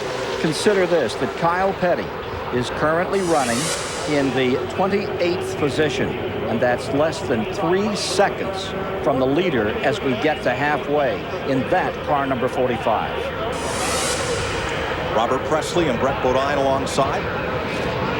Right here just before pit stops, look at all that action going on. I mean, we're talking just a few laps from making a pit stop, and look how they're moving around. New leader, Mike Skinner. Skinner jumped out there. Here comes Earnhardt though in the 3 car, pulling Schrader on the outside, going for the 3rd position. Not only do we have 38 cars on the lead lap, we got 38 cars in the lead pack. What happens here now, the tires are pretty well used up. And so some of the cars that have been kind of hanging back, sometimes your car will run real good on used up tires, old tires, worn out tires, and you can make some moves to the front. Then other guys are just hanging on.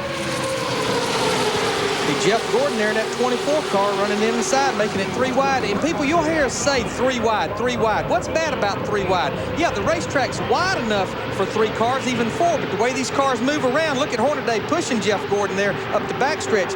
There's not room for error when you're running 3 wide. And so far, so good. We've been 3 wide like those guys are. Kurt Busch on the outside, Ricky Craven in the middle. The yellow car is Steve Park on the inside. And the 32 car, Ricky Craven, who is having a great week down here. Qualified well, run well in this qualifying race. Good to see Ricky back in the hunt. That's his teammate, the 96 car, Andy Houston. Both of them drive for Cal Wells, so they're starting to kind of hook up together, possibly looking toward this green flag stop here in just a few laps. Be interesting to see, Larry. You think, just guessing, and that's all we'd be doing. Anybody going to take 2? I don't want to be driving if they're going to take 2 tires, and I know you don't. I don't want to be the crew chief if he tells me he's going to take 2. Not like my car. Be like Earnhardt said, I ain't leaving till you give me 4. That's right. Michael Waltrip, 15. Dale Earnhardt Jr. in the 8. Those are also team cars. Dale Earnhardt owns those, and Steve Park's team. Well, I'm glad Michael finally got up there where we could talk about him a little bit, because he has been kind of hanging back in the back. But as we run down to the end of this run, get ready for pit stops, his car looks like it's really working pretty good for him right now. Michael loves Daytona, and he always runs up front here.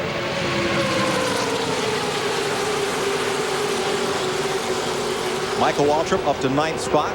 Darrell's younger brother. Jeff?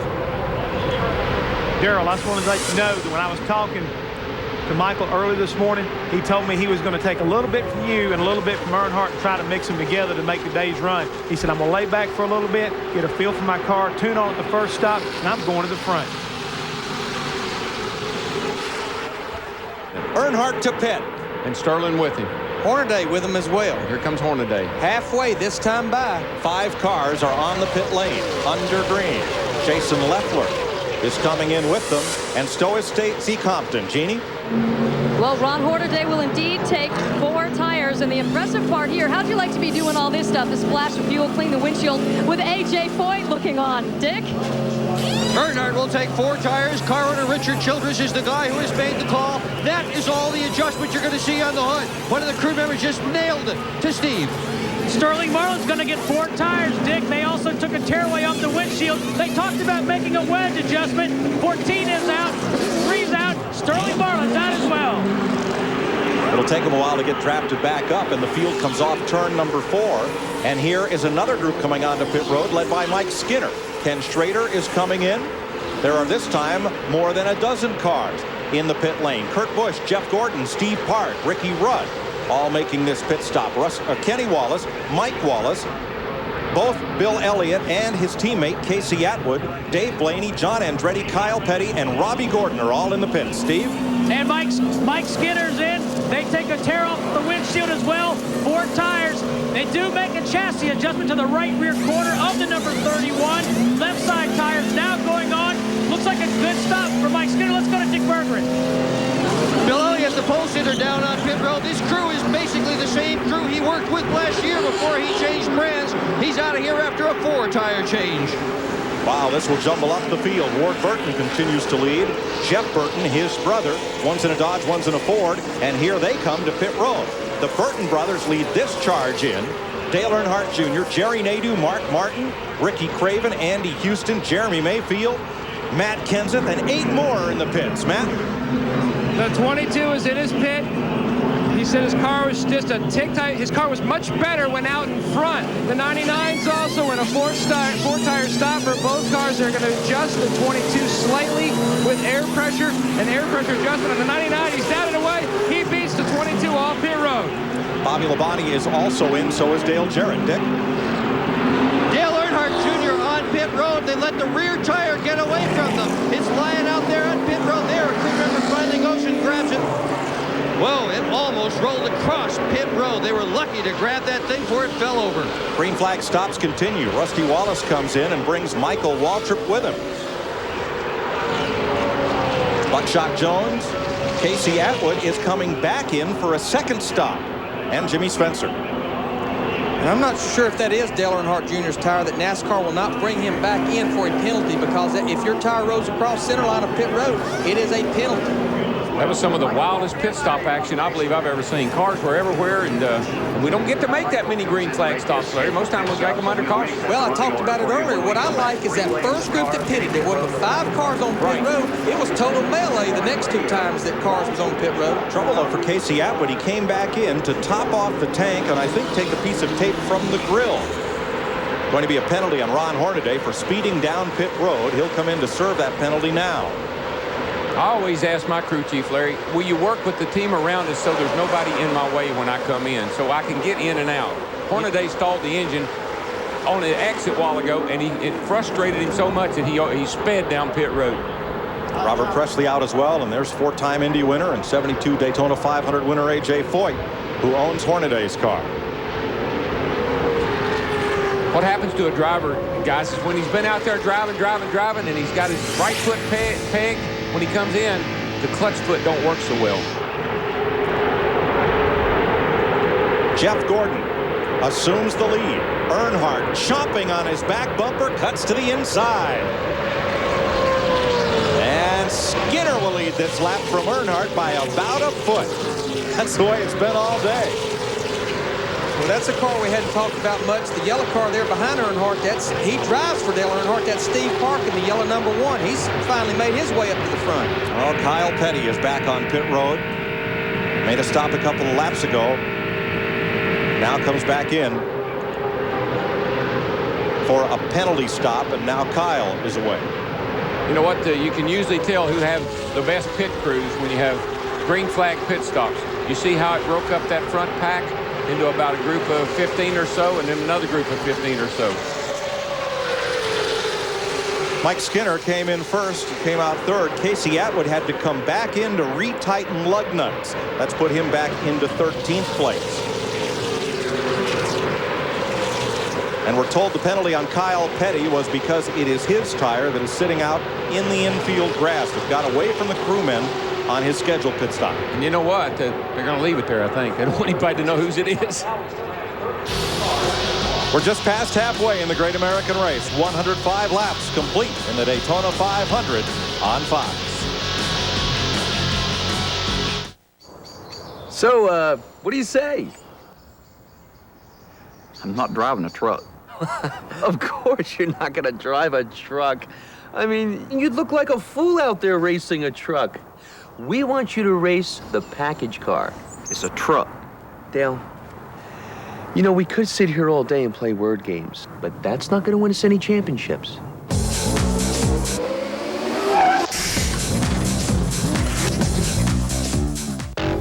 visual, and you have the lead on the right. The lead on the right.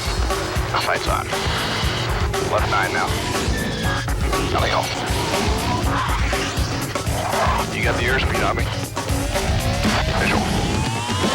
Oh, there you are. Darn, I was hoping you wouldn't see me. Yeah, it's my turn to gun track. Let's do that one again. Okay? Just in case you didn't catch the number the first time.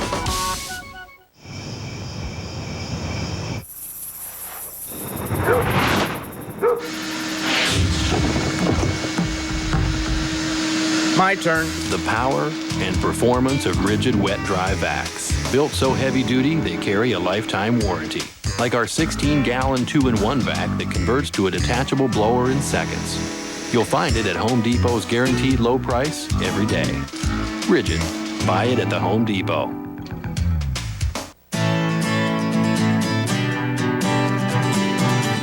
You started saving for your kids' college education before they were born.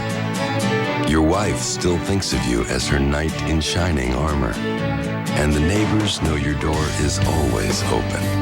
So it comes as no surprise that your auto parts are AC Delco. When the right way is the only way.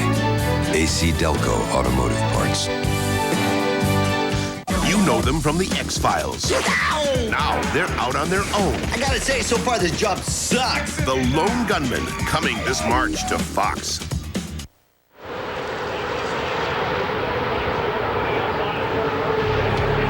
Welcome back to the Daytona 500 on Fox. Jeff Gordon has taken the lead for the first time today. He's brought Ricky Rudd with him. Dale Earnhardt sits in third. Tonight on Fox, Futurama at 7, King of the Hill at 7:30, and Sideshow Bob control Bart's mind. Kelsey Grammer guests on The Simpsons and Malcolm in the Middle and The X-Files. It's all new on Fox starting at 7, 6 Central tonight. Steve Park, Dale Earnhardt, and the third of those Chevrolets is the 31 of Mike Skinner chasing Jeff Gordon. It's a Chevy front four. Now at Fox, we're working on a number of new innovations for our NASCAR coverage, including a way for you to identify the cars more easily at home. Here's a little demonstration of Fox Tracks. It'll help us pinpoint drivers for you in the field. Rusty Wallace back there trying to work his way back up on the lead lap. Will pinpoint him. Every car has a GPS receiver. The Sport Vision folks, they have telemetry all around the racetrack to keep you pinned into those cars. There's Mike Skinner working up the outside and showing his speeds. Earnhardt versus Skinner and Wallace. At this point, Skinner just a little bit faster coming off that corner than is Earnhardt. This is just a demonstration, folks. If this didn't work too well, we can call it an experiment. But in coming weeks, we're going to roll out Fox Tracks on our NASCAR coverage.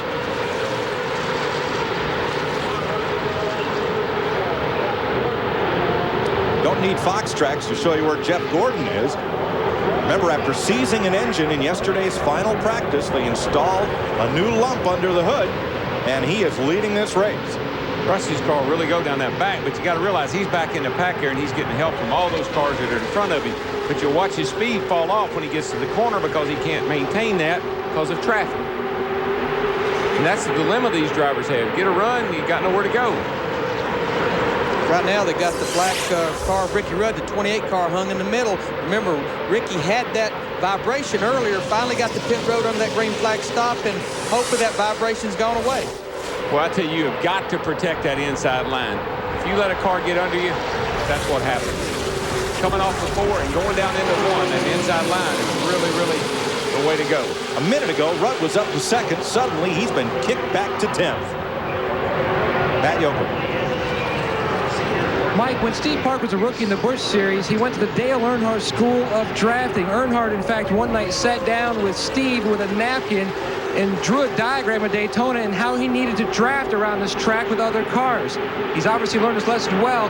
Last night in Happy Hour, the crew did make some changes, though. They went to a lower gear and a different shock package. Right now, the car is very comfortable, and he was very content riding behind the 3. The Long Islander, second-generation NASCAR modified driver, started 25th. He's up to 3rd. Look at Sterling Martin in the silver car below the 7 car Mike Wallace, making it 3 wide going into turn 1. Sterling's done that a lot today. Yes, he has. And the reason that's happening right there particularly, the wind is pushing those cars down into turn 1 really, really fast. From Ricky Rudd looking back. 182 miles an hour, 6,900 RPM. Mark Martin goes by on the outside, or pulls up on the outside. Right now, the tire's pretty fresh. See that throttle? He just flipped it just a little bit getting the corner. Sometimes you got to back off just a little bit to keep from hitting the car in front of you, though, Darrell. That's mainly what's happening. If we had a brake pedal on here, you'd probably see he's riding that brake a little bit, too. Telemetry also showing where he is on the track, going now through the tri-oval. 18-degree banking here at start-finish. This is where he's at on the racetrack.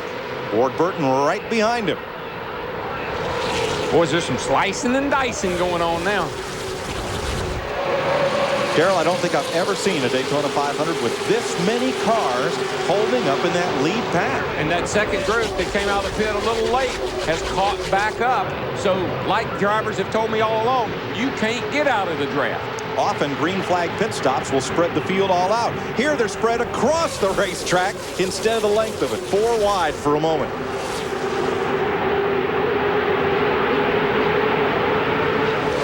Guys, I was clocking the difference between that first pack that came out of the pits and the group that came out later. There was an 8-second spread. Now you can see 8 seconds has gotten right back down to about a 2.5-second spread between the guy that leading it and the tail end of that pack.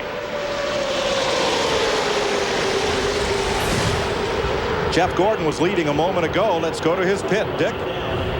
We've had a lot of conversation about the engine in your race car. Is it okay, Robbie? Yeah, the engine's great. I tell you, it's just right now you got to stay out of trouble trying to get to that last lap and figure out what we can do there at the end. Who are you working with today? Jeff Gordon. I tell you what, it's hard out there. You know, you get with somebody and you get messed up, you get shuffled to the back. You just got to do all you can right now. All right, good luck, bud. Sterling Marlin just shot back around Earnhardt going down the back. And he's going to be our leader when they get back here, I think. 26 lead changes so far among 11 drivers. 15 different leaders is the race record. Two cars that consistently have been up there and been able to get in the lead has been Sterling's car and Ward Burton's car. They seem to be able to get in the lead if they can get the right line working with them. There goes Gordon getting that run over turn 1 and 2, getting the help from the 7 car, Mike Wallace, but I don't know. He drifted up awfully high up there coming off turn 2. I think Gordo's car is pushing up on him a little bit, probably more than he'd like for it to, and it's opening up a lane underneath of him that he would like to not have happen. 3 wide once again heading for turn 3. Jerry Nadeau, 25, caught in the middle with Ricky Rudd, Jeremy Mayfield, and Bobby Hamilton, and there's Steve Park, the yellow car in the middle, number 1. Jeannie? Well, Paul, I heard your driver came through here on the radio and said, sorry about that pit stop. I overran things a little bit, but I'll make it up to you. And he is making it up to you, isn't he? Yeah, you know, first pit stop, we kind of slid through the pits, and, you know, everybody kept a real calm head, and we got him pushed back and had a decent stop. But, you know, obviously we had to start in the back, and then now we've had the green flag stop. We had a really good stop and got him up in front. So everything's real good right now. All right, we'll leave you to the business of wheeling and dealing up here. Thanks for the time. Paul Andrews, championship crew chief in 92 with Alan Kulwicki. 116 laps complete. Jeff Gordon out front. Mike Wallace, one of 3 brothers in this race, up to second. Mike Skinner and Ken Schrader fight for third. Sterling Marlin right up there. You're watching the Daytona 500 on Fox. 4 identical cars. 4 identical engines. Only one running on new Haviland, our latest triumph in Haviland motor oil technology. And what difference does that make? Not only do you get unsurpassed performance, but tests show that with new Haviland under the hood, you get better gas mileage. Haviland, add more life to your car.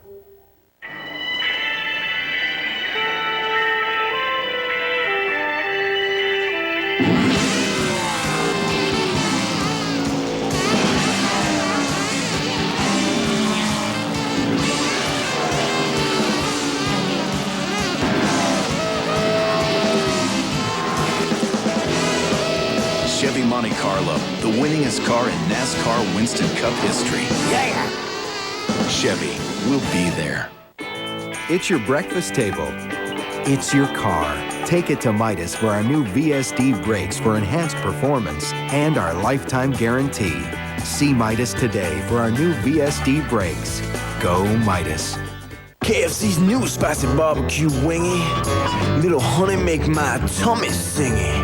Then smoked jalapeno and a long, slow stingy. 20 for $6.99, 8 for $2.99.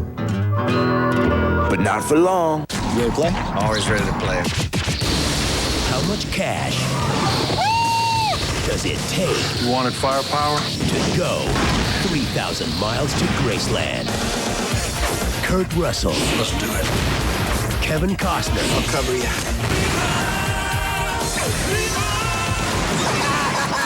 3,000 miles to Graceland. You almost hit me. You nuts? Probably. Rated R. Starts this Friday. How far will a principal go? 6 teachers quit? To change education forever. This is beyond irresponsible. The hit series Boston Public, all new tomorrow. This is the Daytona 500, isn't it? You bet. Don't tell me it isn't. I just want to celebrate another day of living. I just want to celebrate another day of life. He's going to make it. Dale Jarrett's going to win the Daytona 500. One driver today will earn $1.2 million, but look at the log jam he'll have to get through to get to victory lane. 80 laps to go. One more pit stop. Tick, tick, tick, tick, tick, tick, tick. Tony Stewart has come up toward that front pack for the first time today. winner of the Budweiser Shootout last Sunday. Jeremy Mayfield in the 12 car, the blue and white car there. He has spent the entire 120 laps, I think, in the middle of this pack. Not on the outside, not on the inside, but in the middle. You know why? He hadn't been fast enough to go anywhere. He just kind of rides in the middle. He's struggled with that car, as bad as I hate to say it, all week long, because he's a buddy of mine, but he has struggled with that car all week long. 11 leaders today. 4 more will tie the record. Stewart's number 20 runs alongside the 99 of Burton. And here is Earnhardt filling up Tony Stewart's mirror. You can hear the change in the RPM of Earnhardt's engine off of 2 over there. That's the car just jumping around on him. Bad bump over there in turn 2. Really is. Especially down low. Down low, and then with the wind blowing, that's what gets them in trouble off of 2 over there. Passing Kenny Wallace, 27, Michael Waltrip, 15, and moving up on Mark Martin's number 6. Robert Presley slide up right there. Again, that's the reason 3 wide will not work. And one car dives to the apron after getting shuffled out of line. That was Jerry Nadeau. Nadeau's got wheel marks all down the right side of his car. I feel that old clock ticking, boys, and it's getting louder. That's Robert Presley in the yellow 77. He is a lap down, but he keeps fighting up there with the leaders. Hopefully caution come out. He can make his lap back up. Well, he and Hornaday went a lap down. Hornaday's able to hang at the front of this pack pretty good. Robert can, and it's causing a little bit of a problem back in there. Meanwhile, Ward Burton went from 9th to 2nd in 1 lap. Some of these guys, I believe, are falling back and kind of seeing how long it takes them to get back to the front. The guys that I believe are factors, the guys that can win this race, they fall back to 15th or 20th, and then they try to work their way back up through there to see how long it's going to take them. See Jeremy Mayfield, the 12 car, he may not be running good, but he's worked his way up to 5th position. Look at him, 3 by 3 by 3 by 3. Folks, and this is at 123 laps into this race, and it's just like we just started. This is a clogged drain right here. Pour something down it and sort this out. At 190 miles an hour. Steve Burns. With Royce McGee, rookie crew chief for Mike Skinner. Royce, how can you look so calm with the action we're seeing on that racetrack? I'm pretty excited inside. You just gotta keep your patience, because if I get excited, it excites Mike a little bit. He's the one out there that got business to do, and this low Chevrolet, we're just trying to do the best we can today. All right, let's go to Matt Yoakum. The 22 car has gone from the front to the back to the front to the back. Tommy Baldwin Jr. watching his car. Tommy, does your car work better out front or behind someone? Actually, it's been pretty good both ways. You know, we were about 4 laps ago, we fell back to 20th. We got a bad group of cars that made the car push a little bit. But, you know, I think we're pretty good either way. We're going to make a little bit more adjustments on this last stop in about 50 laps. But we'll be all right. We've got a lot of wind coming down the backstretch into turn 2, and it's making the car push real bad, especially when there's a lot of cars around. So we're trying to keep them calm, let them know it's the wind, it's not the car, and keep them focused. Polling a number of crew chiefs after happy hour said if you had one car that you wanted to work with the entire race, 80% said the 22. Interesting. Very calm driver. Ward Burton has just surrendered the lead. Dale Earnhardt Jr. Calm driver with a very aggressive young crew chief, Tommy Baldwin. Earnhardt Jr. up front, but for how long? Here comes Marlin on the inside. Getting a push from Jeremy Mayfield in the blue number 12. They're down on the inside. They're going to take over 1st and 2nd. This reminds me of when I play golf. I'm using every bit of the course, and that's what these guys are doing, boys. They are everywhere. And your lead goes by in the blink of an eye.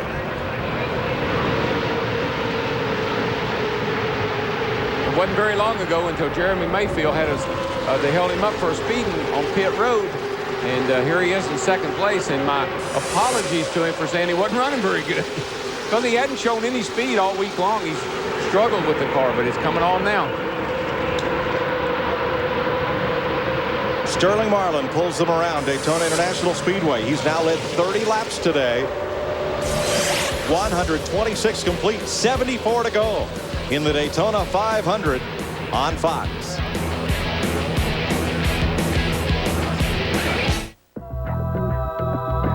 Those who ponder the natural order of things might be surprised that under Intrepid's sleek form lies a spacious cabin, and shocked to discover that Intrepid generates 200 horsepower from a mere 2.7 liters. So are Dodge engineers acting in defiance of natural law?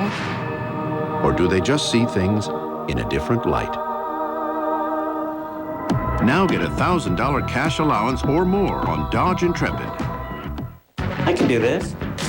Wallpaper does not scare me. I could do pretty much anything. I hate this picture. No job is too big. Home Depot makes it easy. The price is right. I made it beautiful. How do you know so much? I'm a gardener, I'm a plumber, I'm the floor tiler.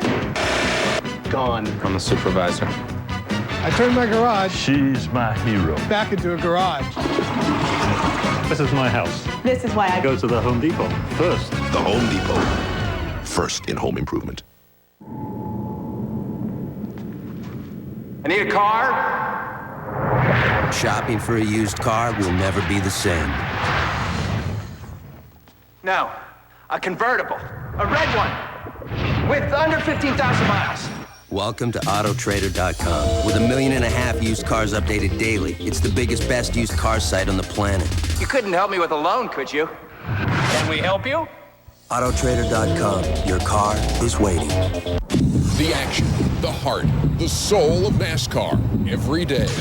Only at NASCAR.com. America Online keyword, NASCAR. Kelso has a manly dysfunction. The rabbit wouldn't come out of the hat. You are not a man! That 70s Show, all new at 8/7 Central, Fox Tuesday. The Daytona 500 on Fox is brought to you by Napa Auto Parts. Napa, we keep America running. By Wendy's Honey Ham and Chicken Sandwich. It's all the buzz. By the Home Depot, the official home improvement warehouse of NASCAR. And by Dodge and nearly 3,000 dealers who invite you to come see what's different.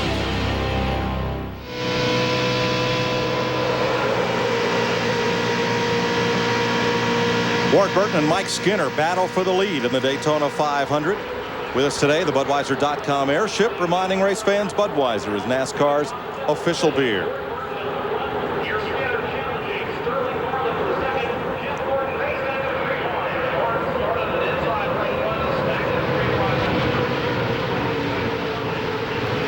Ward Burton pulls them around. Mike Skinner, Sterling Marlin, Jeremy Mayfield, Jeff Gordon right there, and Earnhardt Jr.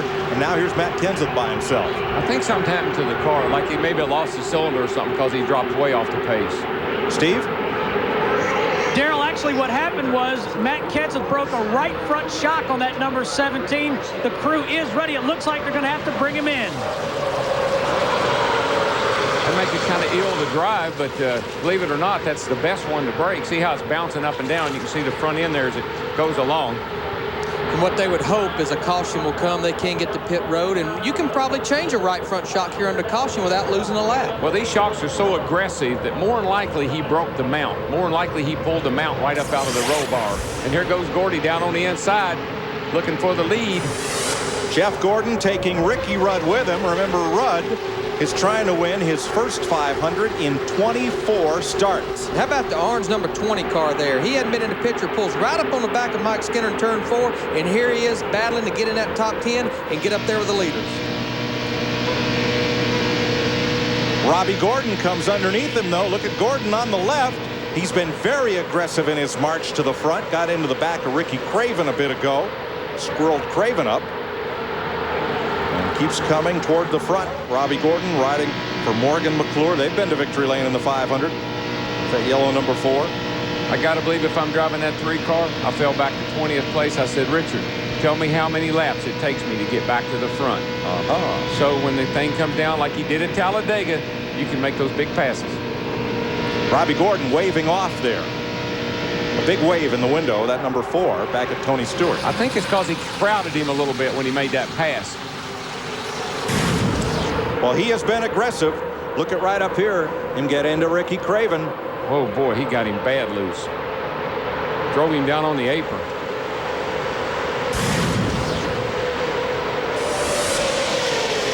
Gordon spent a season in NASCAR with Felix Sabates, then started his own team.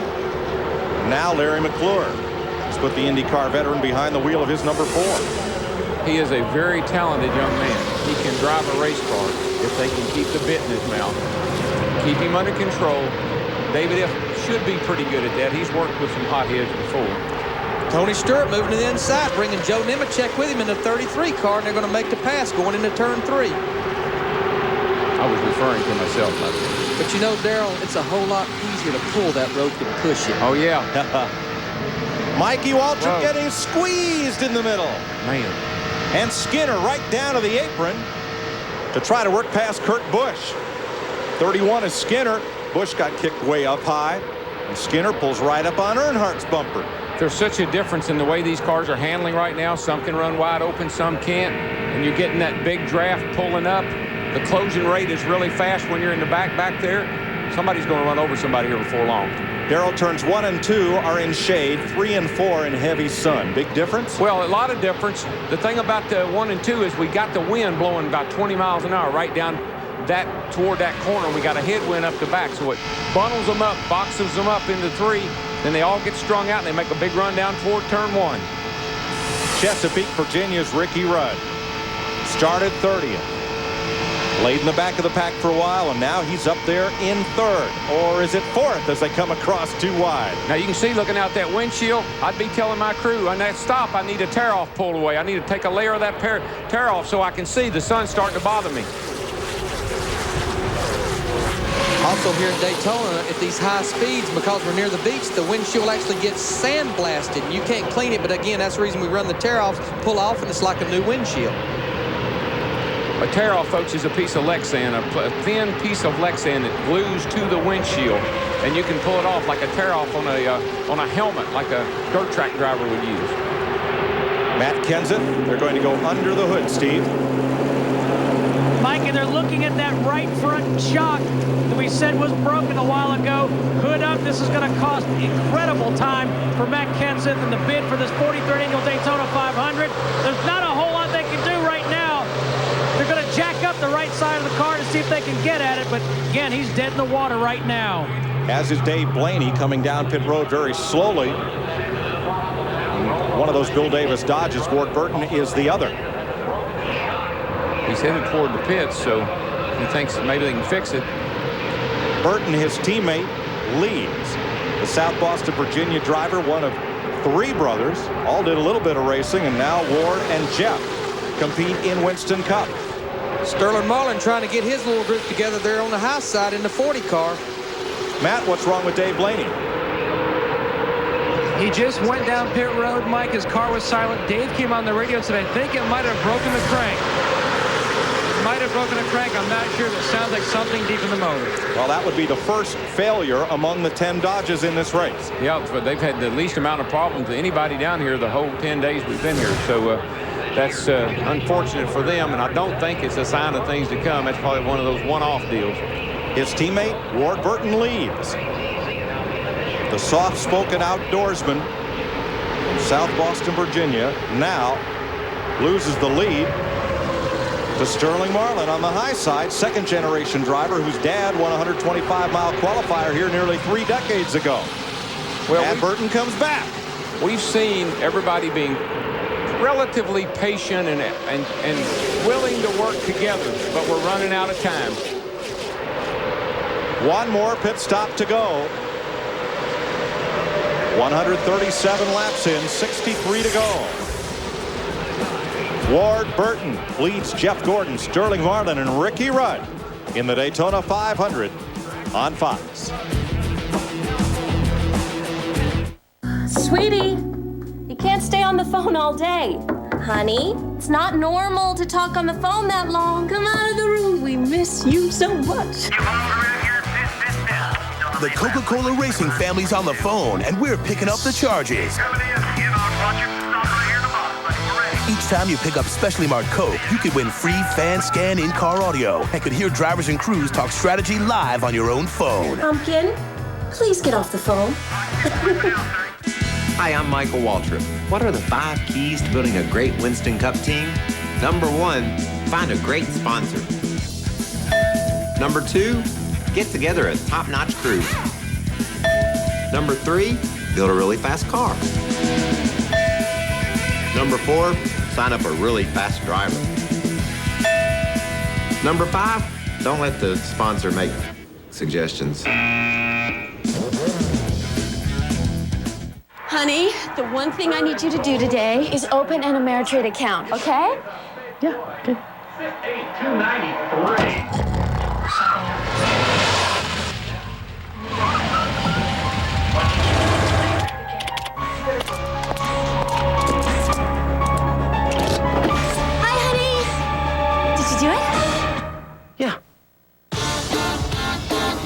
Ameritrade.com. Ameritrade. It's how you get somewhere on Wall Street.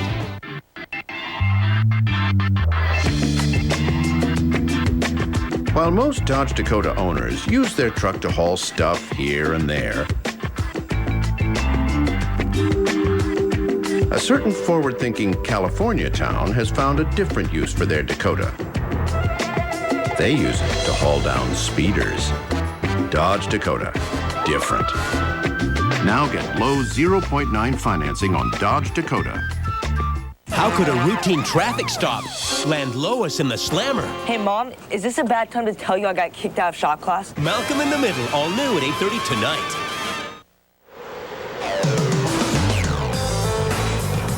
Strategy, preparation.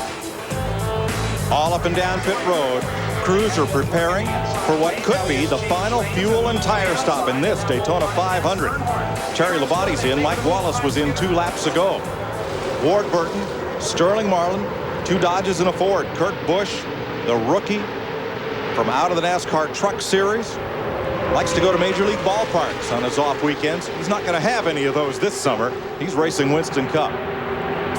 Boy, look at Ward Burton get to run up the middle right there, right beside Sterling Marlin coming off turn 4 right there. Mike Wallace calls that. He's going a lap down right there, and they gave him a little suck on the inside there. One thing I think everybody needs to pay attention to, a lot of guys that run in the back earlier are flexing their muscle and trying to get to the front. Reason being, this may be their last pit stop coming up, so they need to know what they need to do to their cars to get them just right for the run to the finish. Mike? Thanks, Jeff. They're going to lap past Terry Labonte, who also just made a green flag pit stop as things cycle through. Sterling Marlin has gone back up front. He's led 31 laps today. Ward Burton has led the most, 44. Mike, question. Years I've watched this race, here we are, 140 laps, 350 miles into this event, and they're running record speeds out here, but I have never seen them run this fast and double wide this long. It's a remarkable race and so beautifully driven. It's all due, Ken, to the new aerodynamics package that NASCAR instituted last fall at Talladega.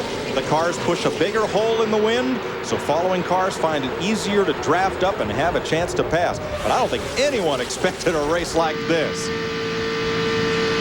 And I know that it's easy to say it's the aero package, but it takes all your focus, all your concentration, and all that hard working out you did all winter long to sit in there and sit on that hot stove and sweat ice water. Speaking of sweat, rookie Kurt Busch getting a little lesson from Dale Earnhardt Jr. right up his tailpipe.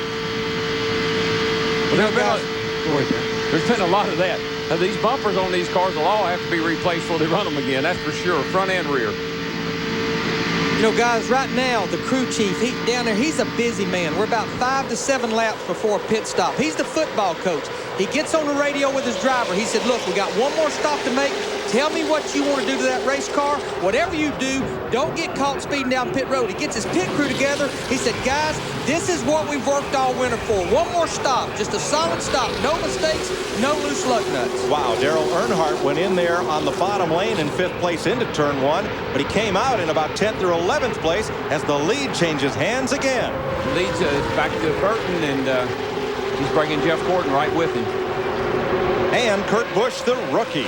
Boy, that kid's driving a whale of a race. He's hanging right in there and doing a whale of a job. A lot of folks wondered why Jack Roush didn't promote Truck Series champ Greg Biffle to Winston Cup and instead vaulted Kurt Busch up to the senior circuit. And Roush said last winter, it's because Kurt Busch reads a racetrack better than any new driver that I've had, maybe ever. Man, Tony Stewart just about spun Dale Earnhardt out. You heard Tony have to back completely out of the throttle. He jumped out of it. He had a run on Dale. Wasn't quite enough room. Pit stops coming up in 5 to 7 laps. And before they do, we'll take a pit stop for our Fox Racing coverage. Ward Burton leads Jeff Gordon in the Daytona 500.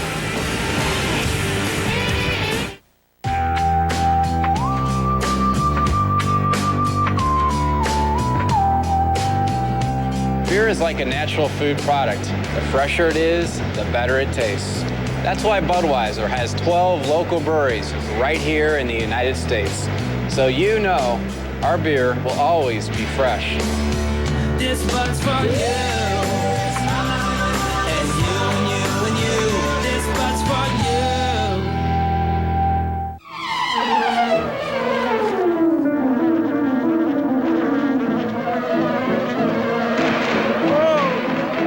At Wendy's, we'd like to make an important announcement. Our honey ham and chicken sandwich is back. With its big whole breast filet, creamy Dijon sauce, and 2 slices of honey ham, it makes a delicious sandwich. And you can thank Dave if you ever see him again. Wendy's honey ham and chicken. It's all the buzz.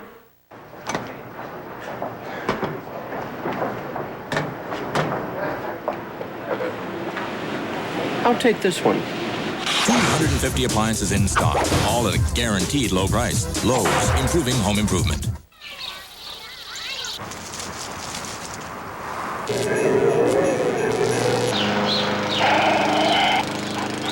We'll not only install your new appliance, we'll haul away your old one free.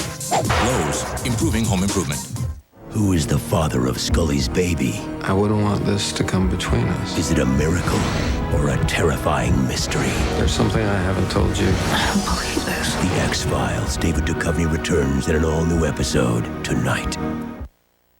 The Daytona 500 on Fox is brought to you by Lowe's Home Improvement Warehouse. Lowe's, improving home improvement. By Goodyear, serious technology, freedom from worry. By Warner Brothers' new motion picture Driven in theaters everywhere this spring. This film is not yet rated. And by Pfizer, where life is our life's work. Jeff Gordon and Dale Earnhardt may have just bumped coming through the tri-oval. They're now in the back straightaway without further incident. They may have. It wasn't a may have. They did. Earnhardt's car is going. It looks like it's been running Martinsville. He's got every corner on that thing beat up. How did anybody cut him a lot of slack today? Let's show you what happened 1 lap ago. He gets a rundown on the inside there. Gordo doesn't want to let him go, but I'm going. Look, did you see him work that wheel? He was a busy man in there. Man, oh man. Look through the windshield. Watch his hands right here. Run 190 mile an hour coming through here. Yeah, this sounded like bumping in the parking lot. Gordon just braced like he knew it was coming. Earnhardt had his hands working, I tell you that. He had a handful.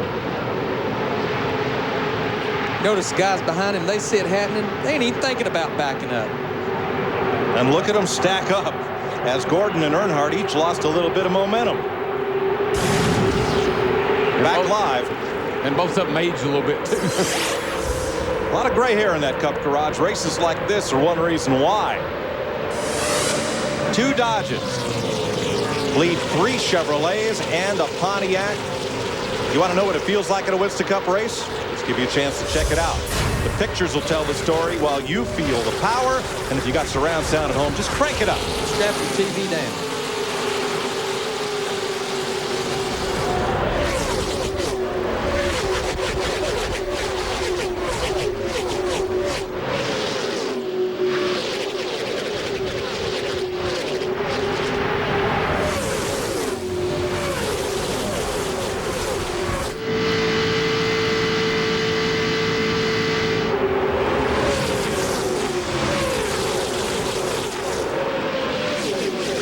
Pit stops are set to begin. Sterling Marlin is going to bring Ken Schrader down pit road. Green flag pit stops. Earnhardt is with them. So is Brett Bodine, Johnny Benson, and Jason Leffler. Steve. And this is a chance for the pit crew to become the heroes on the number 40 car. Rick Relling is the jack man. Darren Wolf and Nathan Kennan change tires. Right side tires going almost good at Dick Berggren.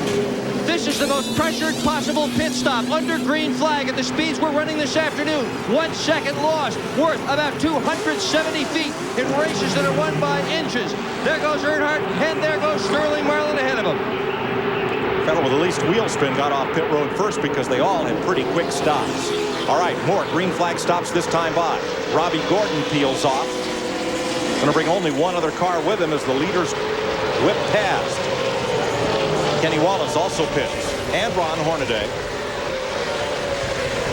And Kyle Petty on pit road. There's Robbie Gordon's stop. Saw the windshield. Oh, trouble with the right front. Bit of trouble with the right front there. Kyle said to his pit. Backing him up.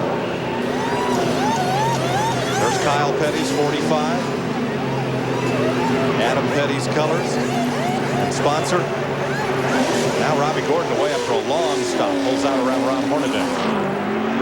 Nail-biting time. Green flag pit stops. 49 laps to go. Here come the leaders once again. And Jeff Gordon's going to lead a pack of them onto pit road this time. Locking up those right fronts, Larry. Steve Park is with him. So is Kurt Busch, Jeff Burton, Ricky Rudd, Mike Skinner, Tony Stewart, and a bunch of them. Dick Berggren. This has been a very, very busy pit as Gordon slid over the pit line. Had to back it up. That's going to cost him time. We've seen all sorts of crew members down here trying to make deals to come in with this car. Why? He has won this Daytona 500 every other year. To that. 99 just now pulling away a four-tire stop. He was a little loosely adjusted with air pressure and with wedge. Steve Burns. That left side tire's going on the 31. They made a track bar adjustment. He stalls the car out. Precious time lost. Mike Skinner cannot get it refired. Trouble for Mike Skinner. The winner of Thursday's 125-miler is blown up. No, he broke a drive shaft or something. Broke a drive shaft axle or stripped the axle plate or something, and they're going to push him behind the wall. Ward Burton leads Michael Waltrip, Dale Earnhardt Jr. and Jerry Nadeau in, and Bill Elliott. Matt? The leader is in his pit. Tommy Baldwin on the right rear. Tommy Wallace on the right front. It is a four-tire stop. They were complaining about the car being a little tight off turn 2. They made some slight adjustments with air pressure. His last stop was 16.7. He's down and away. Dick, Jerry Nadeau has a good stop going for himself. It's a four-tire stop, as has been the case with everybody we've seen on this end of pit road. He's gone. Mike Skinner out of the race. New leader, Bobby Labonte led this lap first time. The Winston Cup champion has led today. 39 lead changes. That's the most in the Daytona 500 in the last 18 years. Green flag pit stops continue. 153 laps down. We'll be back to Daytona right after this.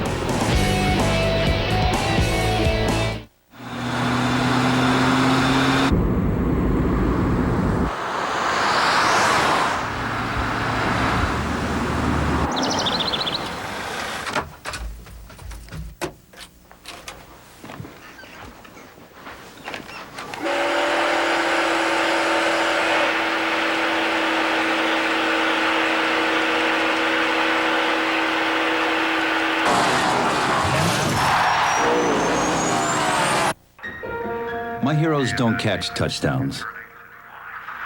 They don't slam dunk. They don't hit home runs. They don't score goals. They don't give smackdowns. My heroes burn rubber. They bite steel. They bleed octane. They risk their life in every turn, on every track, in every race. My heroes race cars. Fast cars. While our engineers sharpen the capabilities of the Jimmy by giving it a full-length steel frame and a Vortec engine, our accountants sharpen their pencils. Visit your local GMC Chicagoland dealer and get as low as 0% APR financing on a 2001 Jimmy 4-door 4-wheel drive SLE. Hurry in during GMC Jimmy Days before the best selection gets erased.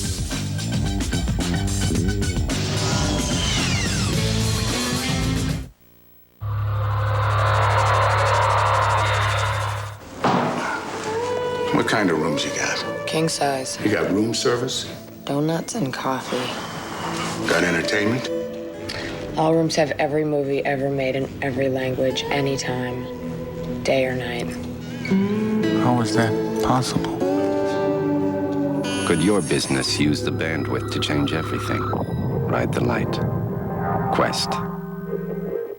Julia and Brad talk to Bill Zwecker. Monday morning at 7. Get inside the live racing action with Racecast. Any driver, every lap. Only at NASCAR.com. America Online keyword, NASCAR. Bobby Labonte has just given up the lead by making his green flag pit stop, and so has Dale Jarrett. That'll put Sterling Marlin Back in front of the Daytona 500, there's Jarrett still trying to get up to speed after his pit stop. Now before the pit stop, here's a look at Jarrett. And you can tell see what he can see. He doesn't see so hot. A lot of glare. Oh, a lot of glare in that windshield. He's going to have to get one of those tear-offs. And that was cars trying to get on the pit road, and he ran up on them and couldn't see him. Trouble, front straightaway. Spinning across the racetrack is rookie Kurt Busch. Can he keep it down in the grass? Bill Elliott dives to pit road to avoid him.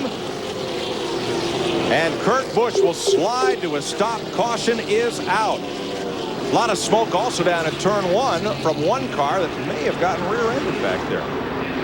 Well, that smoke abates. Look at Busch after that wild slide.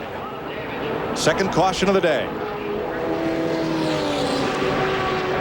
Sterling Marlin is the leader. It's only been about 6 or 7 laps since they pitted, so I don't think they'll be at a pit road. There's Busch on the bottom of the racetrack. On the bottom, he comes up off the corner there. He wanted to get back in line, but guess what? Joe Nemechek was there. Ward Burton just barely getting by there in the black and yellow car. He just thought he had a spot in line, and it closed up on him.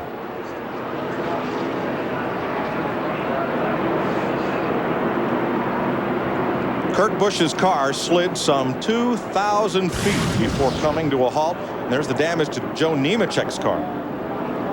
Not only has he got the damage on the left front from Kurt Busch, but he got up into the wall on the right side, and he's got damage on both sides. Only the second caution of the day. I'm thinking everything is cycled through the pits, though. I don't think this affects anybody as far as... You know who I think it does affect? Is Rusty Wallace and Robert Presley. Rusty, after going a lap down at lap 28, I think he has gotten his lap back. He may very well have, because he could have stayed out a little longer than some of the others did. And there he comes. So I think you're probably right, my friend. Indeed.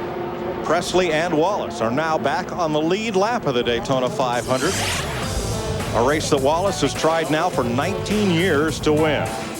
We'll be right back. This is NASCAR on Fox.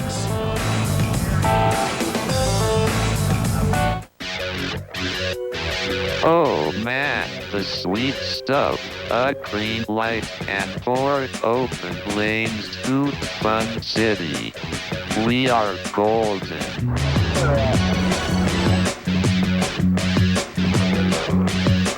No time to talk cheap.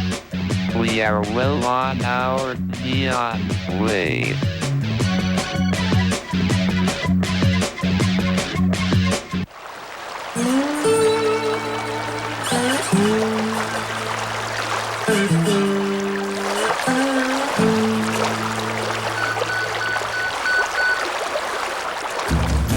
When you call your Bryant dealer, he'll be there.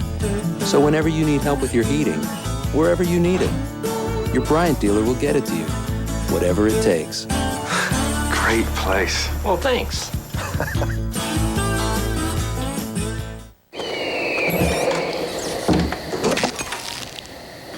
Hi, hope you found the place okay. Use the cabin for as long as it takes to finish the book. You'll find plenty of toilet paper in the closet, 400 pounds of dried beef in the cellar, loads of canned goods in the pantry, and that should do it. Oh yeah, there's a 5-year supply of light bulbs in the top left drawer. The Philips Marathon bulb, good for 5 years, guaranteed. Philips, light bulbs that last. This is a bucket of water. And this is Goodyear's new and improved AquaTread 3. At higher speeds in a downpour, a set of AquaTread 3 tires pumps away over 6 gallons of water per second. That's over 360 gallons per mile. With its 80,000-mile tread life limited warranty. That's a lot of water. Think about it next time it's pouring buckets. New AquaTread 3. Only from Goodyear. Goodyear, Goodyear. Taking a NASCAR joyride at top speed at night isn't for everyone. I'd rather have hemorrhoid surgery. And all Nick Titus at 8:30 Fox Tuesday. The Daytona 500 on Fox is brought to you by Dodge and nearly 3,000 dealers who invite you to come see what's different.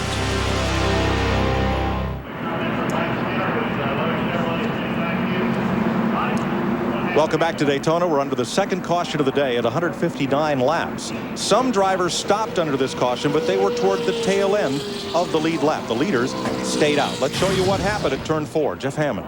Yeah, as we can see, the 97 car coming off of turn 4, and he starts working up to the outside. Right about there, the spotter should have been saying outside, outside, but it looks like the car, he just kept coming over and got right into Joe Nemechek, and right in the wall he goes. So unfortunately for the 97 car, makes me wonder if he was listening very closely to his spotter.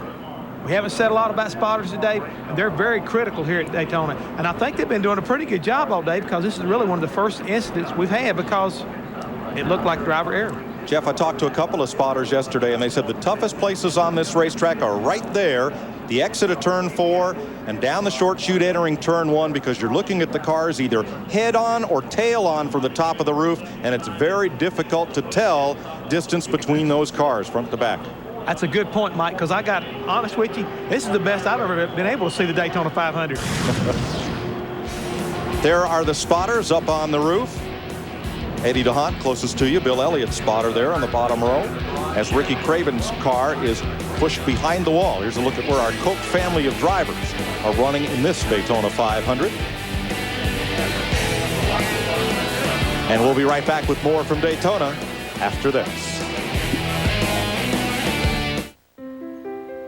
Hey, Dad, what's that? That's a pink flamingo. What's that? Bullfrog. What's that? That, son, is a Chevy Monte Carlo. If you want to see 700 horses under a hood, spend a day by the lake on the famous Daytona infield, but bring your Visa card, because you won't get in with American Express. Isn't nature great? Visa, it's everywhere you want to be.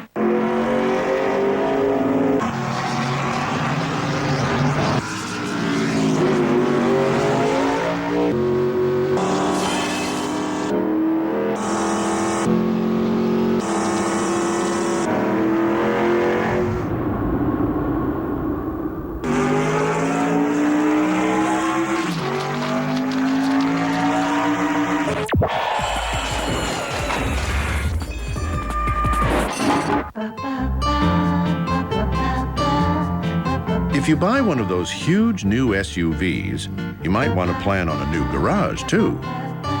But with Dodge Durango's best-in-class available Magnum V8 power, plenty of room inside, and just right size outside, you don't have to rearrange your life just to fit an SUV into it. Durango. Different. And just right.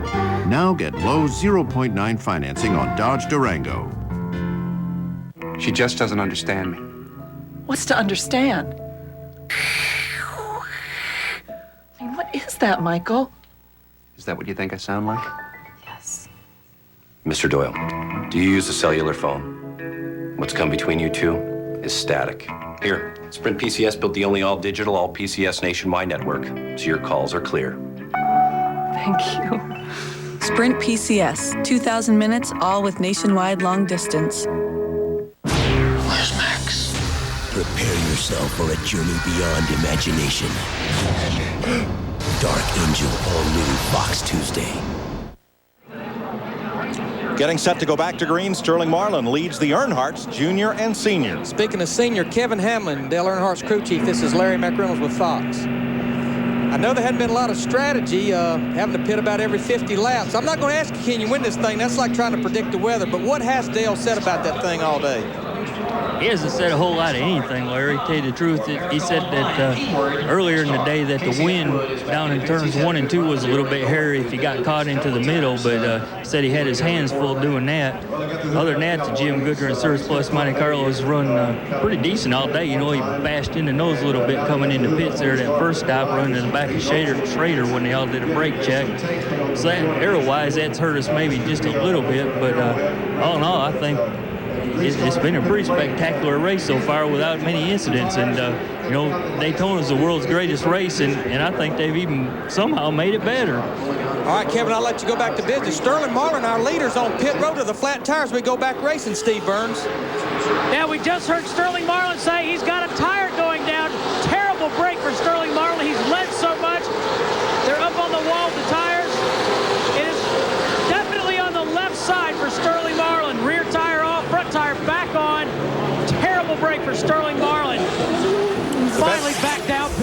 Best thing could happen, Steve, is the field is not up to speed. Marlin will not lose a lap with this tire change. Casey Atwood back on track after a broken shock mount.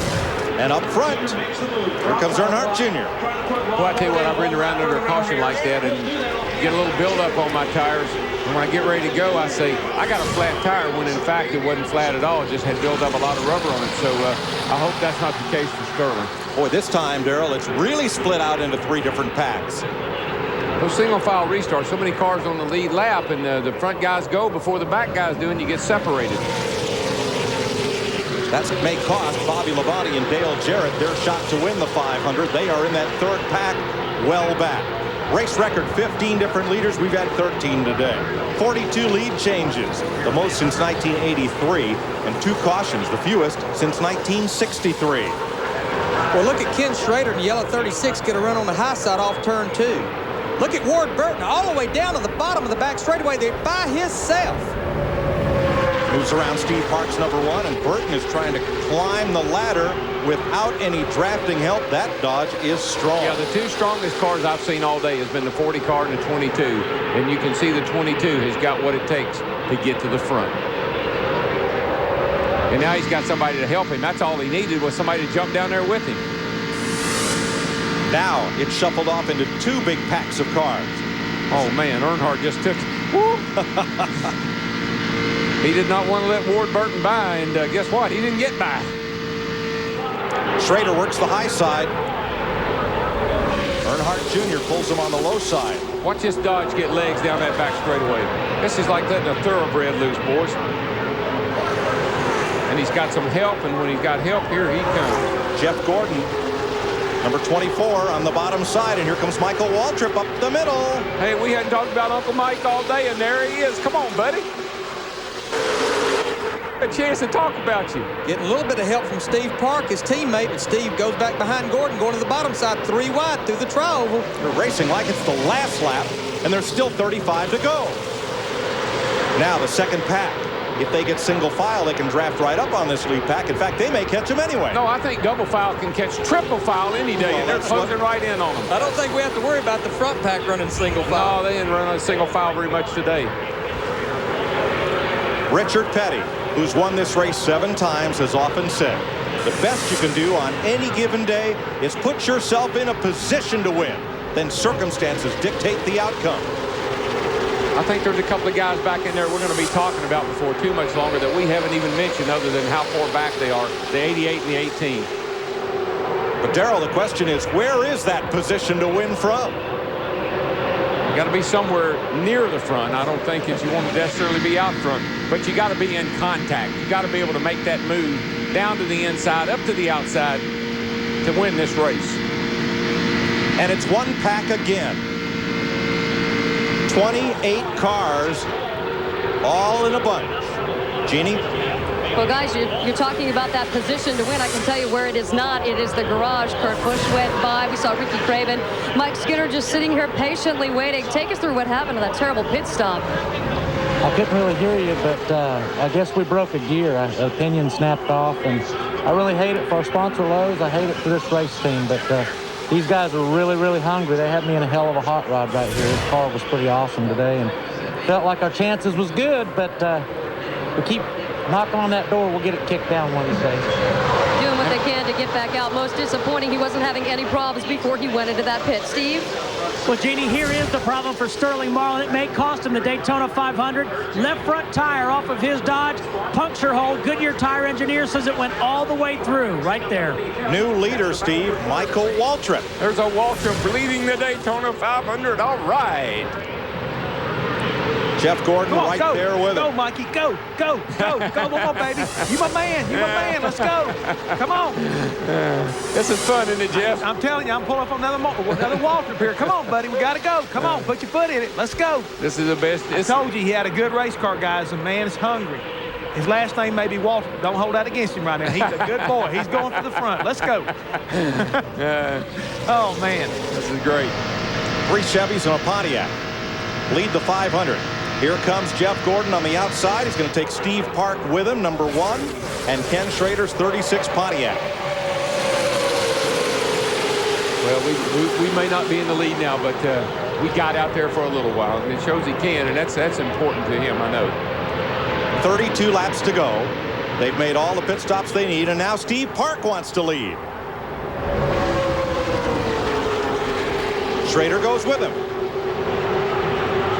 Michael's right there. He's right up under that Pontiac of Schrader's. See, the 22 of Ward Burton, he had fallen all the way back to about 13th here. Look at him, 4 wide off turn 4 right there. And for the first time today, Steve Park will lead the Daytona 500. Robert Presley peels onto pit road, an unscheduled stop.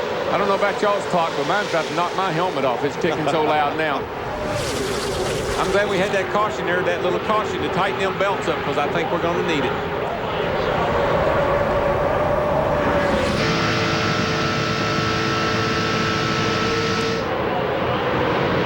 Michael Waltrip battling Steve Park. Park got his first Winston Cup win at Watkins Glen last year.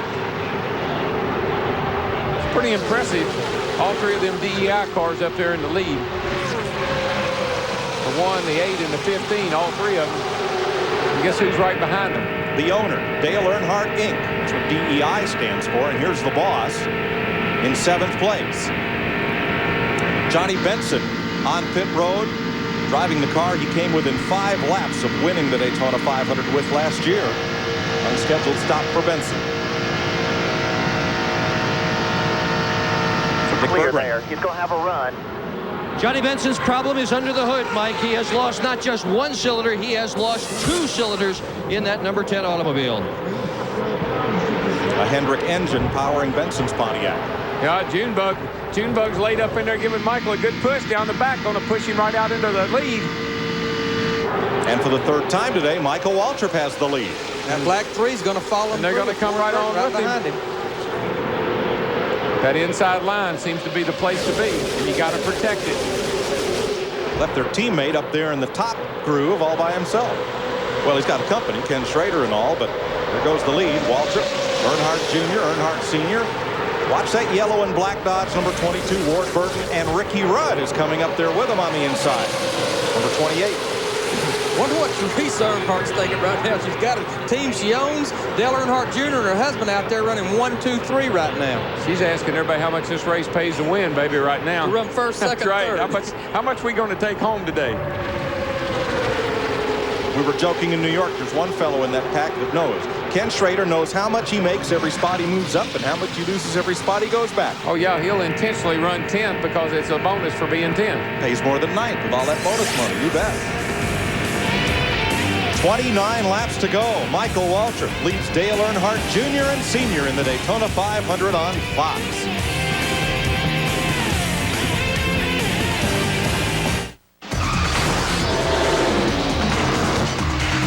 Make your move, Tony. Got it, Joe.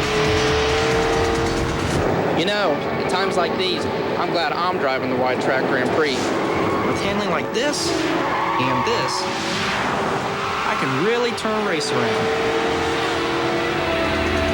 On the way to the winner's circle, wider is better. The Wide Track Grand Prix by Pontiac. Trucks. Fundamentally tougher than any panty-waist car. Hey, no one ever wrote a song about his first hatchback. At Craftsman, we figured the only thing better than trucks is racing trucks. So we're the official tools of the NASCAR Craftsman Truck Series. Tough trucks, tougher drivers, and the toughest tools. Craftsman.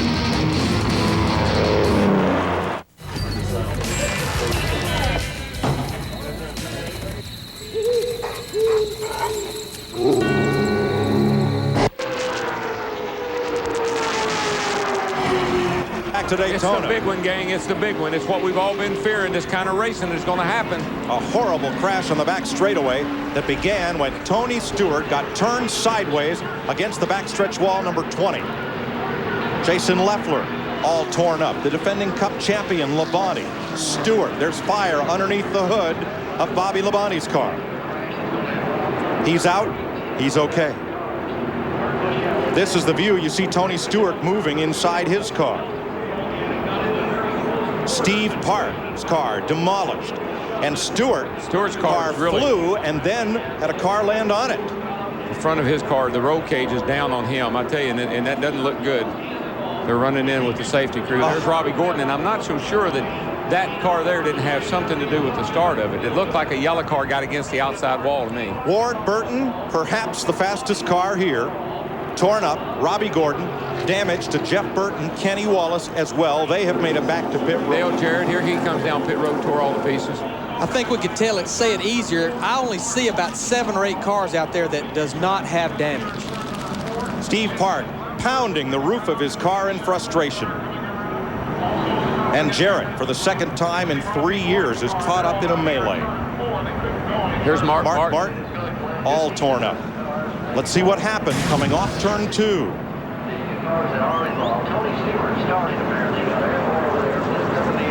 It's happened up here. I think that this car right here, man, and look at, is that Stewart's car? That's Stewart's car. Rode right across the top of Robbie Gordon's car, the 4 car. I think everybody back up and look at it again. I think that the 4 and the 20 may have been that started that. Stewart was the first car sideways. Here's why. Here's the 4 got into the back of Ward Burton, I believe. And then Burton's 22 got into Stewart. And everybody scrambles. That car is taking a whale of a ride, that 20 car is. It's getting hit. It's upside down. It's hit on its roof. It's on fire. And here's another angle. Coming off of turn 2 where we've said that it's the wind. Somebody got into the back of that car there. That's Ward Burton right there. Saw a puff of tire smoke, and then everything let loose. I think that's what started. Somebody got in back of Ward Burton off turn 2. I'm pretty sure the 4 car got into the back of Ward Burton, turned him into the 20 car, and God help all of them because there's no place to go. And you can't see. Now here we come off of turn 2 again. Right there. See, Ward Burton got pushed around by that car, and that's the 4 car. And then he got in the back of Tony Stewart. Of course, Tony Stewart going airborne here. And it was Ward Burton's car being sideways that blocked up the track for everybody behind him. Boy, and it gets hit by every car in the field, seems like, and Tony Stewart's car just took a whale of a ride. That must be at least 30 cars in that wreck. From Tony Stewart's onboard camera.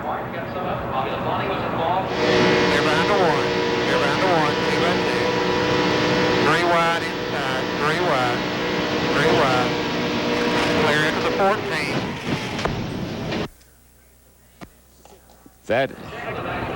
That is something a driver never wants to hear. 4 times I made it through. I flapped out the tire. I made it through. 10-4, bud. We'll put 4 on it. Here's one more angle from Mark Martin, whose car is now all torn up. It's the outside wall real hard. Gets hit again, and takes out.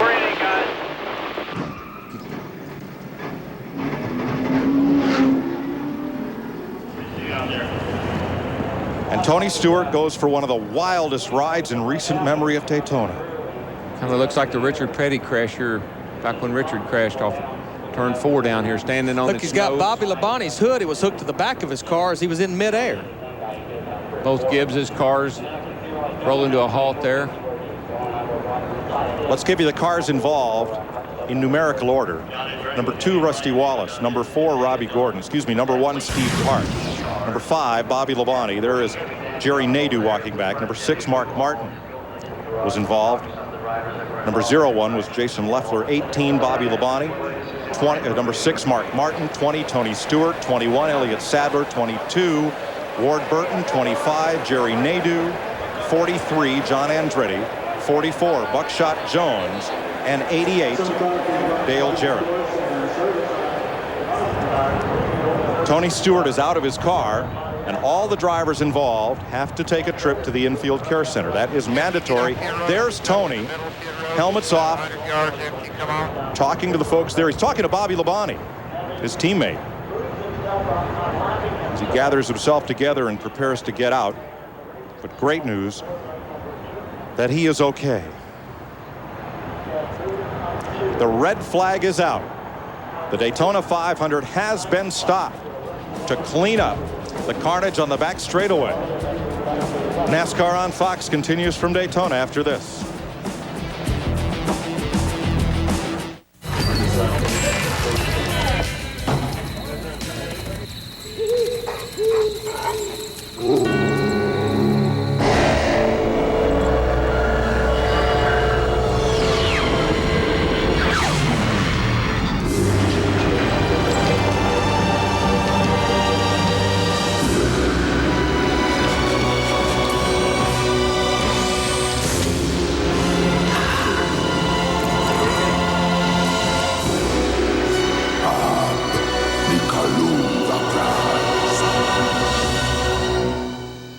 What's up?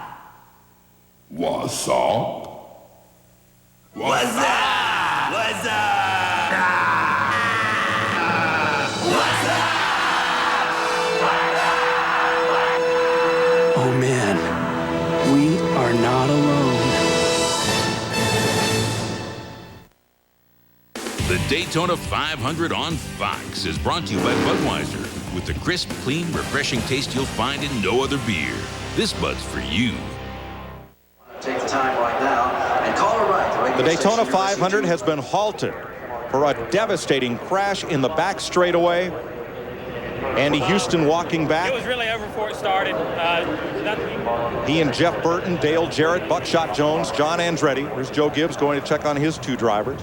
Jerry Nadeau, Jeff Gordon was involved. Ward Burton's car wrecked. Elliott Sadler. There's Tony Stewart's car destroyed. Bobby Labonte demolished. Mark Martin, Terry Labonte, Robbie Gordon, Rusty Wallace, Steve Park, and Jason Leffler were all involved in the back straightaway. 17 cars, and add Kenny Wallace, 18-car crash. Here's another look as they came off turn 2. Pretty sure that the 4 car got into the back of the 22. Darrell, I got to ask you here.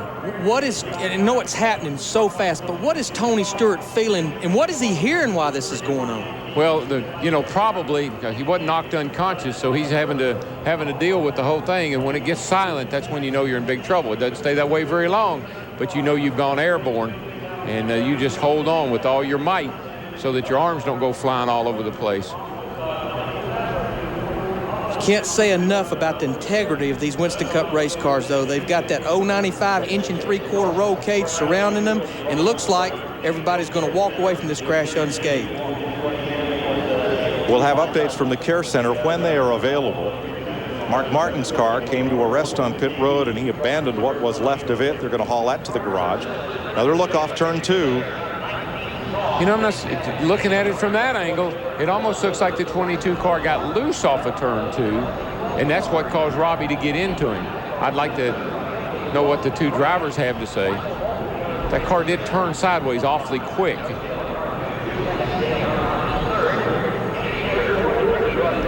Our tape producer looking for a view that will perhaps show us definitively. Now here from the blimp. Well, it's just ahead of it. Yeah, we're just ahead of it there. Now look at Burton's car. When it goes sideways, it collects up the whole rest of the field. I mean, there's cars going under Stewart's car while he's in midair. Yeah, there's cars just he was kicking around all over the place. Let's ride through it with Bill Elliott.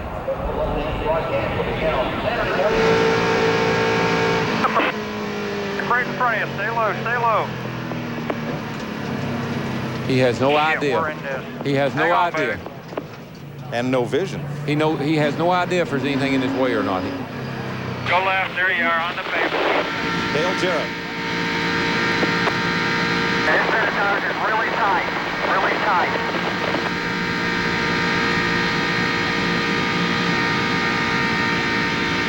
CM4 on the really tight. Slowing up here a little bit. Slowing up. Come on. Come on. Get back to gas.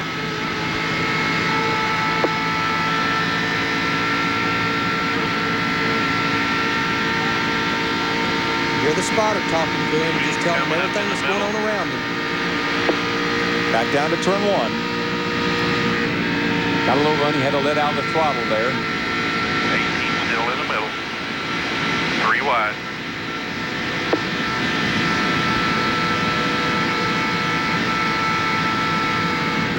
I got a spin here. Got a spin here. Slow down. Come all the way down. Come all the way down. Oof. All right, DJ. Go down, but there was no down. The whole racetrack was blocked. Talk to me.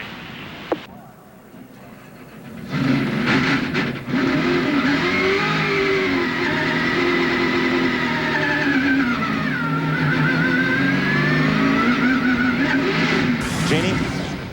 Well, Robbie, 18-car crash. This is not where you wanted to end up, but I'm happy to see that you are in one piece. Can you take us through it? Well, I just hope everybody else is okay. You know, I was on the bottom, started to get a little tight. Tony got up underneath Ward. They seemed to slow down. I don't know if they touched or not. I got at the back of Ward. Then they started side by side. And it's unfortunate. All of us had pretty good cars at that point. All right, obviously a disappointment. I'll let you go be with your family. And by the way, just for precautionary measures, Tony Stewart is on his way to the Halifax Hospital. Again, just precautionary measures. I'm being told that he's fine. Matt? Jeannie, Mark Martin drove his car back to pit road. Mark, your battered mount looks pretty tough, beaten up. How about you? Can you see what happened from your vantage point? No, all I really saw was smoke, and I saw, I think, the 20 car way up in the air. And I went to the inside and thought I was going to get through there before they came down, but somebody hit me in the door and turned me around. I hit several different things, but, you know, I think we were setting okay with a Viagra Taurus. I think we were gonna be able to get a top 10 out of it, maybe. But you know, the fans got their money's worth today. That's all I can say. It was lap after lap after lap, and after that last restart there, with all those cars just bunched together like that, it just it was an accident looking for a place to happen. Let's go back to Jeannie. We're going to take you here with Joe Gibbs. Unfortunate afternoon, but the good news is both your drivers are okay, but they're both inside the care center. Actually, Tony went to the other hospital. They took him straight to the other hospital, and they said he was complaining of his shoulder. They wanted to do x-rays on it, but and it looks like Bobby's okay. I think Bobby's in there and sitting up, and Donna's in there with him. So looks like our two guys came out of it. I'm worried about Tony because I want to try and get over to the hospital and see what he's complaining about, something about his shoulder. All right, we'll let you go. Andy Houston is another driver that was involved in that incident. He's okay, but what was it like in the middle of that thing? Well, it was really over before it started. The McDonald's Ford was running great today. Had a good run going and had some radio communication there halfway through the race. Got in the back, worked our way back up towards the front. I think everybody was just trying to get in position, you know, to have a good shot at winning that thing there at the end. And somebody cut somebody off. It looked like about 5 rows up, and track was just blocked. I jumped into brakes, threw my hand up, got run into in the back, and pushed me into a couple guys, and everybody was just spinning everywhere. So, you know, it was pretty wild, but we'll just go try to get them next weekend in Rockingham. I'll tell you, the cars that have come by us on the back of the record are really torn up. There are a lot of absolutely demolished race cars here, Mike. They built a special car for Daytona and Talladega, NASCAR's 2 fastest tracks, and 18 of these teams will have to go back and build another one. Here are the cars that are involved in the crash. It appears that perhaps 2 or 3 of them may get back out to finish this race. Jeannie? Well, 2 or 3 cars may make their way back out, but Jeff Gordon, I'm pretty sure you're done for the day. Oh, definitely. You know, it tore this thing all up, you know, and had no oil pressure on top of that. So I even got hit after I wrecked, and I was coming back to the pits. But yeah, it's unfortunate. You know, something like that's going to happen with these rules. It's great racing. You know, it's exciting. There's a lot of passing, a lot of lead changes. But one little mistake, you know, and that's what's going to happen, and it's just inevitable. But everybody did a great job all day long. It was incredible racing, and I got shuffled back there a little bit, and was just trying to work my way back up through there, and you know, doing things that I didn't want to do. So I'm sure there's other guys that may have done the same thing, and I guess somebody got turned sideways up there and caused a pretty big wreck. Did it happen too fast quickly here, or was it something that a spotter could have told you was coming?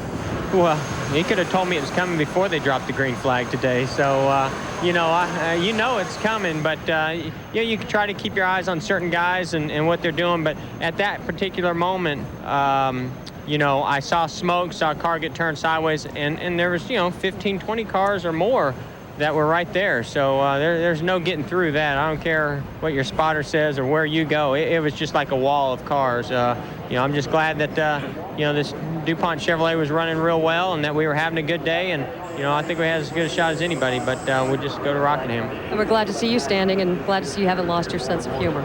Take care, Mike. A wry bit of humor from a driver who had a great chance to win his third Daytona 500 today. We're under the red flag. These are the cars that's on the racetrack. Most of them was not involved in the crash, but I've counted it up to about 9 cars that's on pit road. Now, when you're under red flag condition, even though you're trying to repair your car, you cannot work on the car. You can make a plan, you can lay your tools out, but you can't work on it. Jeff Hammond, you ever been in that position? Oh, a time or two, Larry, and unfortunately, it happens too often in places like Daytona and Talladega, because when you have a wreck, as we saw before, sometimes you can't get out of your own way. And one of the biggest reasons right now that we at least feel good about what has happened on the back straightaway is because of the safety of these cars. As you look at this car right here, you see this 1 3/4 roll bar tubing that's above the driver's head. Our head restraint as far as the window net's concerned to keep the arms inside the car. You can't say enough about the integrity and the safety that NASCAR builds into what they feel like is the most safe race car right now in the world, I'd have to say. And after what you just witnessed on the back straightaway, I think a lot of you folks will have to agree with us that they do an exceptional job of learning what it takes to keep a driver safe so they can walk away from such a horrendous accident. Larry? Thanks, Jeff. Well, they're looking at these cars, but they can't work on them until the yellow flag comes back out. We're under the red flag. Michael Waltrip leading the Earnhardts, Kenny Schrader and Ricky Rudd in the Daytona 500. This is NASCAR on Fox.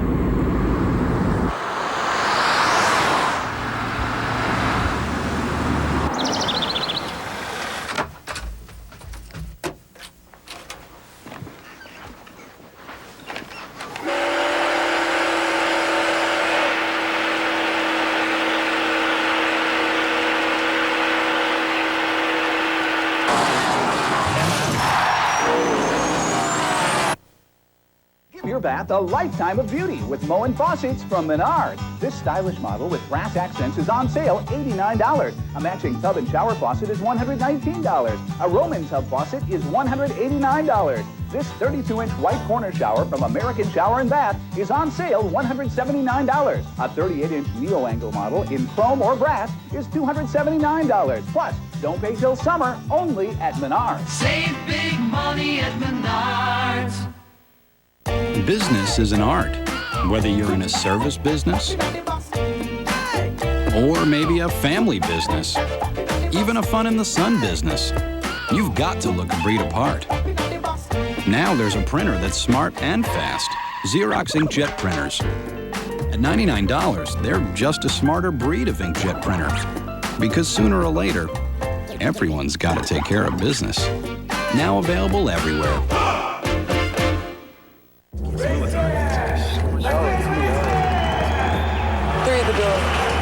Welcome to the Miller Lite Racing Garage. This could be your chance to win the ultimate race fan experience. Grab your Miller Lite Racing VIP hard card, and you could be the lucky winner who gets to race by day and party by night. You'll fly to Vegas and spend all day learning how to drive a stock car. And after a few laps around the track, you and your friends will get to hang out in the party pit at the Miller Lite Racing Garage. So pick up your Miller Lite Racing VIP hard card in the specially marked packages at Miller Lite. Taste the victory. It's Miller time. NASCAR on Fox. It doesn't get any faster. Get inside the official gear of NASCAR. Apparel, collectibles, and more. Only at NASCAR.com. America Online keyword NASCAR. What might have been the fastest Daytona 500 in history has been red flagged. They've just refired engines after an 18-car pileup on the back straightaway. Jeannie? Well, the good news from the pileup is that Ward Burton, you're standing here with me and you're feeling okay. Would that be a true assessment? Physically, obviously not mentally. Yeah, I'm fine. Just disappointed. Can you take us through what happened out there? I walked over here and you kept saying, did the Ford car hit me? I know you haven't seen the replay, but from what you can remember. You know, we all get runs on each other with the aero package out there. You know, we hit big holes, and I had a big run on the guys in front of me, but I was going to stay in line. And I guess from what I'm being told, the Ford car hit me. Somebody just hit me and didn't didn't usually hit enough, you know. The problem is with this racing, the closer we get to the start-finish line, the end of the race, the wilder it gets, and I just feel bad for my team. It gave me a hell of a race car, and we were going to have a shot at it, but now we're sitting in the garage and not out there running. But for the guys that got hurt, especially Tony, I hope Tony's okay. Yeah, we are told that he's doing okay. They just took him away for precautionary measures, and you're sitting here with 17 other cars. Take care. Ward Burton had a great chance to win the 500. Now, on this next replay, watch 3 cars. Here they're glared. Now, this is Tony Stewart down here. This is Robbie Gordon, but watch this car. This is Ward Burton.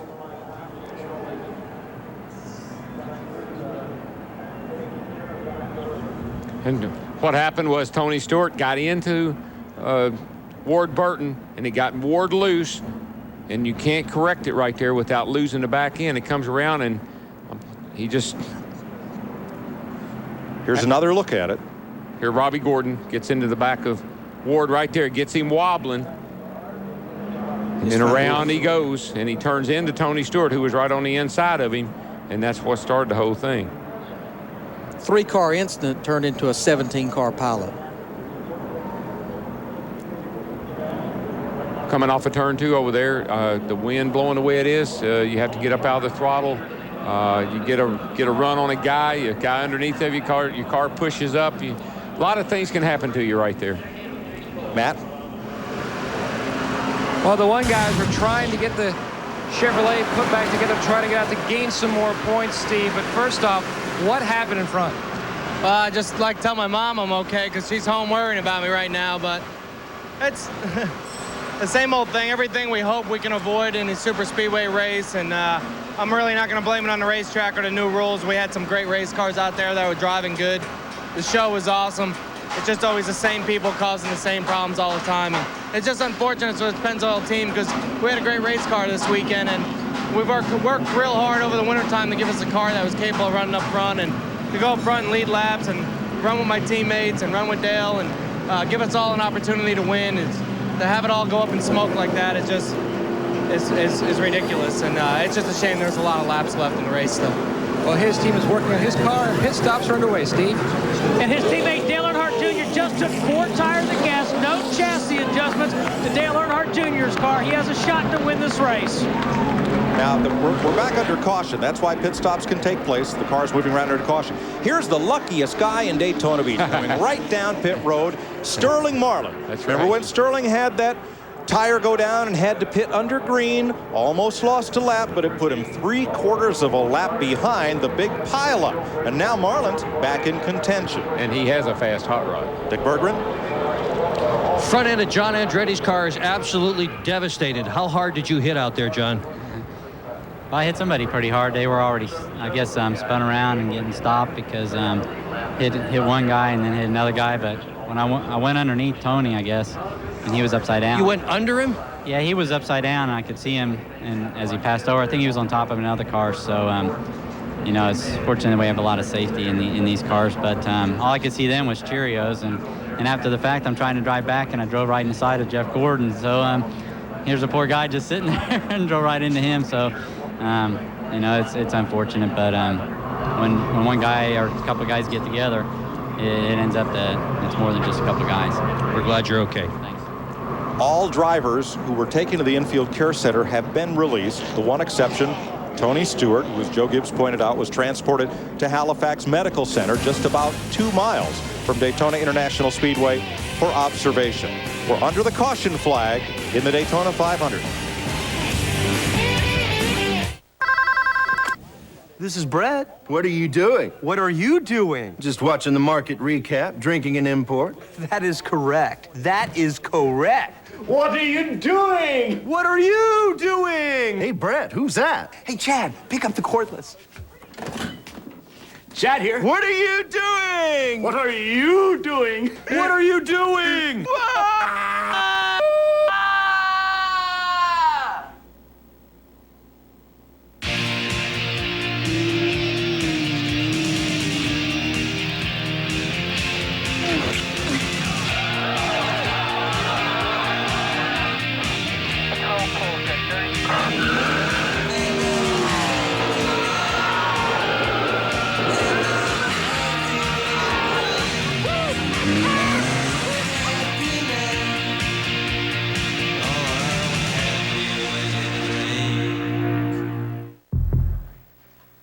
3 minutes from now, a heart attack victim will be rushed into this emergency room.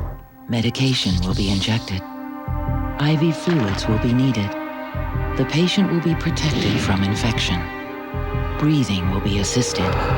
And one more life will be saved. Mrs. Hanson? Yes.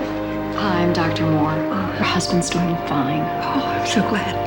Thanks to advanced medical techniques and a material we call plastic. Play the Pep Boys 80th Anniversary Instant Win game and win $80? No, $800. Oh, heck, $80,000. One of over 50,000 instant prizes at Pep Boys. Pick up your game piece today.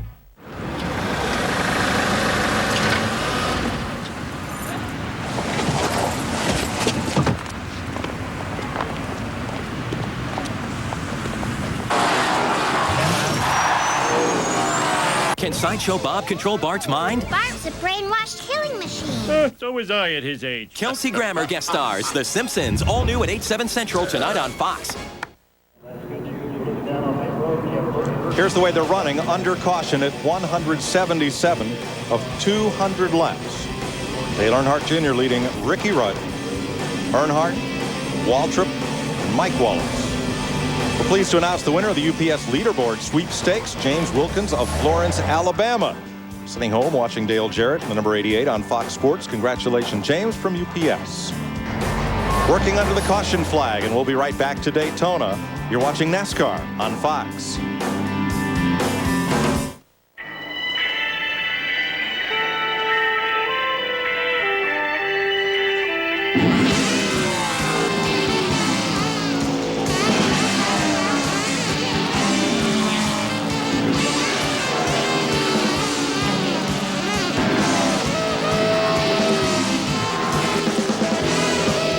Chevy Monte Carlo, the winningest car in NASCAR Winston Cup history. Yeah! Chevy, we'll be there. There's a new star rising. The fans are raving. This one's going to be legendary. When you're the next big thing, everybody wants you. Even Kobe Bryant. Introducing the next big thing from McDonald's. It's the Big and Tasty.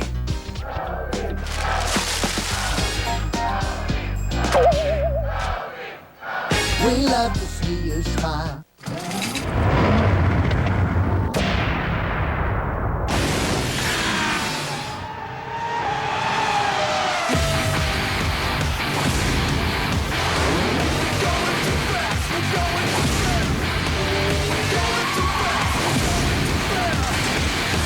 Driven. This film is not yet rated. Starts Friday, April 27th.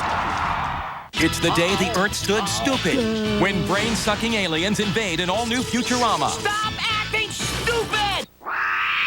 Then, Bobby becomes a ventriloquist. My son plays with dolls. There, I said it. He's a sissy. There, I said that. On an all-new King of the Hill. It all starts at 7/6 Central tonight on Fox. The Daytona 500 on Fox is brought to you by Team Monte Carlo. The cars more champions depend on. Chevy will be there. By Pep Boys. Cars like us. People love us. By Kellogg's, the official breakfast food of NASCAR. And by Coca-Cola. Enjoy.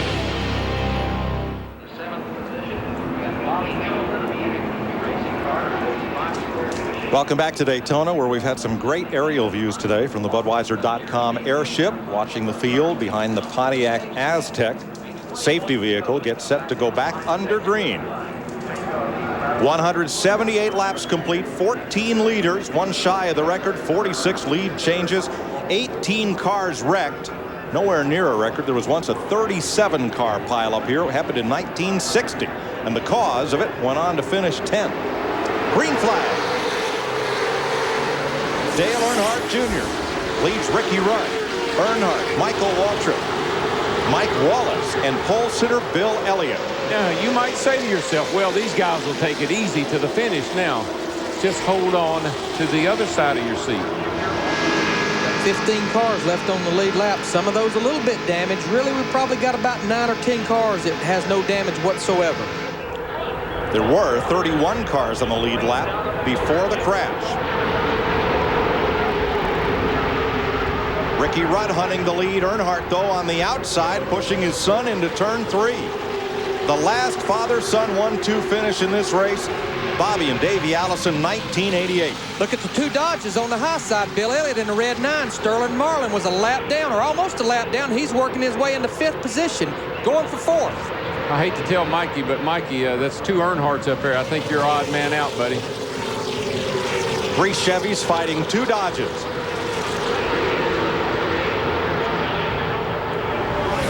Jeannie Zelasco is with the defending Winston Cup champ. I'm with Bobby and a whole bunch of his new friends right now, Bobby Labonte. I walk over here and you're joking, so I guess that's a good sign, because you said when they walked up to the car, they asked you who was the president of the United States, and what did you say? No, that was Tony. He was knocked out for a little bit, and he came to, and we were riding in the ambulance together, and I asked him who the president was, and he knew, so they're going to take him on to the hospital. But, you know, it's just a tough break for everybody. Everybody involved in a wreck like that. It's hard to swallow sometimes when you're out there running and you get involved in something that's, you know, you just try to avoid all day, and it happens, and it's not much you can do about it. Just, you know, right now we just go on to the next race. Tony was complaining about his shoulder. Can you give us some insight to that? Yeah, he just, you know, he was favored a little bit, but he had some oil on it, and I don't know if he hit it on the door bar or something, but, you know, when I got to him, he came to, and you know, we asked him, told him, I said, hey, the car's ruined anyway. You want to cut the roof off and let him get you out? And he said, no, I'm all right, you can get out. So, you know, he got out, looked like he was okay. I'm sure he'd be real sore, which is obvious, and he is okay. It's just that he's going to be sore, and he beat the traffic out. Well, I know your plan was to hang back and avoid the mess, so I guess the best laid plans even go awry sometime, but it's good to see you're standing and you're doing all right. Yeah, thanks. Thank you. Sterling Marlin, the 94 and 95 Daytona 500 winner, is out front once again. And he's going to protect that inside, and they're going to race like crazy behind him, and that's the car to beat. Everybody knows that, and this is just like the 125s when him and Earnhardt came to the line. Whoa, look at Ricky Rudd slide up in front of Bobby Hamilton. Man, did you see Michael? He just drove down in front of Dale to get behind Sterling, and of course Sterling and Michael are good friends, but man, that's your boss, buddy. Michael Waltrip, 0 for 462. Looking to break his duck today, as they say in England. They call them duck eggs instead of goose eggs, those zeros. And look at them go. Here they come, gang. I told you that you think these guys can settle down, take it easy, say, hey, everybody's going to get a good finish? No way. They're going to race their hearts out. Look at Earnhardt Jr. in the 28 car beating on each other through turn 3 and 4. Sterling Marlin on the low side. And here comes Sterling on the inside. And Dale's going to slam the door on him. And Michael Waltrip is back to the lead, but here comes Earnhardt on the bottom. I don't think Mikey made it to the line in time. He's got a fast race car pushing Sterling Marlin in that silver number 40. 3 wide into turn 1 again. You got to have nerves of steel, folks, to see what these guys saw just now. These cars all flipping and flying through the air and hop right back out there just like it never happened. Marlin squeezes to the middle. Michael went from the 3rd lane all the way to the bottom, now back to the 2nd lane. Back to the 3rd lane. Do that on the highway, you get arrested. Well, that's defensive driving there. He's driving with the mirror. He isn't even looking in front of him. He's got the 2 Dodges lined up behind him now. Sterling Marlin and Bill Elliott are pole sitter. And where did Bill come from? That's not Bill Elliott. That's Dale Earnhardt Jr. Oh, I started saying. Smoker coming off pit road. 1 car trailing Smoke, trying to get back in it, but it's way down on the apron. Won't be a factor. 16 laps to go. And you'd think those 3 cars out front there breaking away from that crowd behind them, that would be a good thing. That's not a good thing.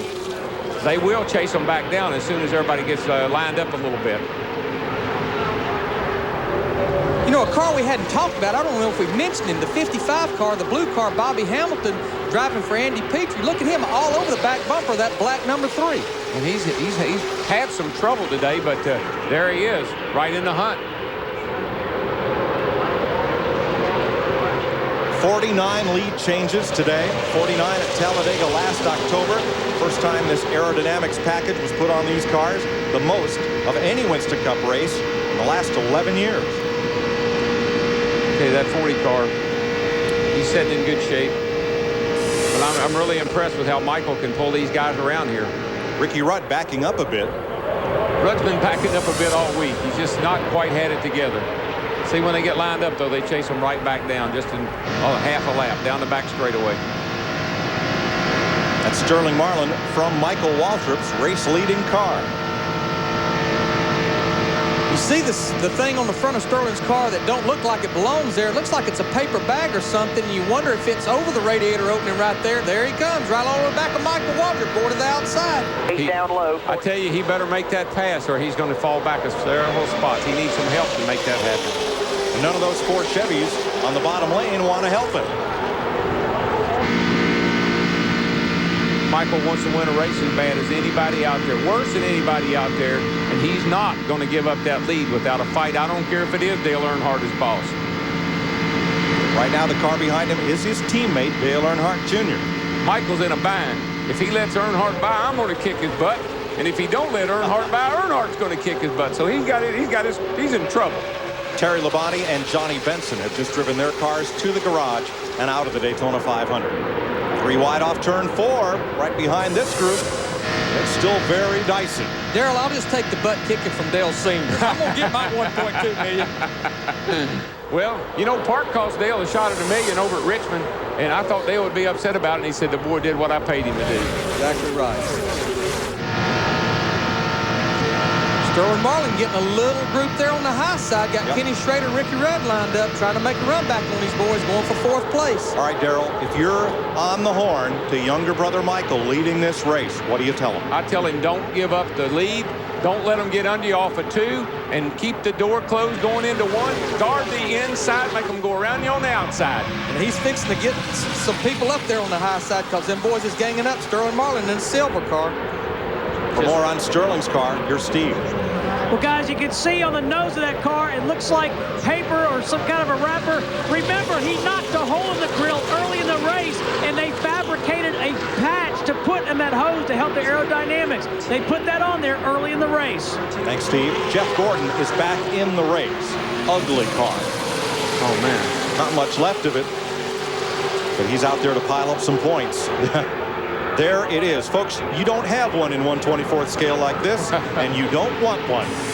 The biggest problem he's going to have is going out there and trying to maintain a minimum speed that NASCAR requires with all that sheet metal going. Well, I don't know. There's several cars riding around like that. As long as they don't get in the way, they might be all right with just as few laps to go. But here comes Sterling on the outside. Marlin's got the lead coming out of turn 4, and the Pontiac of Ken Schrader is lined up with him. And the Ford Thunderbird of Ricky Rudd, the black car right behind him. There's Bill Elliott, Darrell, right there behind Ricky Rudd in that Dodge. Red number 9, Elliott, the pole sitter. You're with him. That's the closest he's been to the front since the race started. Matter of fact, it's supposed to be to the front all week long. Didn't run well in his 125-mile qualifying race. Had the lead for a little while and then fell back to the tail end of the line. Those old veterans will get up on the wheel when it counts. Michael Waltrip has won NASCAR's All-Star race, the Winston, but he's never won a Sunday Winston Cup race. And you know what? I believe Dale Jr. and Dale Sr. both are doing all they can to help Michael make that happen. That would be a good call. Everybody said, why did Dale put Michael in this car? Folks, here's why he put him in there. Great driver. Michael Waltrip leads the Daytona 500. Sterling Marlin in the fastest Dodge, and those 2 Earnhardts are right behind him. And outside pole sitter Stacy Compton, 92, is in that pack as well. And the laps wind down. 10 to go. Michael Jr.'s car is actually a little bit better through the corner. Dale seems to be able to pull back up on the straightaway, but those 2 cars in front seem to be a little freer through the turn right now. And I think that's the problem Sterling Marlin's got. Ken Schrader can pull up on him in the straightaway. Sterling's so strong through the corner, he actually yards Schrader in the corner, and Schrader can't push him on by him. In 24 of the 42 previous 500s, the driver leading with 10 laps to go has gone on to win. A lot of lap traffic up in front of these guys. Cars that's running about twice as slow as they're running. Michael sniffed a draft off of Buckshot Jones, but boy, he's got company. There's Michael's wife, Buffy. Will that over streak end today? I don't know, but I feel like she does. I can't watch. This is what we prayed for. It's what we've all talked about. In 63, Tiny Lund got his first Winston Cup win, the Daytona 500. Mario Andretti, 67. Pete Hamilton, 1970. Derek Koch, 1990, Sterling Marlin in 1994. They each won the big one for their first ever win. And how many laps you got to go? Man, we're down to 9 to go. 8 when they come back. 8 to come. I'm telling you, boys. Michael, you're in the best place you ever been in, bud. Hold her there. That's a good place when you got 2 teammates right behind you. I can tell you that. And they want one of those cars to win, and he's in the front. Darrell, with a lap to go, does anybody have a teammate when it comes down to it? You know, it's hard to say with the aero package what's going to happen. I was concerned that Sterling was going to be the guy that would mess everything up. But right now, I'm telling you, this is the best setup he could have. See the slow car there? He's getting a draft off anything that's out there moving. Guys, one thing we need to make sure we understand here, that spotter on top of that building could be Michael's best friend right now, helping him get through this last few laps. In the 125, they had a big part in how that finish came out. Just don't get overconfident, Mike. Protect that inside, buddy. Just don't let them lull you to sleep. Keep looking in the mirror. Come on, let's go. Let's go. Come on. It's getting close. I mean, we're down to 7 laps to go, man. 7 laps to go in the biggest race in the world, the greatest race in the world, the Daytona 500. 4 Chevrolets. My baby brother's leading it. 4 Chevrolets lead 3 Fords, a Dodge, and a Pontiac. Darrell, your first ever race on Fox. You think it'd be like this? I have experienced everything inimaginable. I mean, we've had rain delays, we've had big wrecks, and now we got my brother leading the race with 6 laps to go. Look at the 2 Wallace brothers. Rusty Wallace in the blue 2 car. His brother Mike Wallace right behind him moves down on Bobby Hamilton right there. They moved in the fighting for 4th position. Well, Rusty's car's got a great big old gash in the side of it. I don't know how he's hanging in there the way he is. Look at that right front corner there. He doesn't even have a fender there. Darrell, we got 6 laps to go. Take a deep breath and wiggle them toes, man. Oh, man. Take a deep breath and wiggle them toes now. My poor mama, she's going to be having a fit. You can help Mikey out here. Come on, buddy. Come on, Mikey. Let's go. You're my man. You're my man.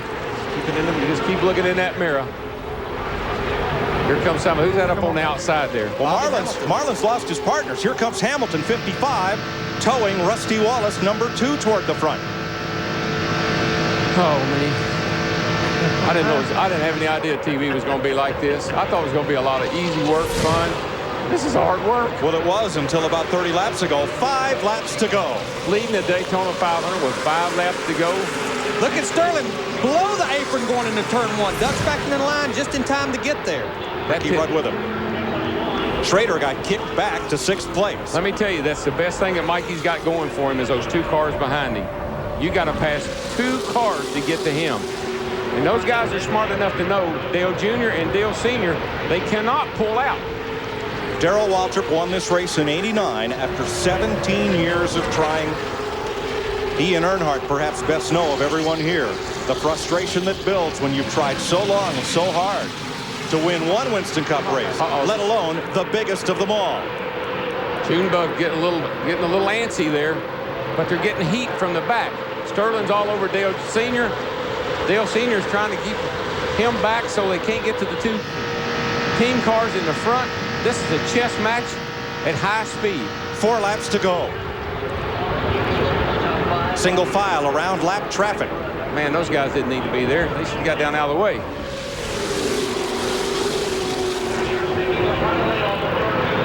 Michael Waltrip leads that snake down the back straightaway. I know he's a nervous wreck. Well, maybe he isn't. He's probably as cool as a cucumber. I'm the one who's nervous. Come on, buddy. He finished 5th in the 599. This is his 15th try. He thought he was going to win that one, and he just got shuffled out right at the end. Whoa! Look at Earnhardt. Sterling got into Earnhardt. Dale is doing everything he can to keep Sterling behind him because Dale knows that Sterling's got a fast car. Here comes Schrader on the outside that yellow car. Remember, Schrader's not won in 10 years. He's got the help there of Bobby Hamilton in the 55. Michael wants to see these guys just all over each other behind him. The more they do that, the more leadway it gives him. Yeah, they're not going to ever make it up on the outside, I don't believe. They can get a run on him and they can get up there to him, but I don't believe they can pass him. Every driver dreams of winning the Daytona 500. Michael Waltrip dreams just of winning this race, any race. to break that big 0 for streak, 0 for 462. I don't know if I can stand this or not. Come on, buddy. You got 2 to go. Come on, don't give up now. Outside of 3. Just stay under him, Dale Jr. Just stay under him, buddy. 2 to go, bud. 2 to go. Out of the way. The calm voice of the spotter. Look at Chuck Dale. Joyce reassuring Michael Waltrip. Dale has done. Sterling has beat the front end off that old Dodge trying to get around Dale.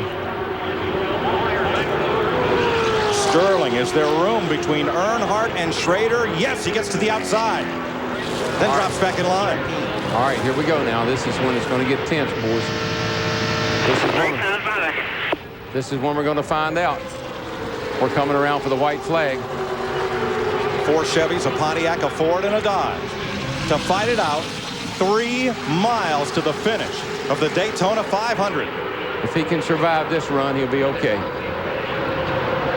Nobody's doing anything. They're all holding in. Go get him. Come on, buddy. 1 to go. The last lap. 1 to go, buddy. Keep it low, Mikey. Keep it low.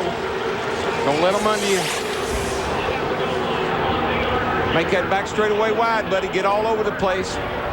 Don't let them run up on you. Come on, man. Come on now. Watch the mirror. Watch it. He's going to make a run inside. Block him. Block him. That up, boy. 3 wide behind them. You got him, Mikey. You got him, man. You got him. Come on, man. Come on, baby. Come on. Get him in the 4. Get him in the 4. The 3 cars out. Oh! Big trouble. Big wreck behind them. Beat him back. Come on. To the flag. Come on, Mikey. You got it, man. You got it. You got it. You got it. You got it. Mikey!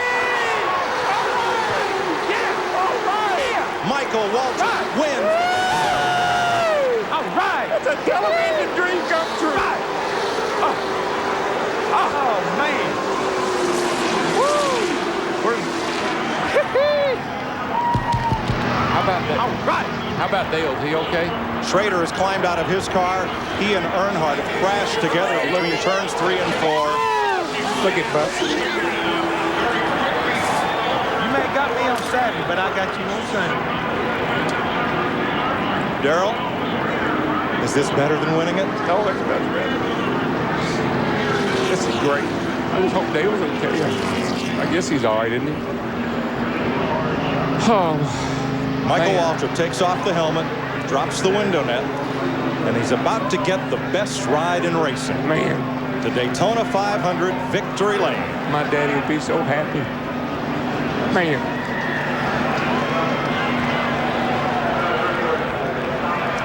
Michael Waltrip has won the Daytona 500. Tears running down his cheeks as he comes to victory lane. We'll be right back.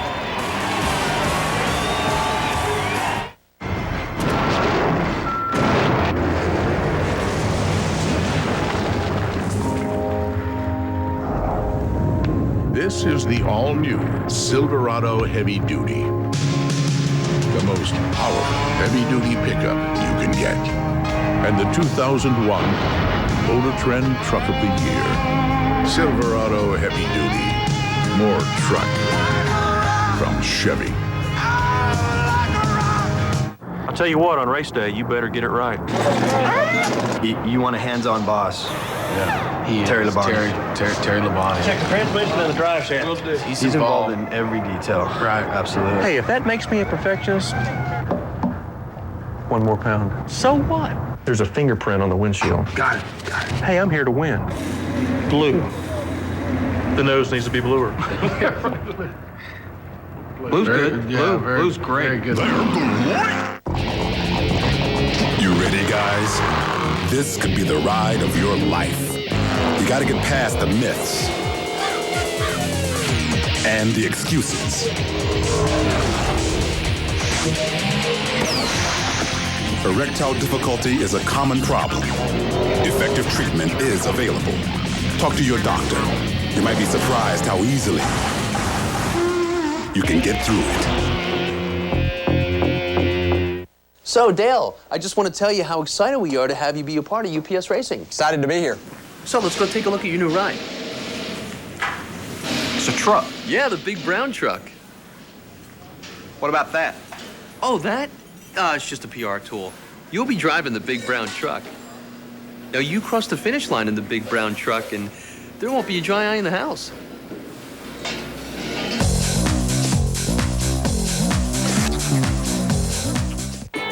It's your breakfast table.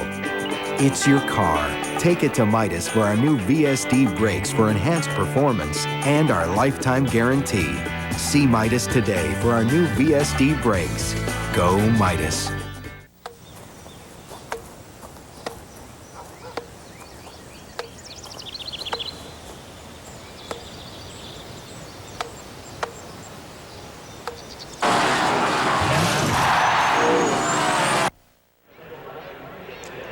We're back at Daytona. You're looking inside turn 3 where Ken Schrader has climbed from his car and where rescue workers are helping Dale Earnhardt to get out of his car. Dale Earnhardt Jr. at a dead run toward the track's infield care center. So while his car owner, here's what happened up in turn 3. Oof. Well, this is huge because you go head on. And that TV does not do that justice. That is an incredible impact head on. Throws you forward in the car. Those are the kind of accidents that absolutely are frightening.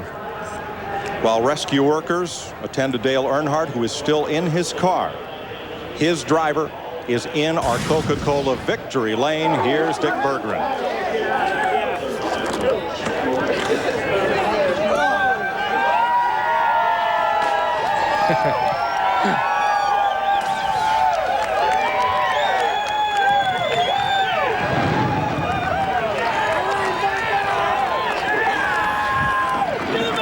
Michael Waltrip, 462 green flags, finally a checker. Does this feel as good as you had hoped? Just unconscious. Thank God. Thank my dad. I love him so much.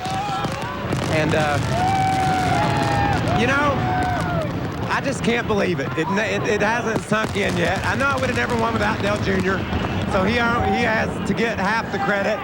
And I know I never would have won without the belief in Dale Jr. or Dale Sr. had for me, and Napa and all the people on my team. I thought it was kind of boisterous or bragging that we thought we could win this race. I mean, we haven't ever run a race yet. Your brother wants to talk to you. Let's put the headset on you. We did win. Let's you talk to DW. What's up, brother? Man, I want to be down there with you. I want to give you a big hug, but man, way to go. I was in there, and I was riding with you. I was praying for you, pulling for you. Well, as soon as I find Dale Jr., I'm gonna give him a big kiss. Oh, you should, buddy. He won me the race, and you can't do this deal nowadays without friends. And he was my friend. His Budweiser Chevy runs second. He had a dream. He won the Daytona 500, and he did.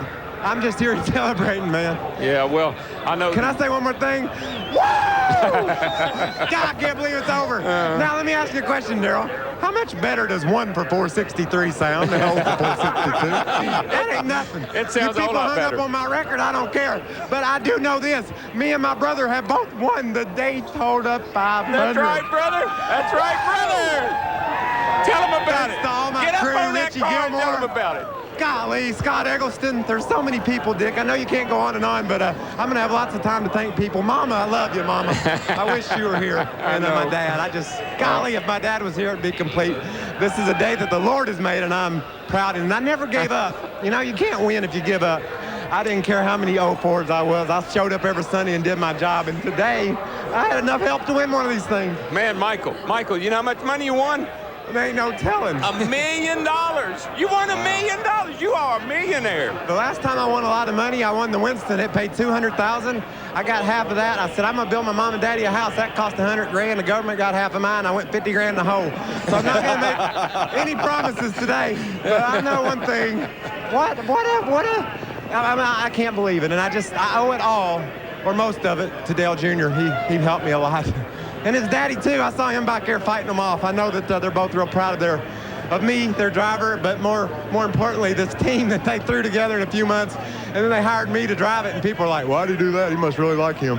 Well, this is why he did it, because I knew I could do this job. I did, too. I'm right there for you, boy. I love you, buddy. Right, Troy, take it. Michael Waltrip. Go on down there and have yourself a big old time. Michael Waltrip has won the Daytona 500 behind him. The big crash ensued on the final lap.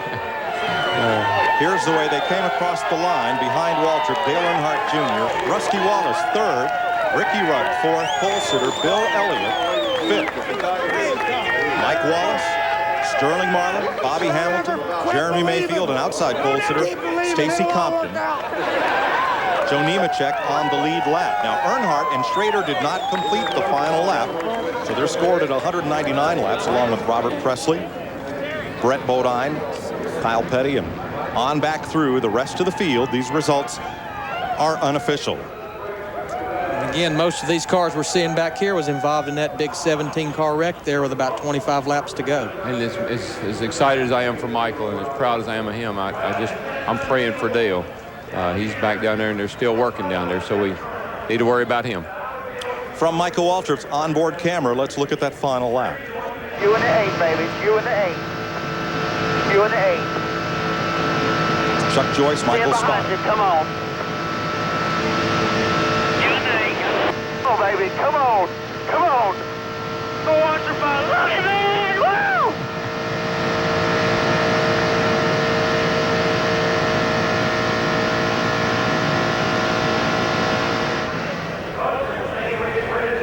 That's Buffy, and we'll be right back to Daytona with more after this. You're watching NASCAR on Fox. Play the Pep Boys 80th anniversary instant win game and win $80? No, $800. No, heck, $80,000. One of over 50,000 instant prizes at Pep Boys. Pick up your game piece today. Whether you drive a car, truck, van, or SUV, Pep Boys has your tires. Like 35,000-mile tires, 4 for only $99. And 55,000-mile Futuras, 4 for $159. Pep Boys, cars like us, people love us. 4 identical cars. 4 identical engines. Only one running on new Haviland, our latest triumph in Haviland motor oil technology. And what difference does that make? Not only do you get unsurpassed performance, but tests show that with new Haviland under the hood, you get better gas mileage. Haviland. Add more life to your car.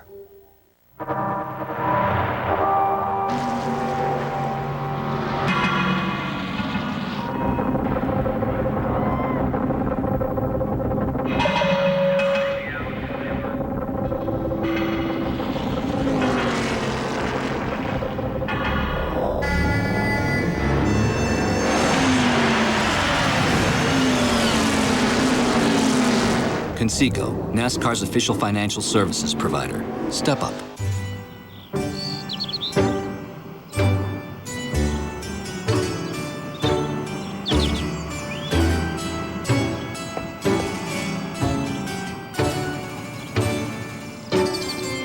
Hey, Dale, what's the 4-letter word for farm wagon? Need a ride? Pick up specially marked Coke and you can win a ride with one of the Coke Racing family drivers. Plus, race tickets and passes to the Coca-Cola Racing Family Reunion. Weeknights, it's totally NASCAR, your exclusive all-access garage pass. A full 30 minutes of NASCAR news and highlights. Weeknights at 6 on Fox Sports Net. Michael Waltrip has won the Daytona 500 Chevy. Congratulates Michael and the number 15 Monte Carlo on his big win today.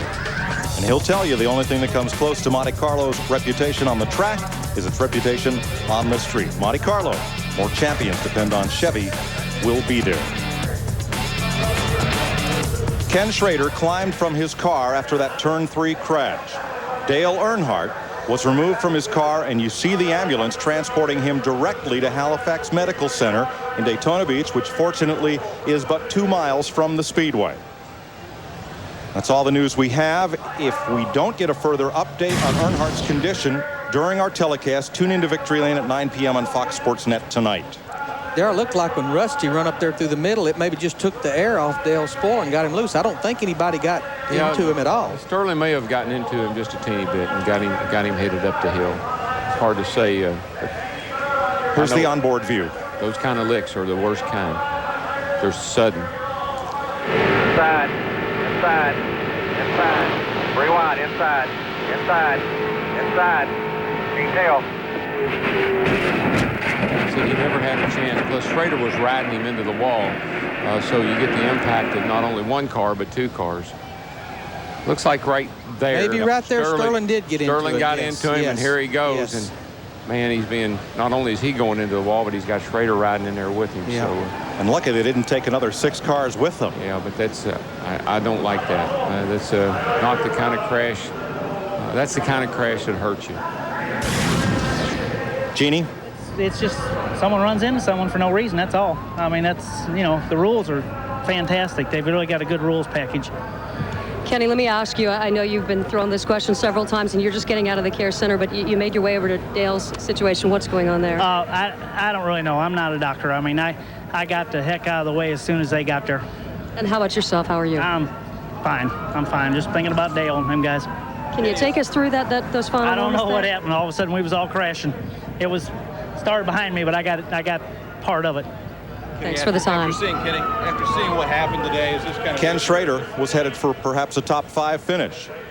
Wrapped up with Dale Earnhardt in the turn 3 wall. While Earnhardt's driver Michael Waltrip celebrates, Dale Earnhardt rides the back of an ambulance to the Halifax Medical Center. That's the irony of Daytona. It is. It's the emotions of this sport. It's what we always fear. That big wreck we had is what we fear. That wasn't as bad. Those cars tumbling around like that, as bad as that looks, they're losing energy. Parts flying off of them, they're coming to a stop. But that sudden stop head on into the wall, that's a driver's worst nightmare. Next week, NASCAR on Fox continues at Rockingham, North Carolina. You'll see qualifying on Fox Sports Net Saturday, the Busch Series race, and NASCAR final practice on FX. Now next Sunday, NASCAR This Morning on Fox Sports Net, the Winston Cup race here on Fox, and NASCAR Victory Lane every Sunday night on Fox Sports Net. Tonight on Fox, Futurama, followed by King of the Hill, The Simpsons with Kelsey Grammer, Malcolm in the Middle, and The X-Files. That's the primetime lineup tonight on Fox.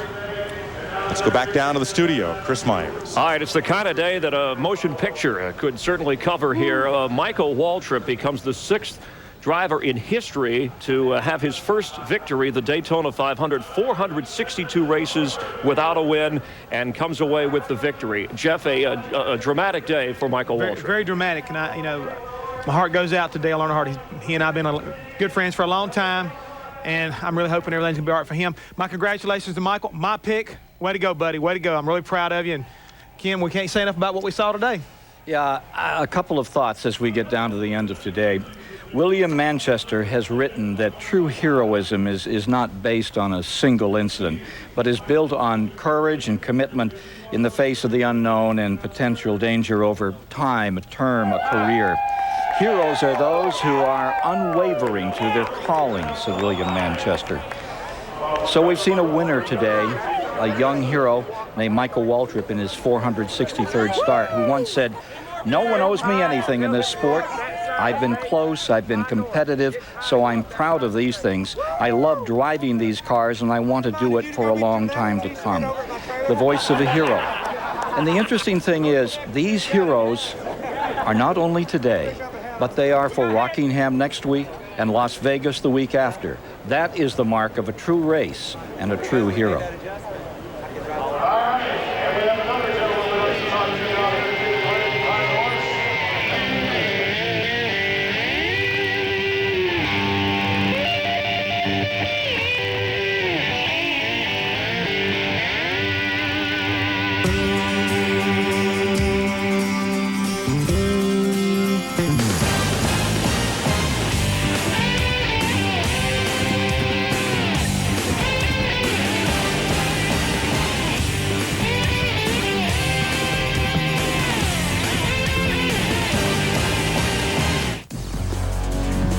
It only happens once a year. And real NASCAR fans know the truth. Nothing beats being there. This is your chance to experience NASCAR Winston Cup racing. Live and in person on Sunday, April 29th. The Napa Auto Parts 500 weekend at California Speedway. Call 1-800-944-RACE for tickets. 1-800-944-RACE. California Speedway. Live the race. Home to the World Series, the NASCAR Winston Cup Series, and next January, Super Bowl 36. This has been a presentation of Fox Sports.